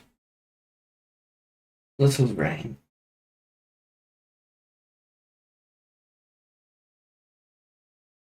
weave walker. They're rare. And the truth is, since I can't lie to you, when I first met you, I thought that I could use you. Like most Fae do, to be fair, I'm not a terrible person. I was, still am. You are being of great change, and I thought that if I was the first Fae to snap you up into my arms, that I could keep you close and somehow I would remain significant. And that somehow we could fix the world together. There's a lot of evil. And the material plane is the first place, but trust me, that darkness spreads everywhere. Can't get it out. But I thought that maybe you and me together could make a difference for the better. I'm sorry, it's not the answer that you want. There's a lot of predatory creatures out there. The one that was going to kill you or me, I made a choice, and it was me. Because I think keeping you alive was more beneficial than having you die and watching what happened.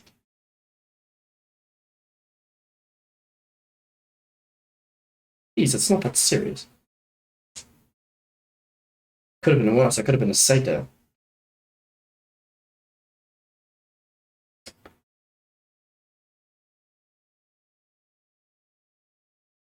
But why I've chosen you now is because I like you. Because you're peaceful. Because you're good. And I actually really quite enjoy watching your friends be idiots. Right? It's not funny.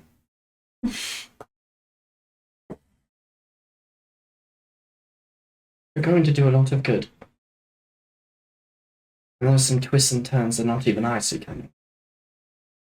But I look forward to watching you do it. Now, your questions are over. But I do have one more thing for you. It's a keepsake of mine.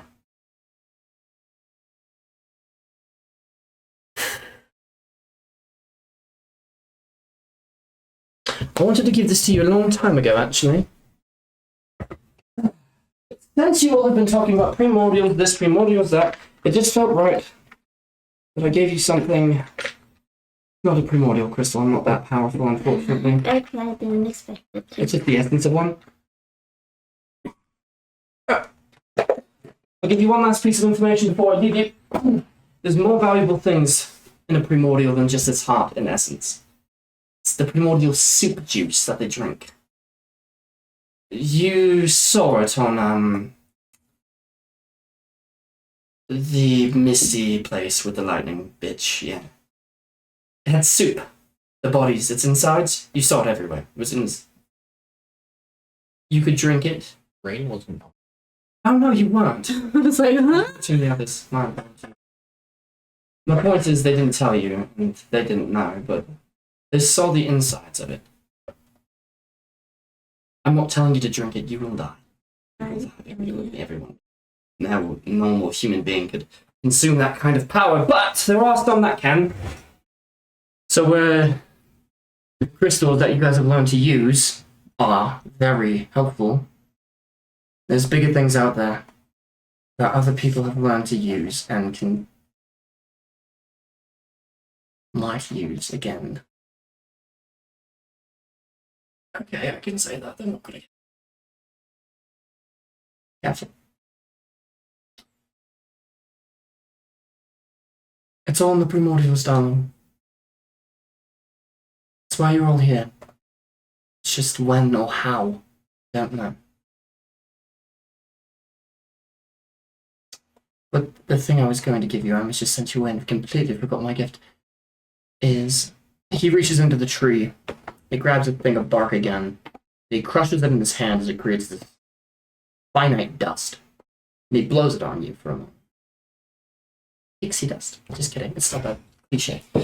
Just, you know, pretty close. The reality is, whenever you talk to someone that needs to do business with, you know, money and things of that matter, you can, you know, haggle those prices down quite a bit. It's not great, but it's just about the best I've got. You know, everyone else always gets the hammers and the God's blessings and the scrolls that tell you to kill gods, and he has more magic items than no one else, really. and the arms, the voices in the head. You just got me. So that's all you get. The voices. That's fine. Yeah, sorry, it's not as flashy as some of the other things though. That's it. I'm feeling rather inadequate, actually. I wish I could give you more. I really want to give you more. I'm really just not that strong. Everyone else kind of has the better end of the deal. I'm sorry you're stuck with me. We do our best, don't we? Lovely jubbly. Alright, well, I will see you later. Tonight when you sleep, can you actually give me tea as opposed to business? Because it gets rather dreadful here. Mm-hmm. The fairies are very annoying. I hate all of them so much. Very annoying. They don't stop laughing, and then they call me an idiot, and they try to flirt with me sometimes. It's very awkward. Mm-hmm. Not their league. Sort of strapping. I'm joking. Alright.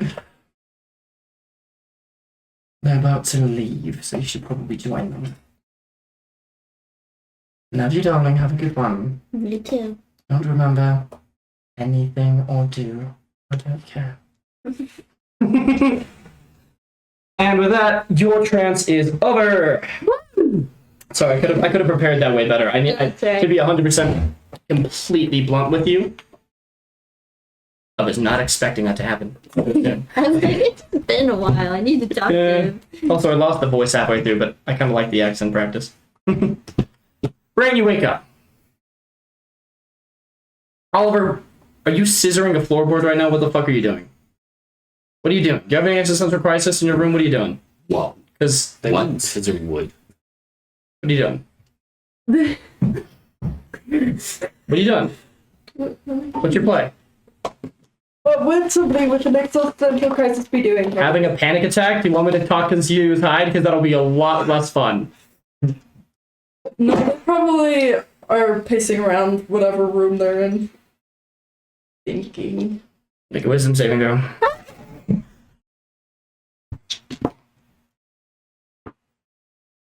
Oh.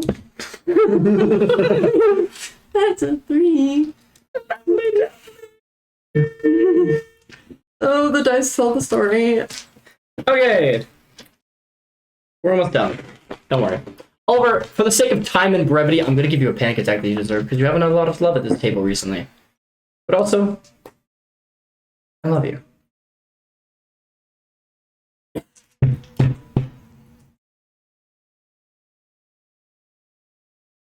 You're thinking of Marin. Not like I need to be the one to tell you that. You obviously have them. What just died? Bitch died. Just thinking. What does your being in your head look like, Oliver? What does being in your head look like? What's going through your head mind? I need to know for the sake of storytelling because right now you're kind of an enigma. They're just talking to themselves, like basically thinking what to do now. Things that they were thinking about a long time ago now resurfacing, you know, especially back in Celeste. You know, all these negative feelings coming back to them. Just feels like they're back at square one. Yeah, that's a pretty reasonable reaction. Yeah, well, once after getting Marin back, they felt like they could make things better for themselves, but now they're back to, you know, the path of self-destruction. 10-4, understood. Roger Dodger.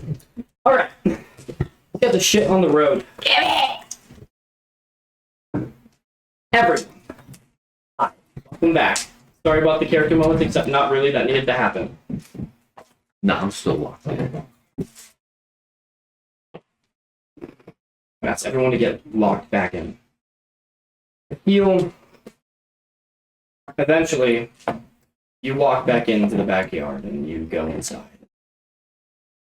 2 hours of character moments later, Oliver, you end up leaving your room. Lorch and Faria are still on the front porch. Rain, you finish your seance and mirror. What are you doing? I actually had an idea. I have a feeling you would. Yeah, no. I'll do it on the earrings just because it's better than yelling. Thank God. I think it's time we all have a talk in the kitchen. A real talk. Okay. Boris, what does that even mean? Goblin for understood. I wouldn't know. I walk into the kitchen. What do I? You can't even count it anyways. How do you know these numbers? He can't count, but he knows numbers. You think it's a letter? You think it's like a phrase, not letters? Not letters? They're numbers. He's like a third grader thinking a big word means something else than what it really does. Why was that the word in my head before you said it? Prostitute. Oh. They call me in high school. They propose stuff. Yep. Everyone, what's our plan? Let's get to the kitchen. Yeah, we get to, I assume we all go to the kitchen. yeah, we go to Yes. the kitchen. Um. We go to the kitchen. Thank you. So, if Rose actually does decide to show up and Mouth decides to come back, well, we'll fill them in.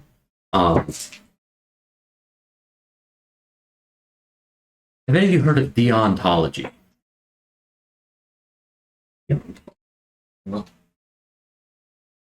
What is that? So curious to know who goes. Oh, sorry. No, I don't think any of us know No. that. That's all right. So,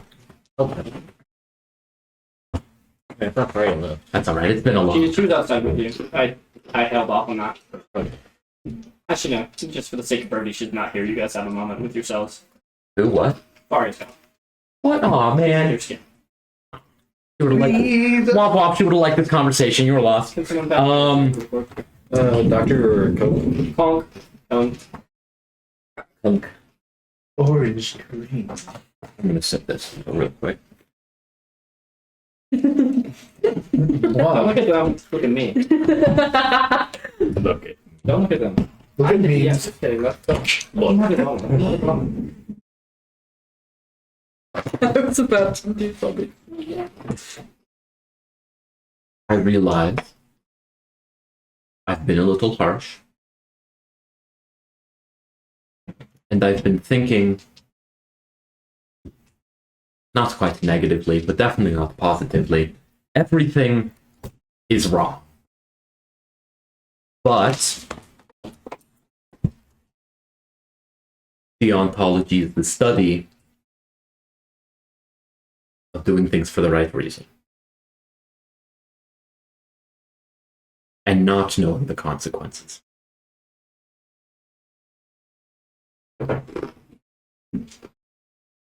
The shame Cutler wasn't here to hear me say I'm wrong. But I've been going about this the wrong way, and I think all of us have.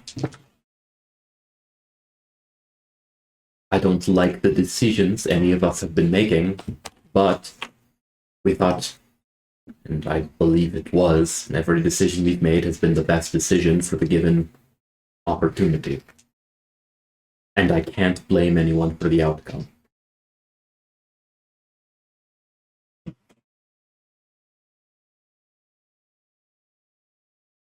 I wish that rat bastard could hear me say it.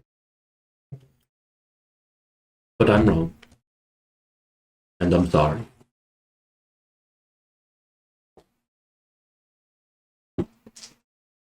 And I wanted to know. What would you guys like to know about?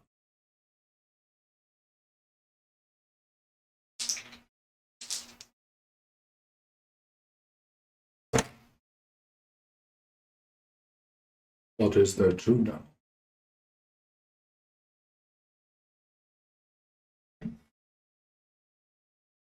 I'm sorry, this is just catching me off guard. Who's the phantom? Me. A killer. A hired gun.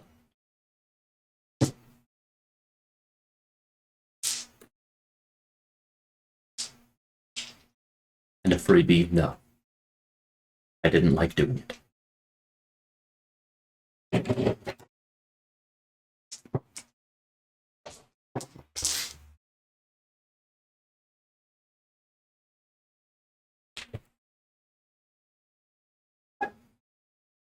How many of you guys didn't know that in character?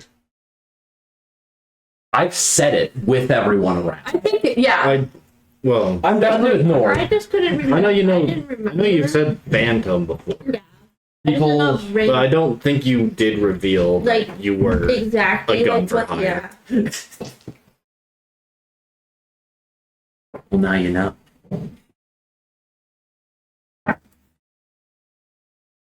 Another freebie.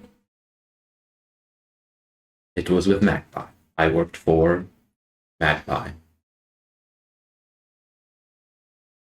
And what got you entangled with him? Entangled's too big of a word. What got you caught up with him? There was a botched job.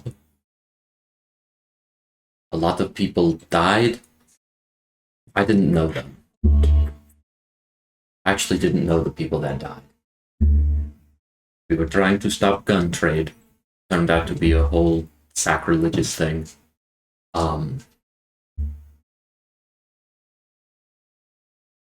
It's hard to say this because I'm not entirely sure what happened. And I kind of just roll with it, but that statue back in Anhealy. It was of Dane, correct? No, it was, Or was of it father. It was Yeah. father, but I'm not gonna It was of say. the sheriff. Yeah, who his killed name's Summer. himself. Yeah. That statue, A country for old men style. his son, the sheriff's son, was on this mission. Total, everything went wrong. A perfectly innocent man. I can't give it justice. He got mutilated, brutalized. These, dare I say, cultists turned an innocent young man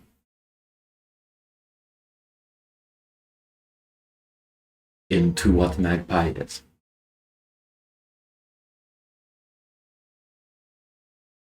Soon after that, I lost my family,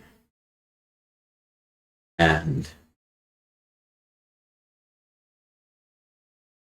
I thought the criminal underground would provide me more answers. It didn't really do that all that much. I wasn't ever lying about being an information broker. Sometimes I just got hands on.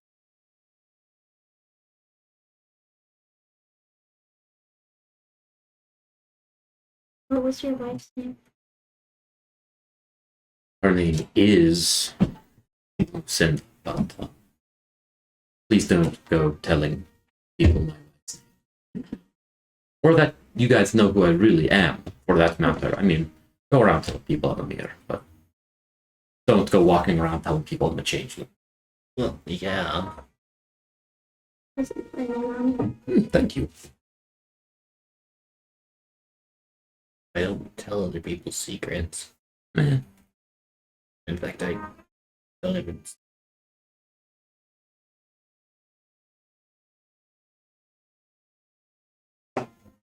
You don't need to force it. Force it. Force. Abortion. You don't need to force it. Force. That's hard to say together. Force it, Borsch. Force it and force it. You don't need You to don't need force to it. force So it. that tongue twister and a half. Yeah. I'm quoting it. You don't need to force it. Well, I don't like secrets, but I understand why people keep them. I have been trying to be truthful with you guys this whole time I've known. And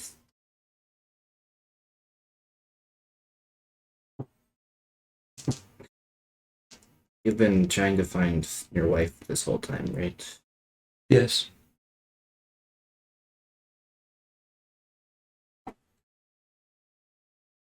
And I looked to the front door, hoping to see Petal, but I know she's not there. You're saying this in the area, aren't you? No, I know we're at the No, table. we're at the table. I don't know if Arya even has hearing. No, it's mouse. And I'm not using the thing right now anyway.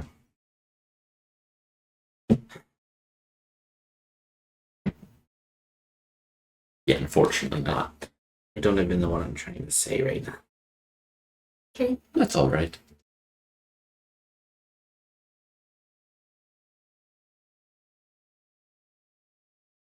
I mean, surely more. There's got to be more questions than not. If not, totally fine. The question I had. Oh, you just asked what your wife's name was. Yeah. I was like, you didn't even ask anything. No, I asked him, Oh, yeah, I asked yeah. who the Phantom was, and Yeah, my bad. I'm just not paying attention. Would you like our help finding her? I mean, you did me a great help of finding that scroll and helped me in Celeste and Mystique and Dorothy and everywhere. I think there's been a lot of helping going around. We just don't really think about it. I just like looking at the big magic items. If anything, it's a little more selfish. But you're welcome. If any questions arise in the future, I'm typically who cares? Actually, I do. Why not?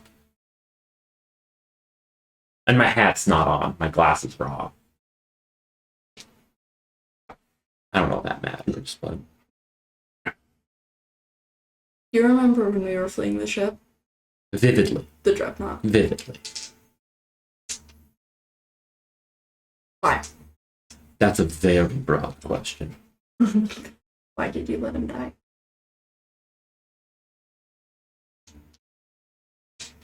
I don't think I could have saved him. There were multiple falling barrels. And me sitting there and healing a couple scrapes would not have saved a blown off head.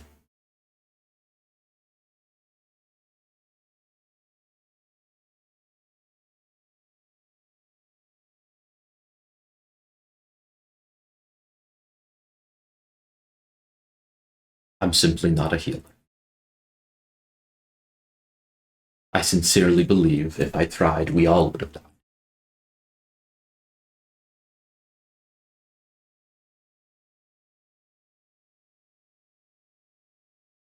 Would you stay with this group?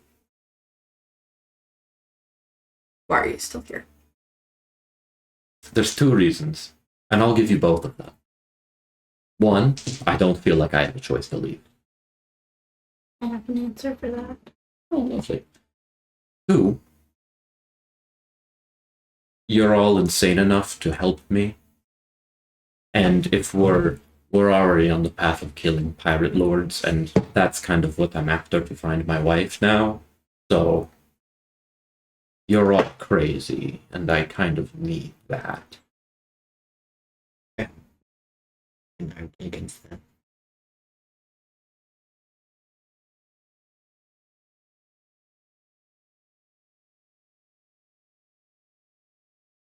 You said you had an answer. I really want to hear that. I've been meaning to tell you guys this for a while, but you know of the weave, right? No. Roughly. Yes, magic. Magic. Happening All the magic. magic. We all are connected to the weave. And our strand of weave somehow ended up getting tied together. As some way of fate. That's how right before I captured Cutler, my patron paused time and allowed me to see the weave. And I watched as my strand connected into the ball that your weaves all were together. As it pulled me into the same fate. Vorsh visibly looks around for whatever ball you're talking about.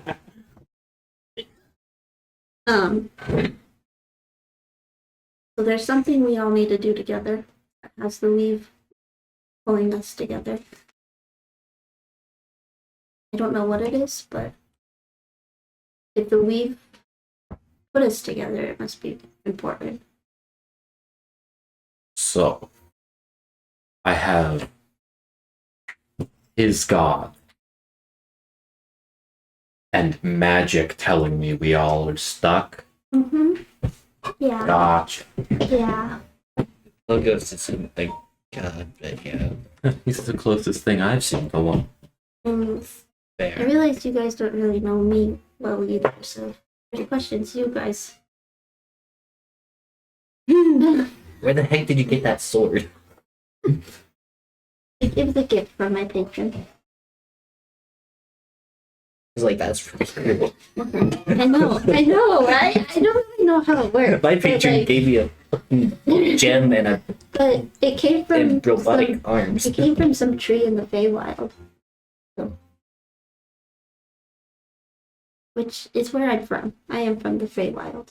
So, if you have any questions about that, I can What try and answer portion of the them. Fae? You're a goblin. You're from it. I'm from Brindal. Fundamentally, you are from the Feywild. I'm from Brindal. All elves know that they're Fey lineage. You're Fey lineage, bro. You know that you know about the Feywild.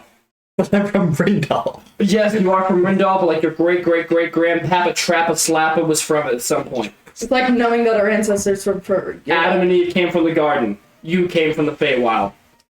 Yeah, great grandpa Torch. What's wrong? It doesn't torch. That's the renaissance of names. His name was Bibgis. I like it. Yes.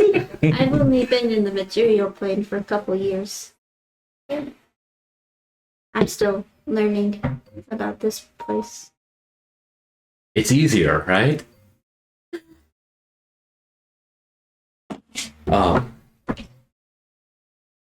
Well, I don't know if anybody else has anything to say, but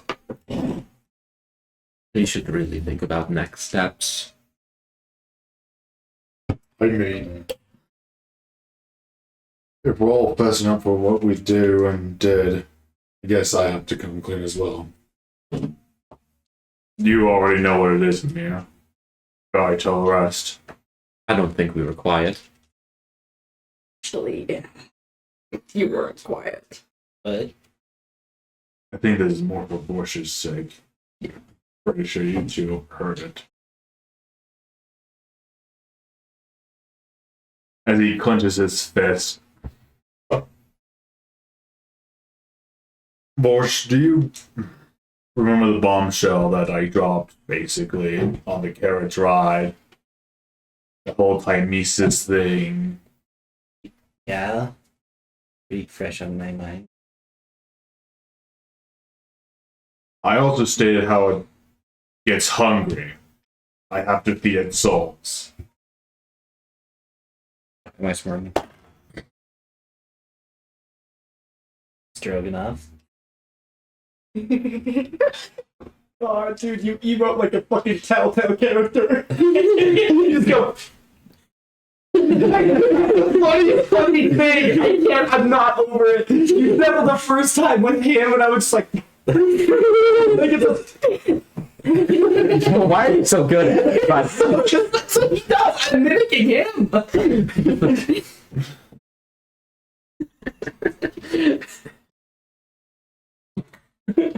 That's what I do to get my brother to confess that whatever he does. Okay. I'm so sorry. I did not want to interrupt it. So I sorry. gotta retrain my thought. I'm so sorry. Okay. You're dropping a bomb. Bombshell you dropped in the wagon. Action. Okay. And how it requires souls, and then you're like, yeah, You're making you kill someone. yes.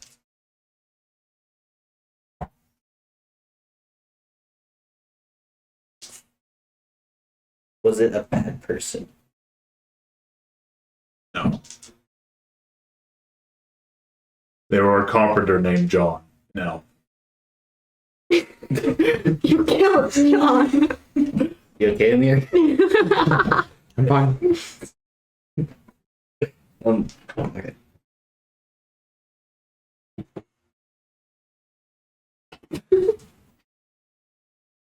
We I know. all came into the agreement that we weren't going to kill innocents. I know. But I was afraid. I was afraid of what Timesis would do if I breached the agreement.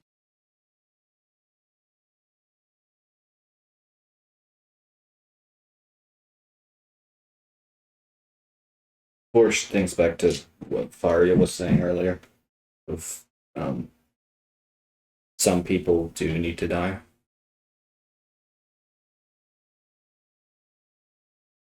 If you need to feed him souls, just make sure they're bad ones.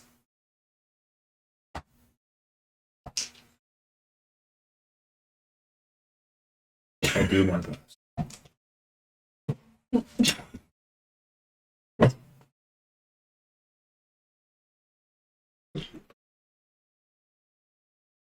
Porsche isn't morbid enough to make that suggestion.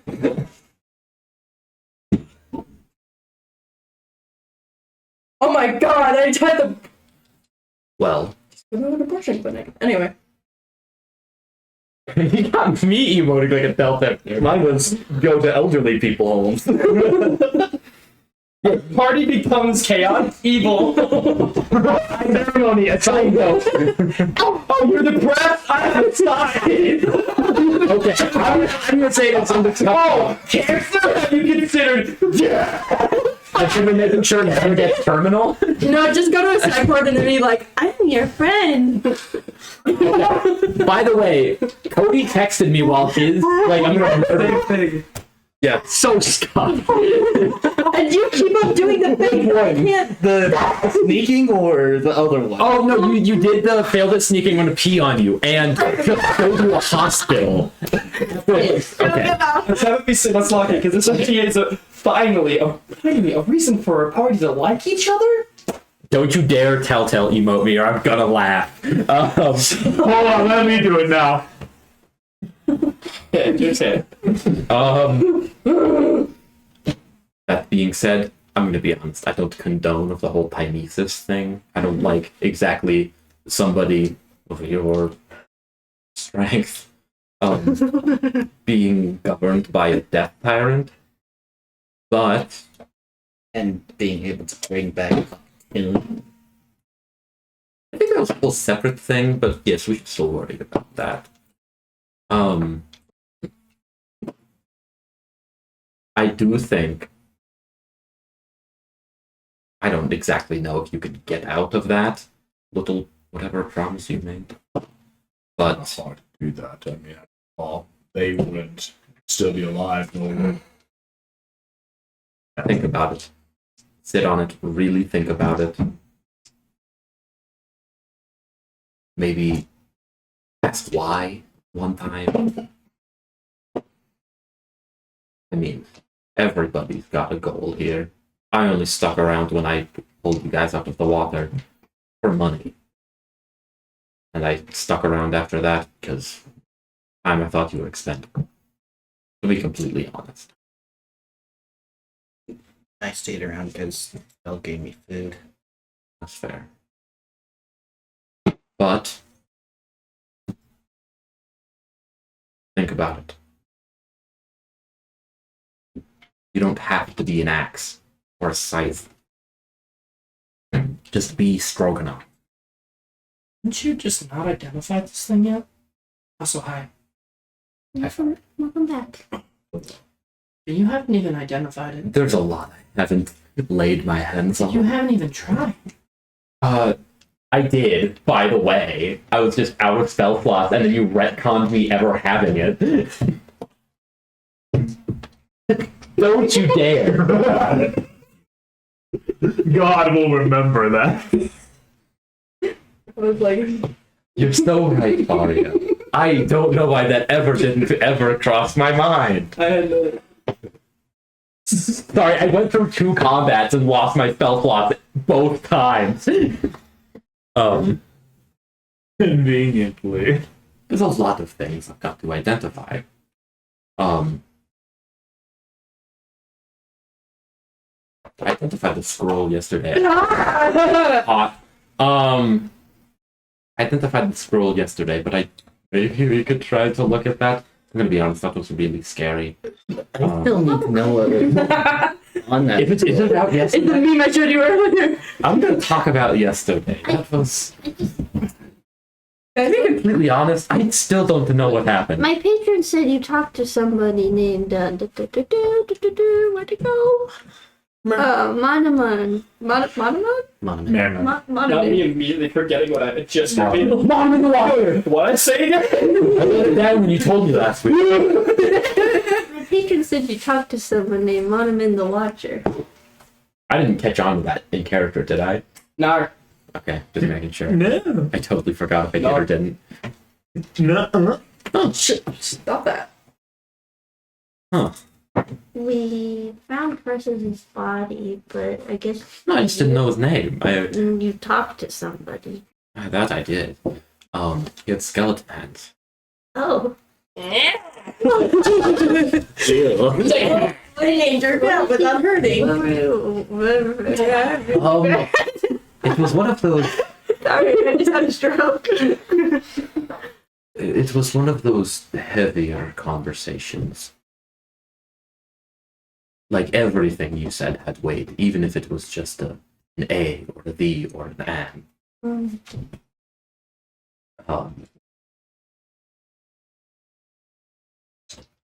It's all a blur. Was he the one that was able to bring back Rose? Yes, technically. Through him, we technically brought Rose. I didn't know it was going to be Rose. I didn't think I would. I didn't know anything was going to happen the way. Yeah, because you just went to do your spell learn thing. Yeah. I think it was another plane of existence. I can't exactly tell. It was weird. But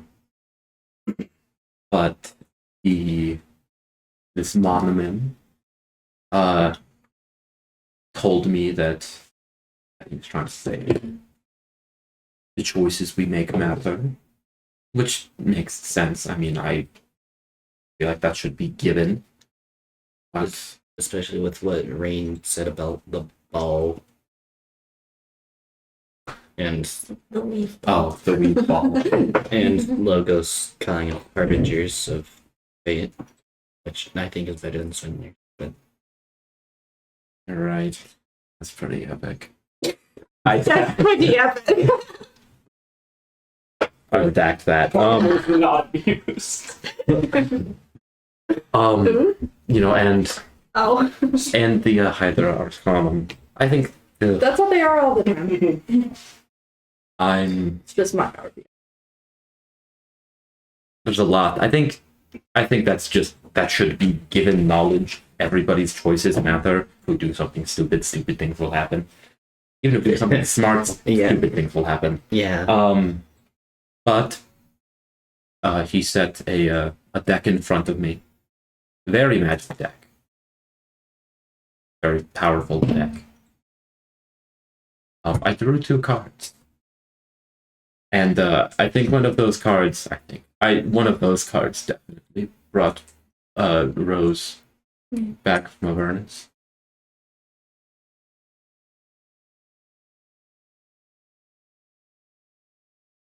The other one. what else happened? I drew a second card. And what did that Was do? that card? Have any of you heard about the wish spell? Have any of us heard about the window? You maybe. Oh wait, one of them tried to. You're a magic yet, really. One of them tried to happen right in front of my face. You mean the one Lum tried? So yeah, other than Lum, Yes.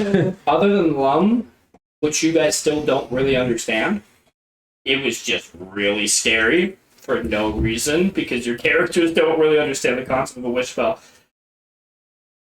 Some big spell, right? When a shooting star passes over the material plane, it's a well-known fact that wizards stop being able to have luck. Little kids who don't have any sort of devote in magic sometimes can harvest the wish, the idea of a wish, and have a little bit of residual luck that thing produces. It's kind of like a giant wish spell that's very small over 100 different tiny wishes that affected just a fraction of a percent. But in concept of D&D and what your characters would know, when we say in our current real player worlds, oh my god, I wish that would happen, the concept of D&D is significantly different. Because a wish is something that can happen. It's not taken as lightly in this world. When someone says, oh my god, I wish this would happen, it's meant to be said with more brevity and more seriousness than just saying it for the sake of saying. Your characters all collectively would know that that is common culture and common knowledge. That there is such thing as a wish spell, but something like a wish spell is 1 and like 16 billion chance for happening. Other than that, you don't know. Look at you. So you have the ability to cast a wish spell? I think so. Yes. And How many wishes? One. I mean, no, that's way too out of character. Is it? I don't think it is. You could wish for your wife back. I was about to suggest that too. It's one enough to get her back. would that be able to work?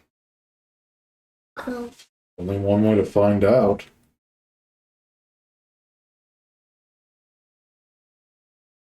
I mean, it's powerful magic. Who knows Wait. what else could happen? Wait. As I don't remember which one of you said it out of character, but as you said, we need to think before we actually do stuff. We just did bring back Rose. Mm-hmm. So I'm glad not.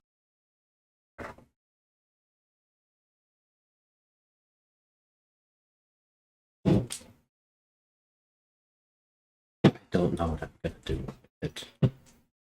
Much as I want to bring her again, I don't know if that's the right choice I should make. Frankly, I don't even know if she's dead or alive.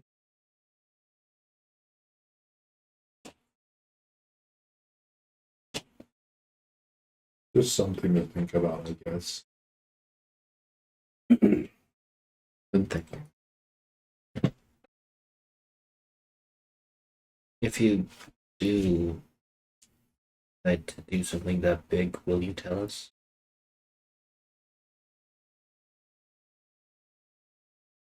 I'll certainly try my best to.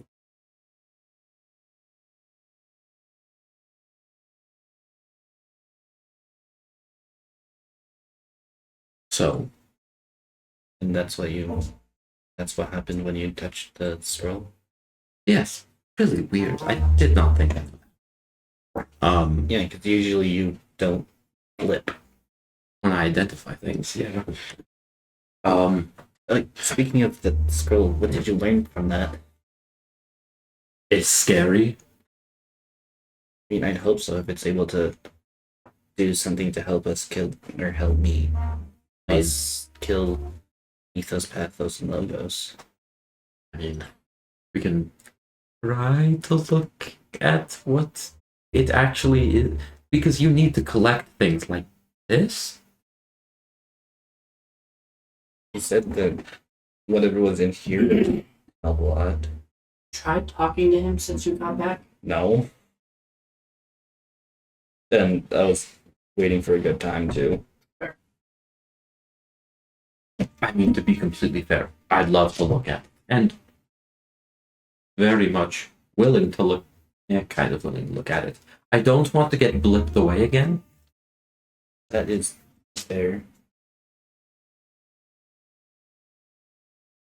And a lot could happen if I think if I handle this thing, or if any of us handle this thing wrong, for that matter. Ask Logos. Like he wants done with it. He's probably the best person. He's the one who kind of put us on this. Oh, my goose case. Feels like one. Treasure hunt. Like, can you just put it on the table? Oh, yeah. And I'm gonna open my bag. I don't know if it's like it's like a shifting thing, so I don't know if I can just like. So, to clarify what this thing is, it's a silver and gold ornamental old scroll. Elder Scrolls V style. You know, you take it, you hold it from both sides, it has a little flap on the bottom that you can open, and it can like retract back into the rest of the container. Okay. When you open it, it is a golden paper. But written on the golden paper is this whirling torrent of arcana and weave, of blues. Think Northern Lights, but And on a piece of paper. lightning and on a piece of paper. Yeah. Okay. Occasionally flashing glyphs and languages, and yeah, there you go. Okay. Part of me was thinking it was just like constantly shifting into No. different scrolls. Just the magic. I assume I can just at least touch it and pull it out of my bag. Yeah. That's mainly what I'm scared about. Yeah. So I'm very delicately gonna my bag on the table. Roll a dexterity check. I hate you.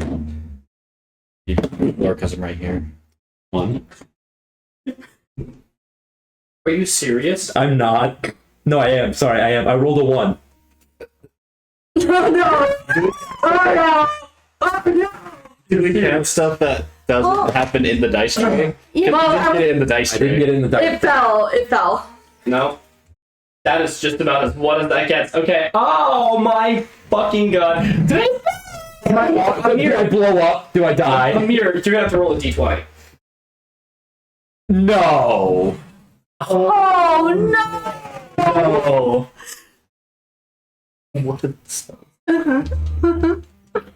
Oh shit! I need a drink. Sorry, I didn't bait me. I need a drink. I'd say I don't make the rules, except I very much did, and that was part of it. Does anyone else need a drink? If the DC was 2. So Alright, ladies and gentlemen. The world's about to explode. The world's about to explode. No, the world's not about to explode, but it's fucking good. It might. So, let me explain how this works. Guys, what did I do? Let the DM cook for a minute. Let me cook for a minute, because this just went from 0 to like 100 so quick. Come here. You take the scroll out of your bag. You begin to. God, give me that face. Holy shit. Fucking god. I'm so fucking scared right now. You're scared? Okay, so. If you're scared, we're pissing on ourselves. Right, so Amir. God. Oh my god. Rolling above 10 Amir. all session. Amir.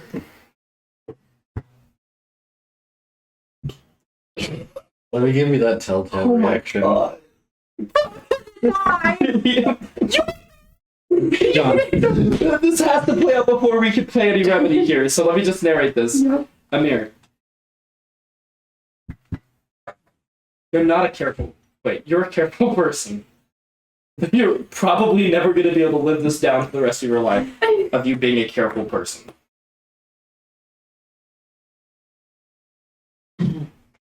This is probably one of the nat ones of all time.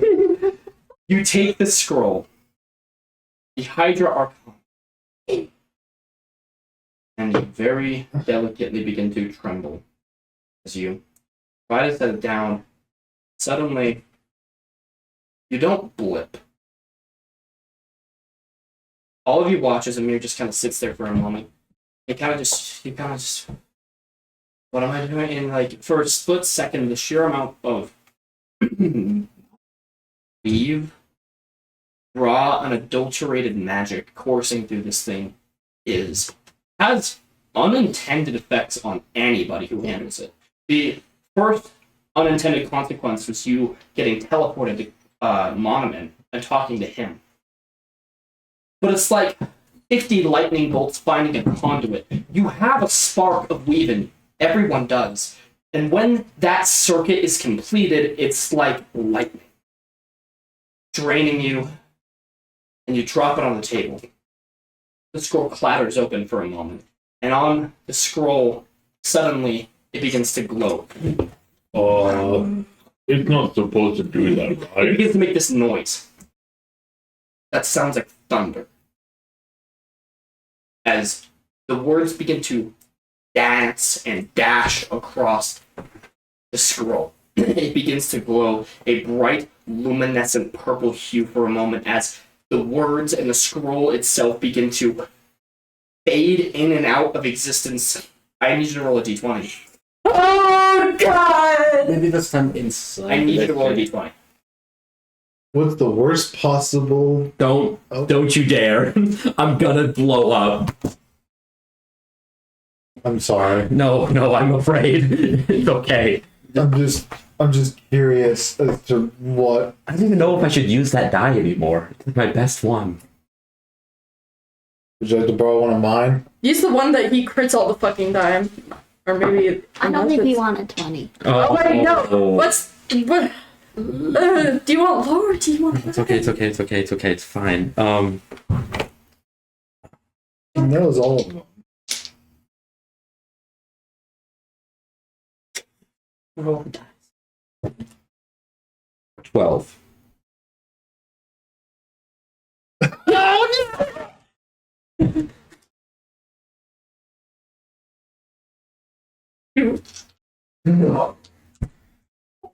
Oh, booking it? Fireball?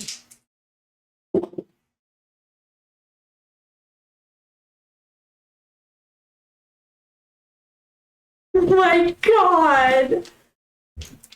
oh, we're fine. we are. Oh, Power word chill. Oh man. Honey. No! Page 43.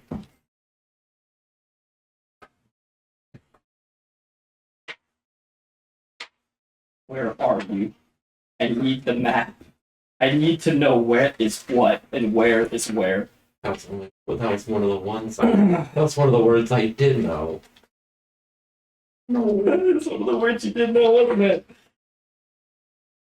I need to know where the page is. You can find me. Where is the page? Oh, it's in the player's handbook, actually. Someone's dying. What do you need? Shibby wop. At least Shibby wop.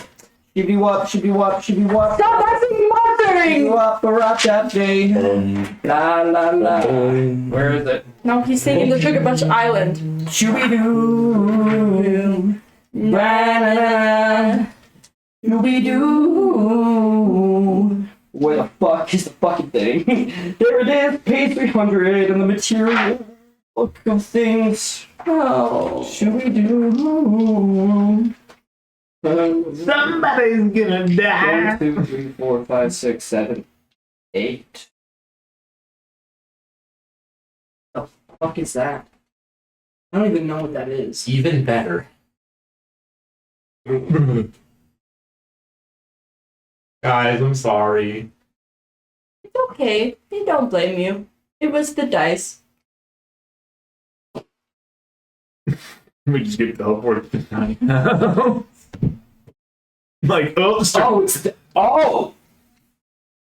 that.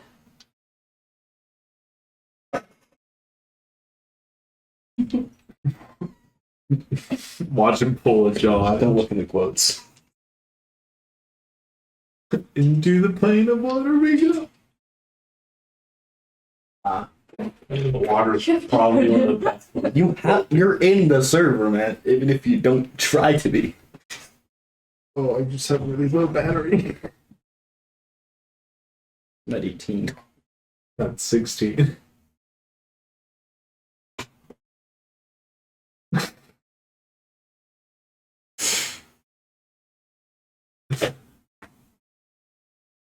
Dice didn't work.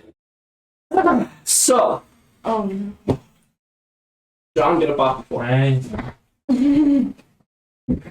Alright, bro. Divide or multiply by 2. I need the answer is 8. Am I dividing it or multiplying it by 2? Wait, 8? What? It's a simple question. Just try to multiply.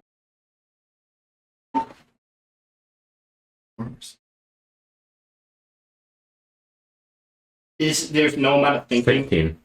So, multiply it.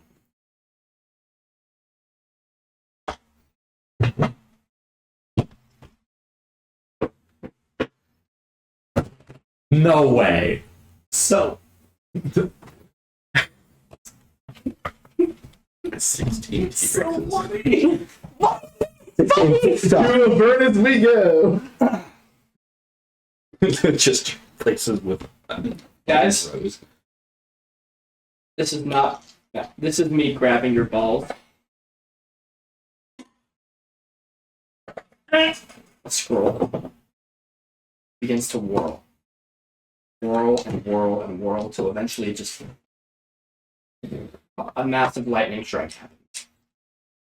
Coming from the scroll. It passes through the roof of your house, but it doesn't hurt anything. It goes into the sky and arcs, but you guys can't see that as we are all indoors. That's it. Long moments go by where you guys expect the worst. Long moments go by where you guys expect the best. Nothing, as far as you're all aware, happened. Can I check out stuff? Can I consult logos? The answer is no.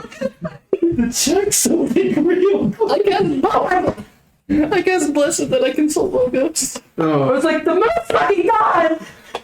Again! God! We're just in tiny bro. Bro, I accidentally cast Carson's avatar. It's just like it's just like 10 dogs dying. Probably. Only 10? What the fuck? I don't know what's happening!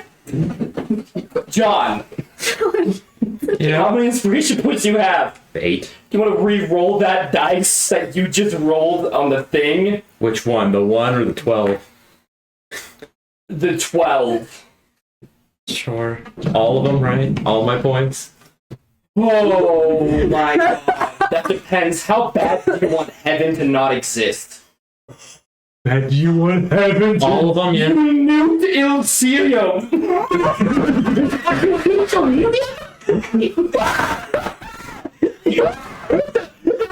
Out in the comics. The comics. Oh my god.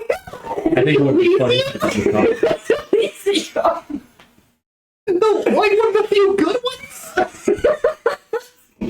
That's like one of the only other good ones other than Valhalla, but technically aren't That's what's also counts. I should not have told you guys that, but it's really funny. So yeah, all my inspiration points. Yeah, you gonna re-roll that?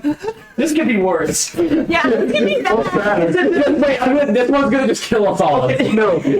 Avernus. Okay, so what's gonna happen here? So like we keep this like for the sake of brevity and like actually like even serious for a second. Still bad. You're gonna roll Second d20. You get to pick one of the two. Okay. 19.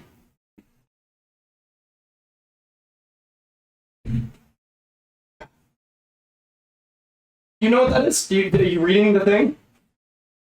19.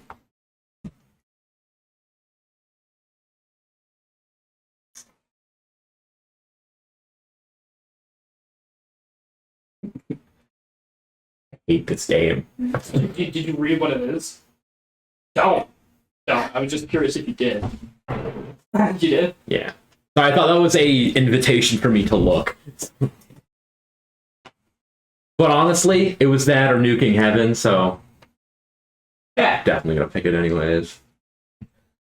Are you picking the 12 or the 19? 19. Do you know what the 19 is? Not entirely. Did you read the name of it? Yes. Okay. But honestly, everything on that list looks bad to me. It's the fake ones. No. My home. Gee, it's that or heaven. Oh my god.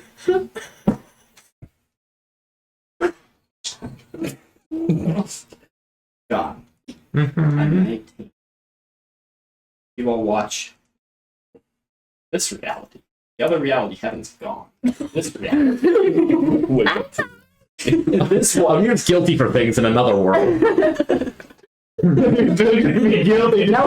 he's just kind of What are they guilty gonna do? for Go to things. material plan and punish you for it? Oh wait. They're gone. They're gone. Wait. Bro, you rolled Cataclysm. That was, You rolled Cataclysm. Anyway. yeah, my bad. You I knew basically that just nuked Switzerland. again. France. So.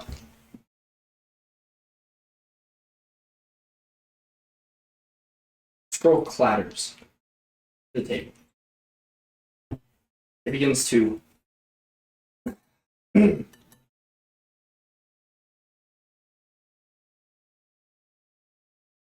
I hate this game.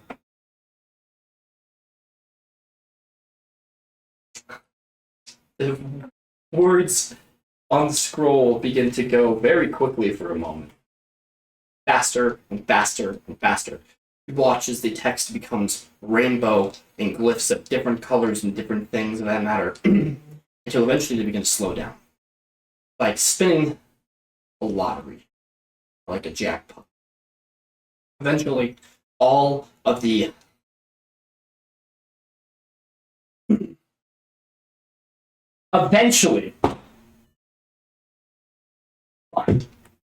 all the text stops. As you can see, written clearly on the scroll.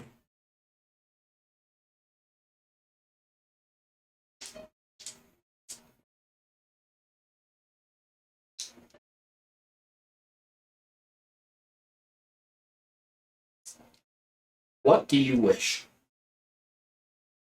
Your truest desire. Who is this talking to? Written on the text. On the scroll.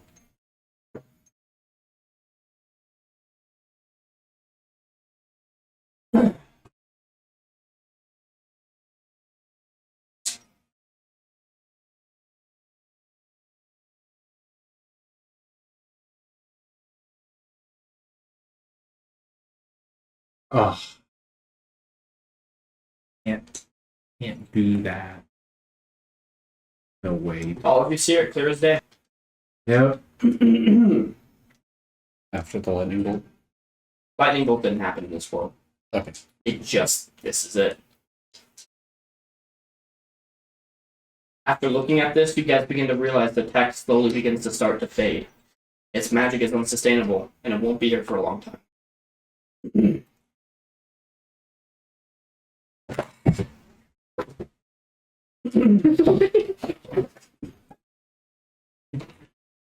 Is this a wish spell?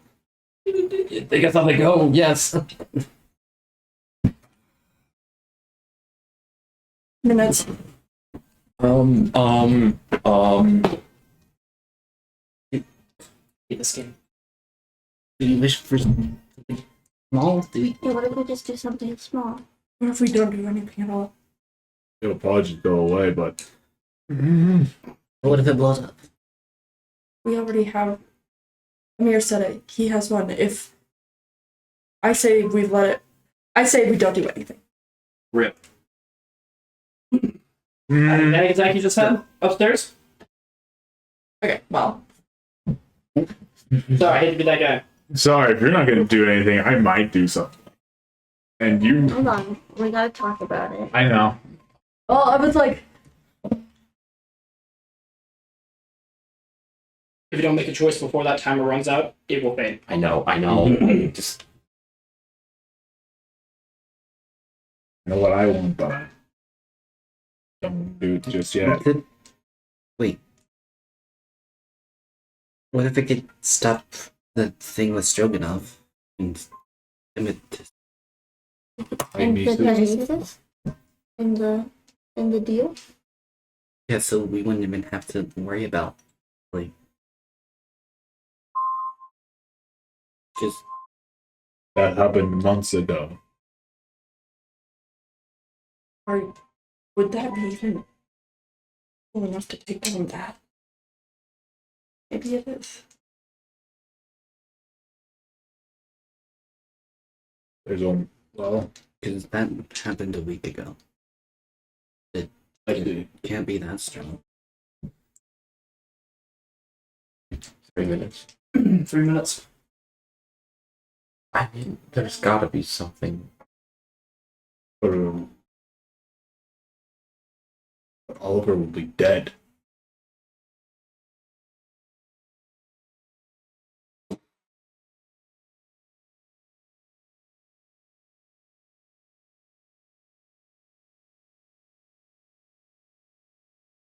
You could wish for Timesis to be satisfied. Not crave souls anymore. Be full. That he's never hungry again.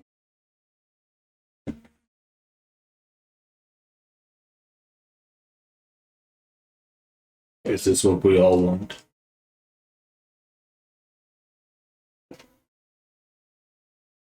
I don't want to do something that I will regret.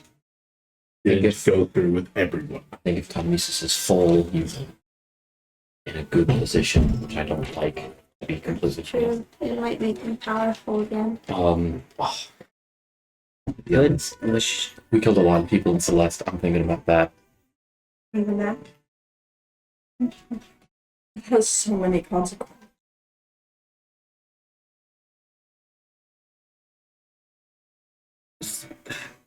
Dreadnought.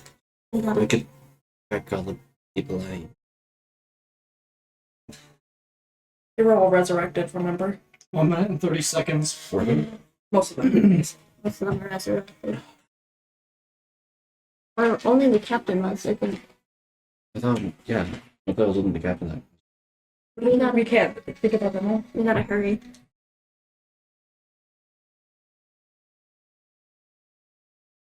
You can ask for the inevitable to.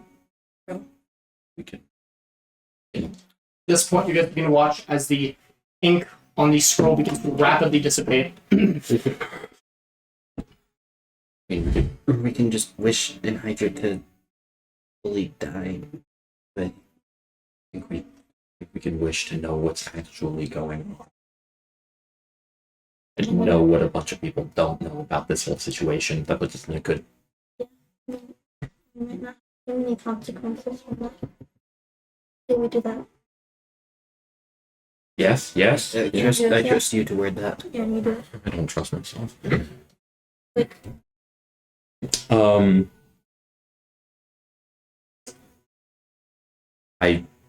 I wish to have knowledge about the whereabouts, about all of the crystals. The primordial crystals. If you had not come to an agreement, I would have said something. Thank goodness you came to an agreement. I would have just wished for to touch Timesis. Sorry. okay.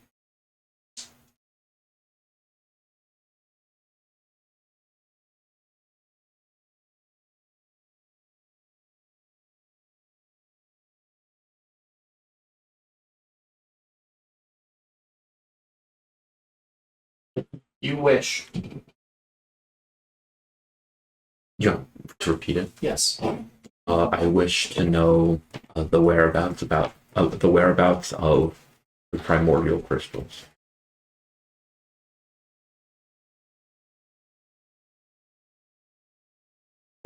John. Amir, I guess, is the real question I need to ask here.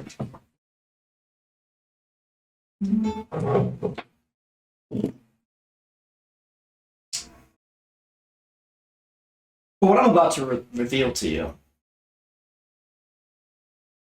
it was an accident on your part. I don't blame you. I don't blame any of you. Oh. You wish to know the whereabouts of the primordial stones. You never said how. Where most wishes would take into comparison of this, that, and the other. Oh, there's a loophole there. You phrased this somehow in some way that isn't exactly fair. With this scroll, and the reason why I'm so upset with it, this was a scroll of purified wish. No ifs, ands, or buts. It's what you want. No loopholes. No talking around it. If you wish for something, it would happen without the horrific, awful reprimands. And if it is something that would have that, it gives it the best outcome that you want. You wish for a god to come back, that god comes back, but it doesn't bring the god back in a way that rewrites the entire history of the world, that, the god never died and now there's another demon lord that's even stronger than that god. That god is just back, as you wished it, as you wanted it. That's the caliber of magic you're dealing with here. I want the material plane to be vaporized. It's gone. I wish for all denizens of any humanoid creature to instantly. Everyone dies. That is the caliber of magic that we are dealing with right now. Amir, you made this wish. You wish to know the whereabouts of the primordial stones. Now this is where the purification comes. Do you want exactly pinpoints of where these stones are? Or do you want to know what they are? How they are? You wished for knowledge. I will give you knowledge. Amir, this isn't a god talking to you.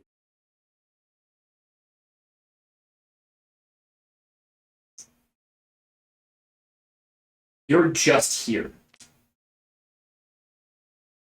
You're in a room with 6 individuals and bright lights.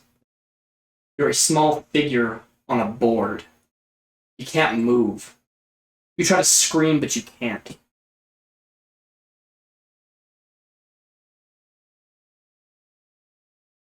Amir, what do you want to know?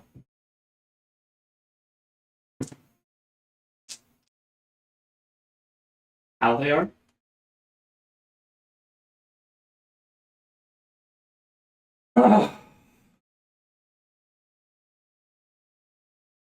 Was this a collective wish or an individual? That was I believe that was a collective. Yeah. Does he speak on your behalf? Yes.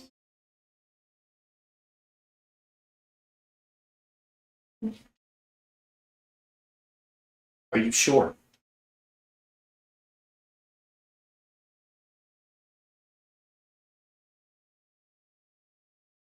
Okay.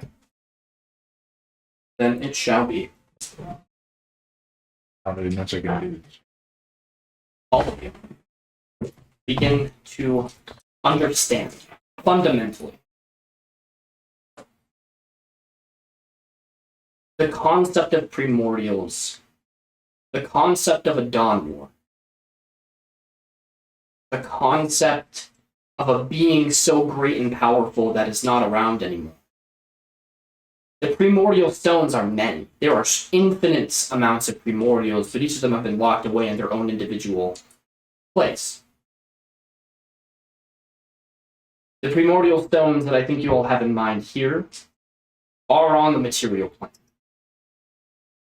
but not where you might think they are.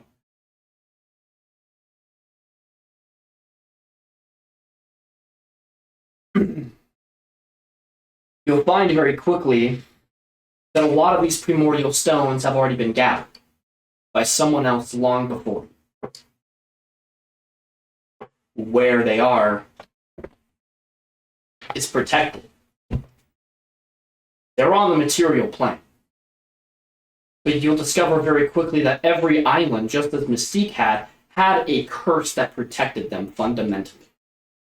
You might have looked at it 100 times by 50 different sailors, but you never would have been able to recognize the island because of the magic that's around it. Just like Mystique.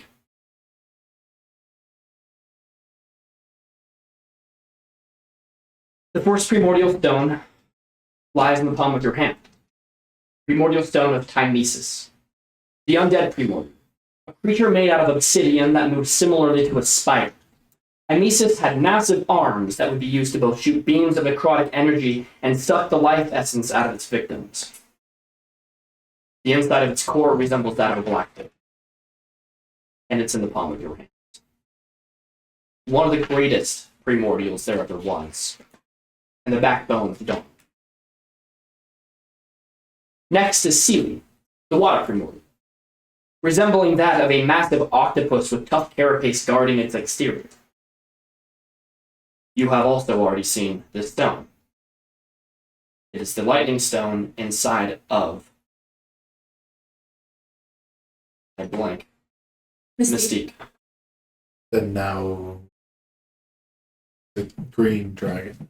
That resides currently in Basque and Healy, but is rapidly leaving. He was attacked by her. Not the last. Another primordial lies Nestusha, the golem-like goddess who created Glare, the battlefield of the Dawn. The truth is, not even I have written much about Nestusha because she's an individual I learned about today. One of the most important primordials is that she created the battlefield that all of you guys currently lie. She is very important. Her whereabouts are unknown. Because we guys probably not where they are. Well, actually, I take that back. I would now. And that's because I had to think about it for more than just 3 seconds. This one would be lying in the clasp of an individual made of mechanized power. When the 4 sub-cyborg humans sail the seas of Azure.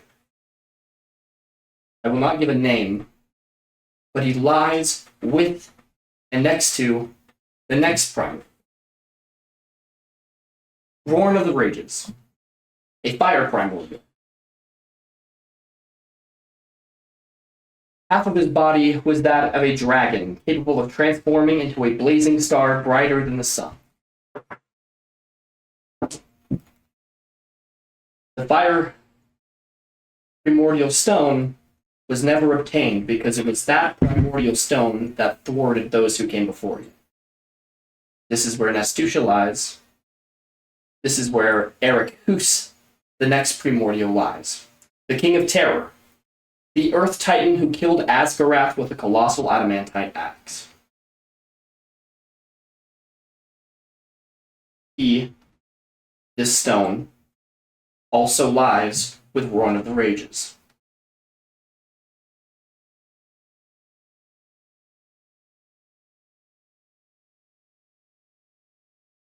One of the greater primordials that died is Dendar, the Eater of Worlds. poison and shadow primordial. She fed on the dreams of her victims after making them unconscious with dream-induced paralysis. A 300-foot serpent with blue-black scales and yellow eyes. A huge maw filled with fangs and spittle.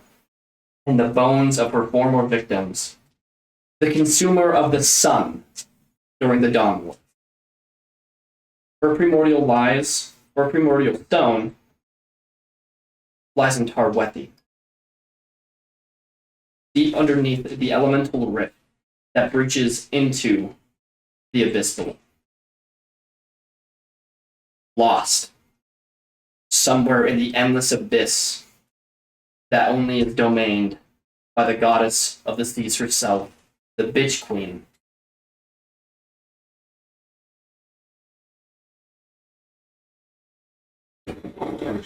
What's her actual name? Or get her actual name. I don't think it's Ursula. Not Ursula. No shit. I know it started with a U though. Humberly. Oh yeah. Humberly.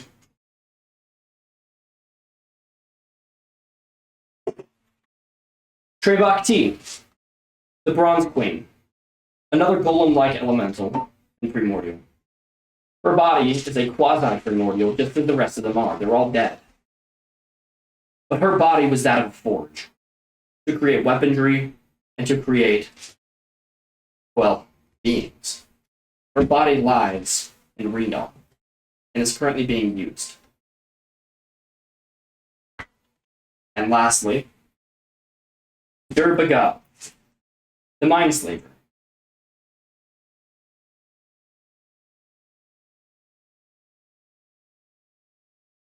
This is the Feywild Primordial. Its body used to lie, and still does lie in the Feywild, just outside of a small Harengon village, but is currently being wielded by that of.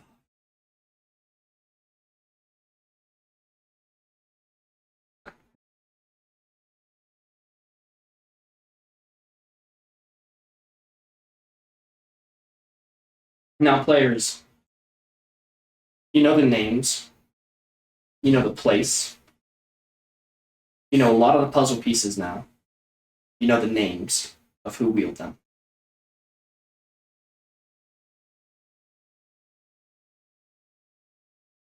But this is not the biggest thing out there that you need to be aware of and afraid of. Figured.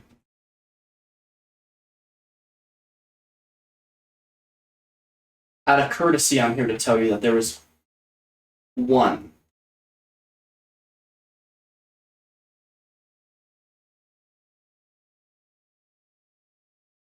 far greater and far more powerful than all of them.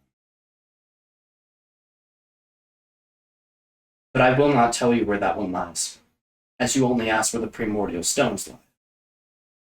Not. But I will give you a name.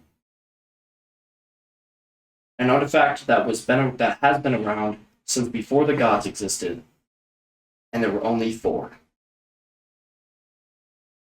The Chained Oblivion, Shar, Selûne, and Mistral, and Ao. And the Shard of Pure Evil. The name is very self-explanatory. But you will not know where that lies. Can you say the name again? Which one? All of them. Ao, Selûne, Shar, and the Chained Oblivion.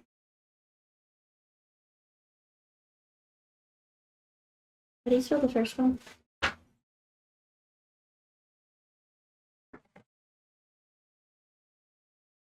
You wish for knowledge? You've got your knowledge. My advice, don't focus on the little things. Don't focus on the big things. Because if you try to put it all together now, it's not going to make any sense. You just have to figure it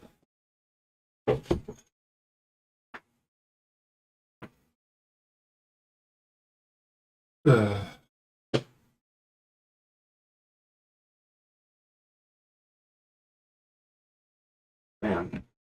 Good wish. Hey DM, I want to know your story. Good one. Oh, that's a good one.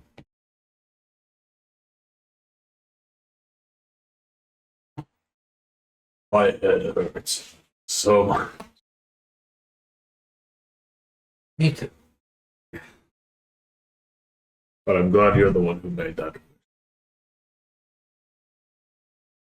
Not sure.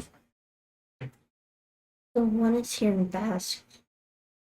Or the one Vezra had. Does that mean Vezra's here? I mean, she's going. Knock on the door. I walked to it cautiously. Rose. Hey, Viz. Hey, I don't know if you guys caught it, but the king was about to make an announcement. We Or should keep. not the king, the what do they call him? The Governor. high overseer? No, The You Grand Overseer? no, he has a he's a special name, but he's basically just the guy who watches shit over here. Oh. He's the authoritative figure. emissary? We used to call him Tool Bag when we were younger. I'm pretty close.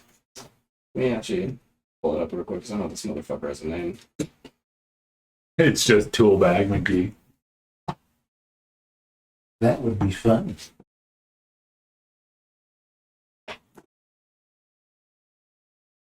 Grand Nazir. That's right. The Grand Nazir. The Grand Nazir has an announcement to make.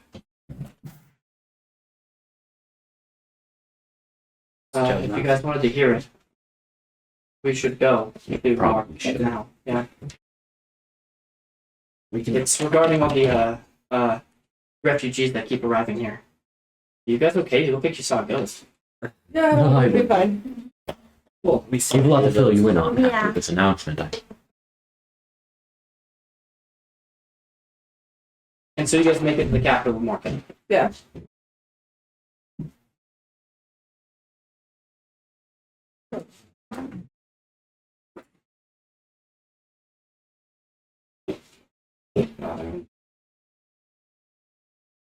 All the cats are out of the bag. Might as well have one more. You guys go to Marquette.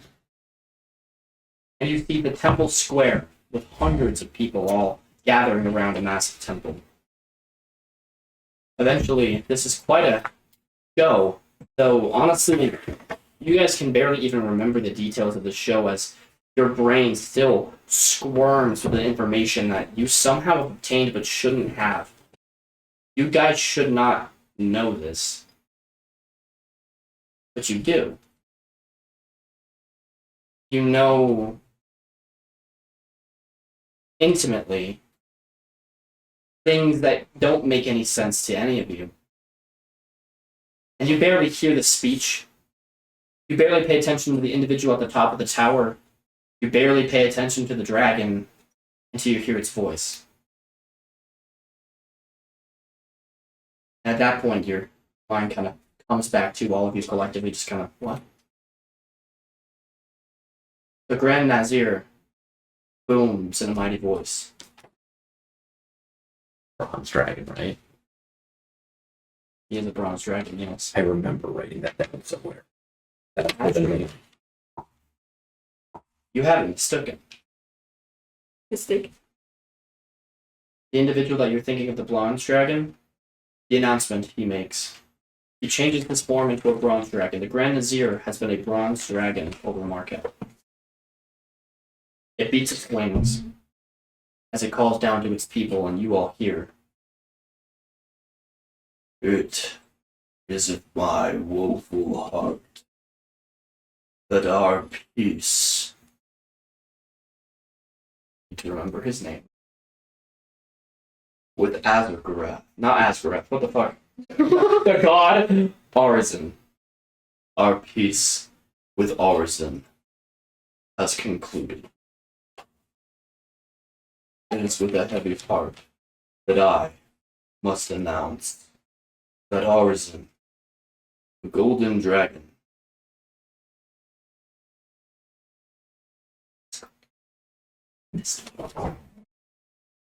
has attacked in Healy and its people. We do not know what provoked this attack. But Anhili lies in ruin. Its people are hopeless. We will take care and look after our own, and we will help the vagrants when they can, when they. We do not know what will become of Arisen. We do not know what provoked this attack.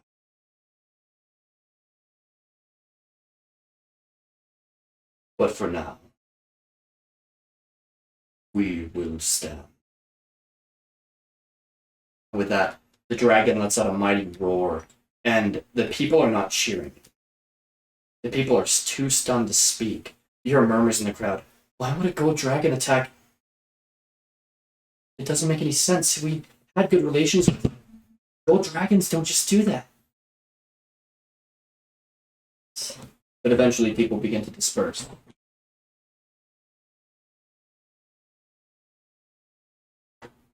Now that just leaves me one question. So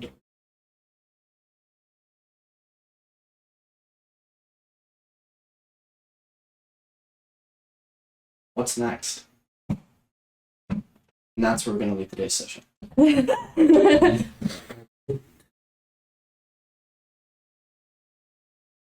One answer, hundreds more questions. I'm sorry. I better throw away the rest.